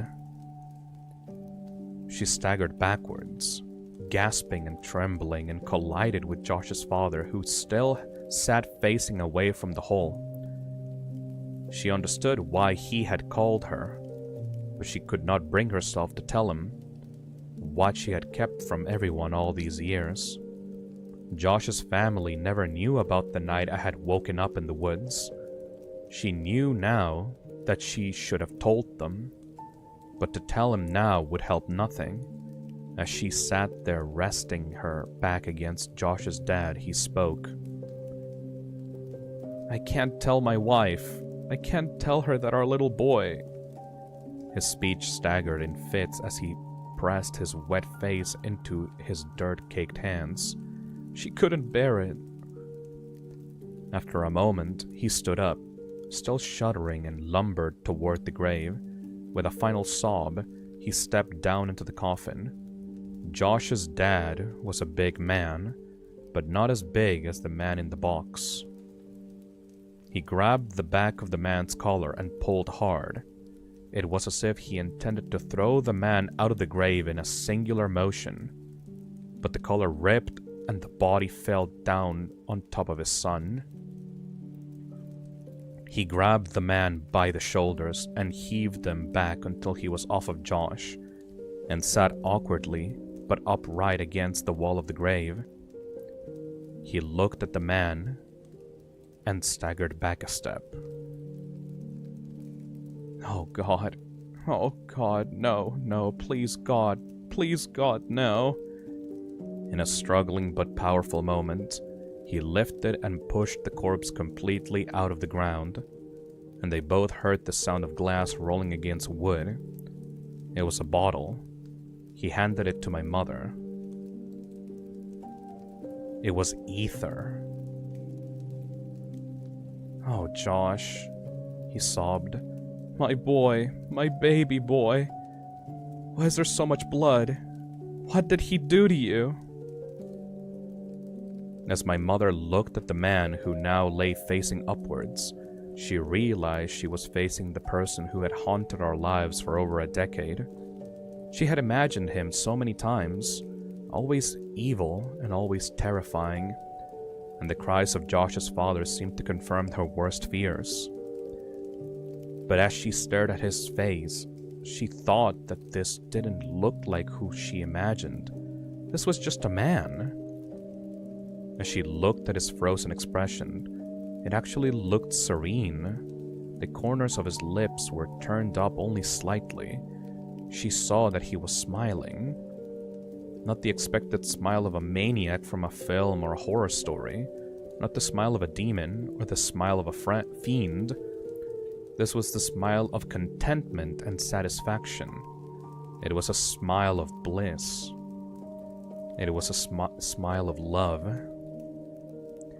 As she looked down from his face, she saw a tremendous wound on his neck from where the skin had been ripped out. She was at first relieved when she realized that the blood had not been Josh's. Perhaps he had suffered less, but this comfort was short-lived. As she realized just how wrong she was, she brought a hand up to her mouth and whispered, almost as if she was afraid to remind the world what had happened. They were alive. Josh must have bitten the man's neck inside of the coffin in an attempt to get free, and although the man had died, Josh could not move him. I began crying when I thought of how long he might have laid there below him. She looked through the man's pockets for some kind of identification, but she only found a piece of paper. On it was a drawing of a man holding hands with a small boy, and next to the boy were initials. My initials. I'd like to think that she was remembering that part of the story inaccurately, but I'll never know for sure. As Josh's father carried his son out of the grave, my mom slid the piece of paper into her pocket. He kept muttering that his son's hair had been dyed. She saw that it was now brown, and she noticed that he was dressed oddly. His clothes were all far too small. After Josh's dad delicately laid his boy on the soft dirt, he began gently pressing his hands against his son's pants to feel his pockets. He heard a crinkle. Carefully, he retrieved a folded piece of paper from Josh's pocket. He looked at it but was vexed. Absently, he handed it to my mother, but she didn't recognize it either. I asked her what it was. She told me it was a map, and I felt my heart shatter. He was finishing the map. That must have been his idea for my birthday present. I found myself strangely hoping that he hadn't been taken while expanding it, as if that would somehow matter now. She heard Josh's father grunt and looked to see him pushing the man's body back into the ground. As he walked back towards the machine that had found this spot for him, he put his hand on a canister of gasoline and paused with his back toward my mother. "You should go. I'm so sorry. It's not your fault. I did this. You can't think like that. There was no..." He interjected flatly, almost with no emotion at all. "About a month ago, a guy approached me as I was cleaning up the site on the new development a block over. He asked me if I wanted to make some extra money, and because of my wife's not working right now, I accepted. He told me that some kids had dug a bunch of holes on his property, and he offered me $100 to fill them in. He said that he wanted to take some pictures for the insurance company first, but if I came back after 5 p.m. the next day, that would be fine. I thought this guy was a sucker since I knew clearing that lot was coming up, so someone would have had to do it anyway. But I needed the money, so I agreed. I didn't think he even had $100. but he put the bill in my hand, and I did the job next day. I'd been so exhausted that I didn't even think about it after it was done. I didn't think about it until today when I pulled that same guy off of my son. He pointed at the grave and his emotions started to push through as he broke into a sob. He paid me $100 so that I would bury him with my boy. It was as if saying it out loud forced him to accept what had happened, and he collapsed onto the ground in tears. My mother could think of nothing to say and stood there in silence for what felt like a lifetime. She finally asked what he would do about Josh. His final resting place won't be here with this monster. As she looked back when she reached her car, she could see black smoke billowing and diffusing against the amber sky, and she hoped against all hope that Josh's parents would be okay. I left my mom's house without saying much else. I told her that I loved her and that I would talk to her soon, but I don't know what soon means for us. I got into my car and I left. I understood now why the events of my childhood had stopped years ago. As an adult, I now saw the connections that were lost on a child who tends to see the world in snapshots rather than a sequence. I thought about Josh. I loved him then, and I love him even still. I miss him more now that I know I'll never see him again, and I find myself wishing that I had hugged him the last time I saw him. I thought about Josh's parents, how much they had lost and how quickly that loss had become. They don't know about my connection to any of this, but I could never look at them in the eyes now. I thought about Veronica. I had only really come to know her later in my life, but for those brief weeks I think I had really loved her. I thought about my mother, the one who tried so hard to protect me and was stronger than I could ever be. I tried not to think about the man and what he had done with Josh for more than 2 years before being buried. Mostly I just thought about Josh. Sometimes I wished that he had never sat across from me that day in the kindergarten, that I'd never known what it was like to have a real friend. Sometimes I like to dream that he is in a better place, but that's only a dream, and I know that. The world is a cruel place, made crueler still by man. There will be no justice for my friend, no final confrontation, no vengeance. It had been over for almost a decade, for everyone but me now. I miss you, Josh. I'm sorry you chose me, but I'll always cherish my memories of you. We were explorers. We were adventurers. We were friends.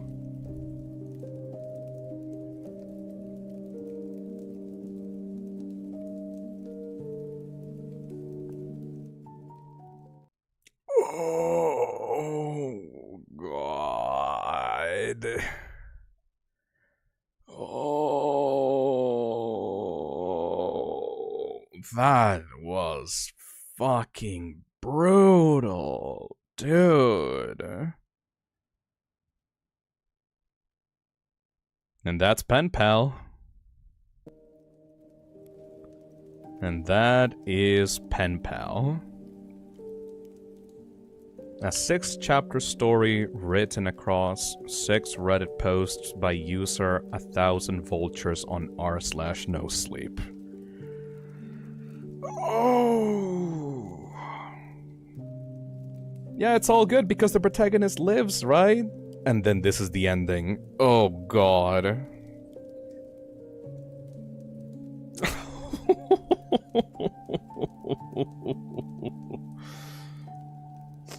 I like that the last super chat that I read before I read that last chapter was, oh, the pen pal has to die right now. Holy shit. Yeah, well, he did. I guess. I guess you got your good ending, right? Oof. Jennifer, Jennifer the Neo super chats and says, she creepypasta on my pen pal till I pal. Also, how's the story going? I'm at college right now, so I can't stay. Oof. It was a story. It was a oof. God, that fucking wrecked me. Okay. The worst part is he fucking enjoyed that. Yes, that's the biggest, like, horrible, most worst part of all, is that technically the pen pal won in that story. Like, he got exactly what he wanted out of all of that.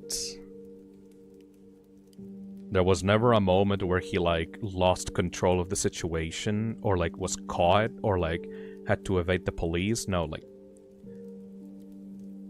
he did exactly what he wanted. Oh. Hey, Martin. Thank you for the $30. When does the mimic appear? Thank you for the $30. Thank you, Felipito, for the super chat. Emotional damage.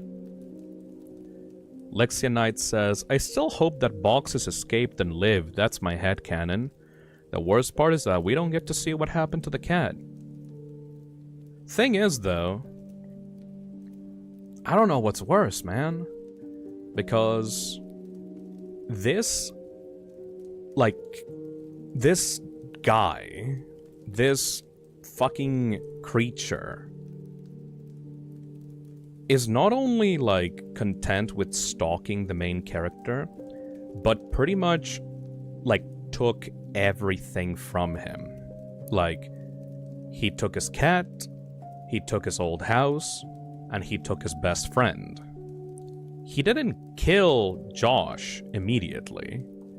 He decided to keep Josh alive for as long as possible until he decided to, like, be buried with him. So I don't know what happened to the cat.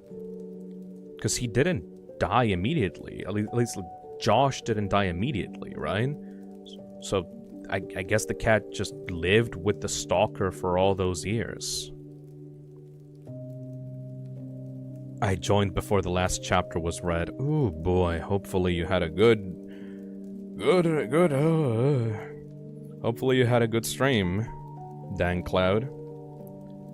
Skello says the protagonist lives, but at the cost of losing everything he loved. Yeah, see, what I'm figuring out from those last few chapters is that the stalker had taken Josh and kept him alive, probably inside of the abandoned house, for at least 2 years.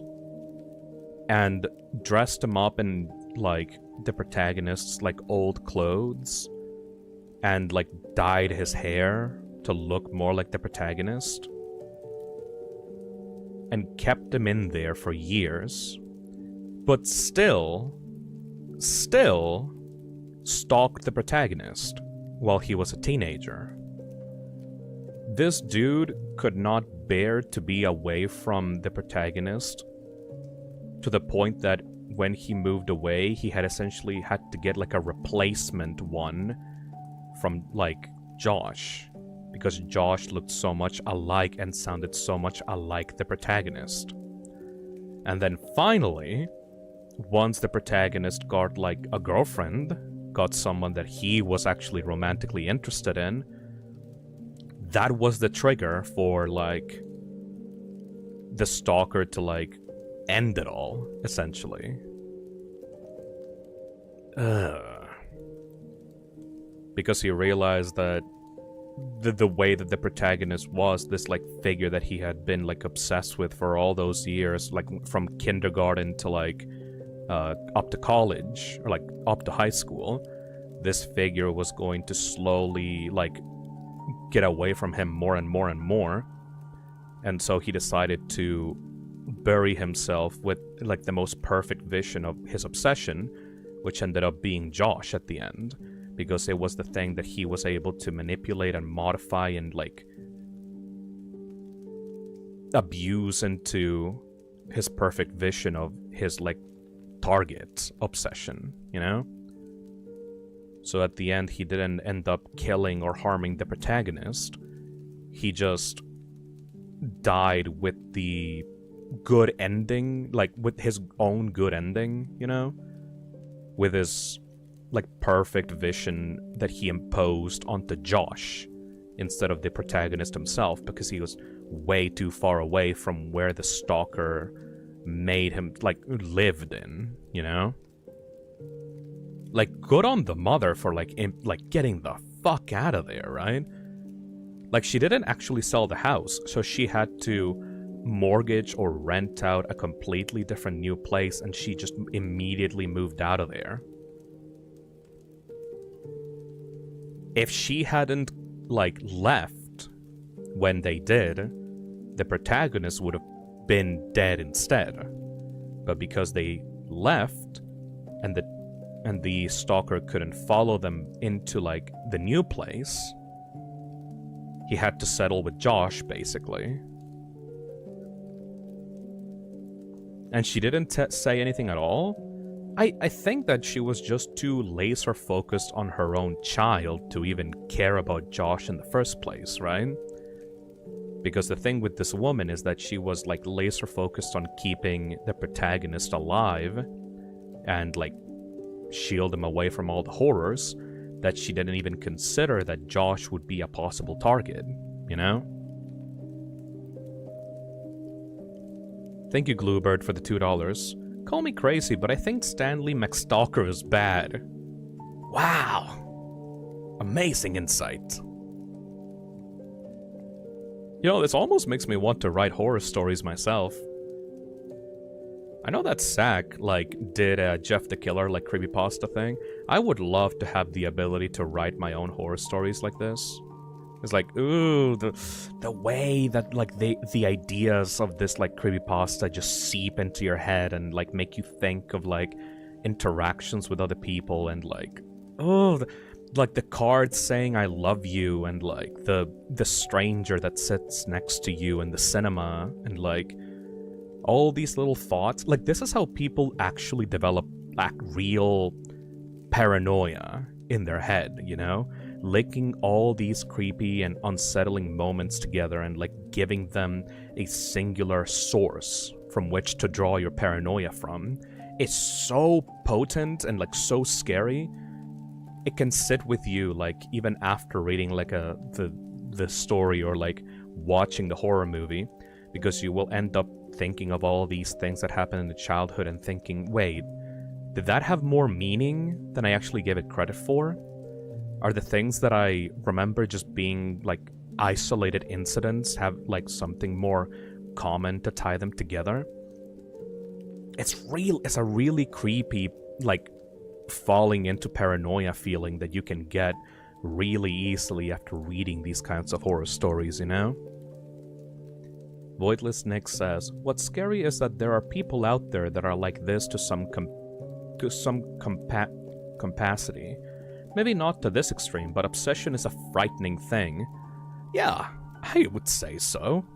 I have heard a lot of stories, dozens of stories from very different content creators across, like, my existence as a YouTube channel, and, like, yeah, no, people like this are out there and do exist, and often there is literally nothing you can do to avoid them, because avoiding human interaction is the only way to prevent, like, a stalker from suddenly, like, barging into your life, you know? You never know when these people will appear and how you will meet them, so you kind of just have to be strong mentally and just hope that this never happens to you.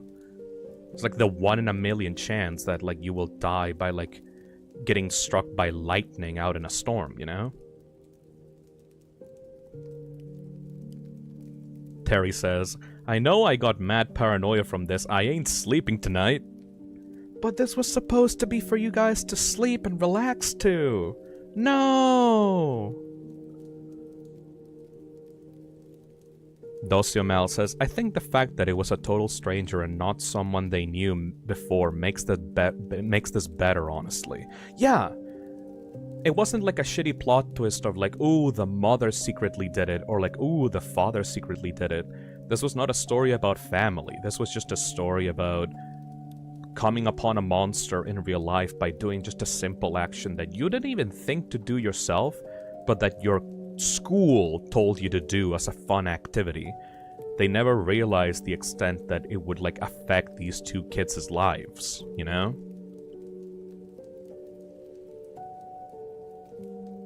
Icarus says, dude, and the fact that the stalker described it as, like, the last person you would imagine is so creepy, too, because it's also exactly like that in the real world, and ugh, it could be anyone. Yeah, because, like, stalkers don't look like evil cryptids, you know? They don't look like men in trench coats that, like, stalk you, like, underneath, like, a creepy light pole during the night. They could be literally anyone. They could be men, women, like... They just look like normal people, but you just don't know the darkness that they have going on inside of their brains. Jumbus says, thanks for the chill reading stream, Phil. I really appreciated that calming story that helped me sleep peacefully. You are welcome. Man, I keep trying to chill people out and, like, you know, be nice and stuff, but, like, I keep fucking this up. I keep fucking it up. Before it was because I laughed too hard, and now it's because I introduced a story so fucked up people can't even fall asleep to it. Fuck me, dude.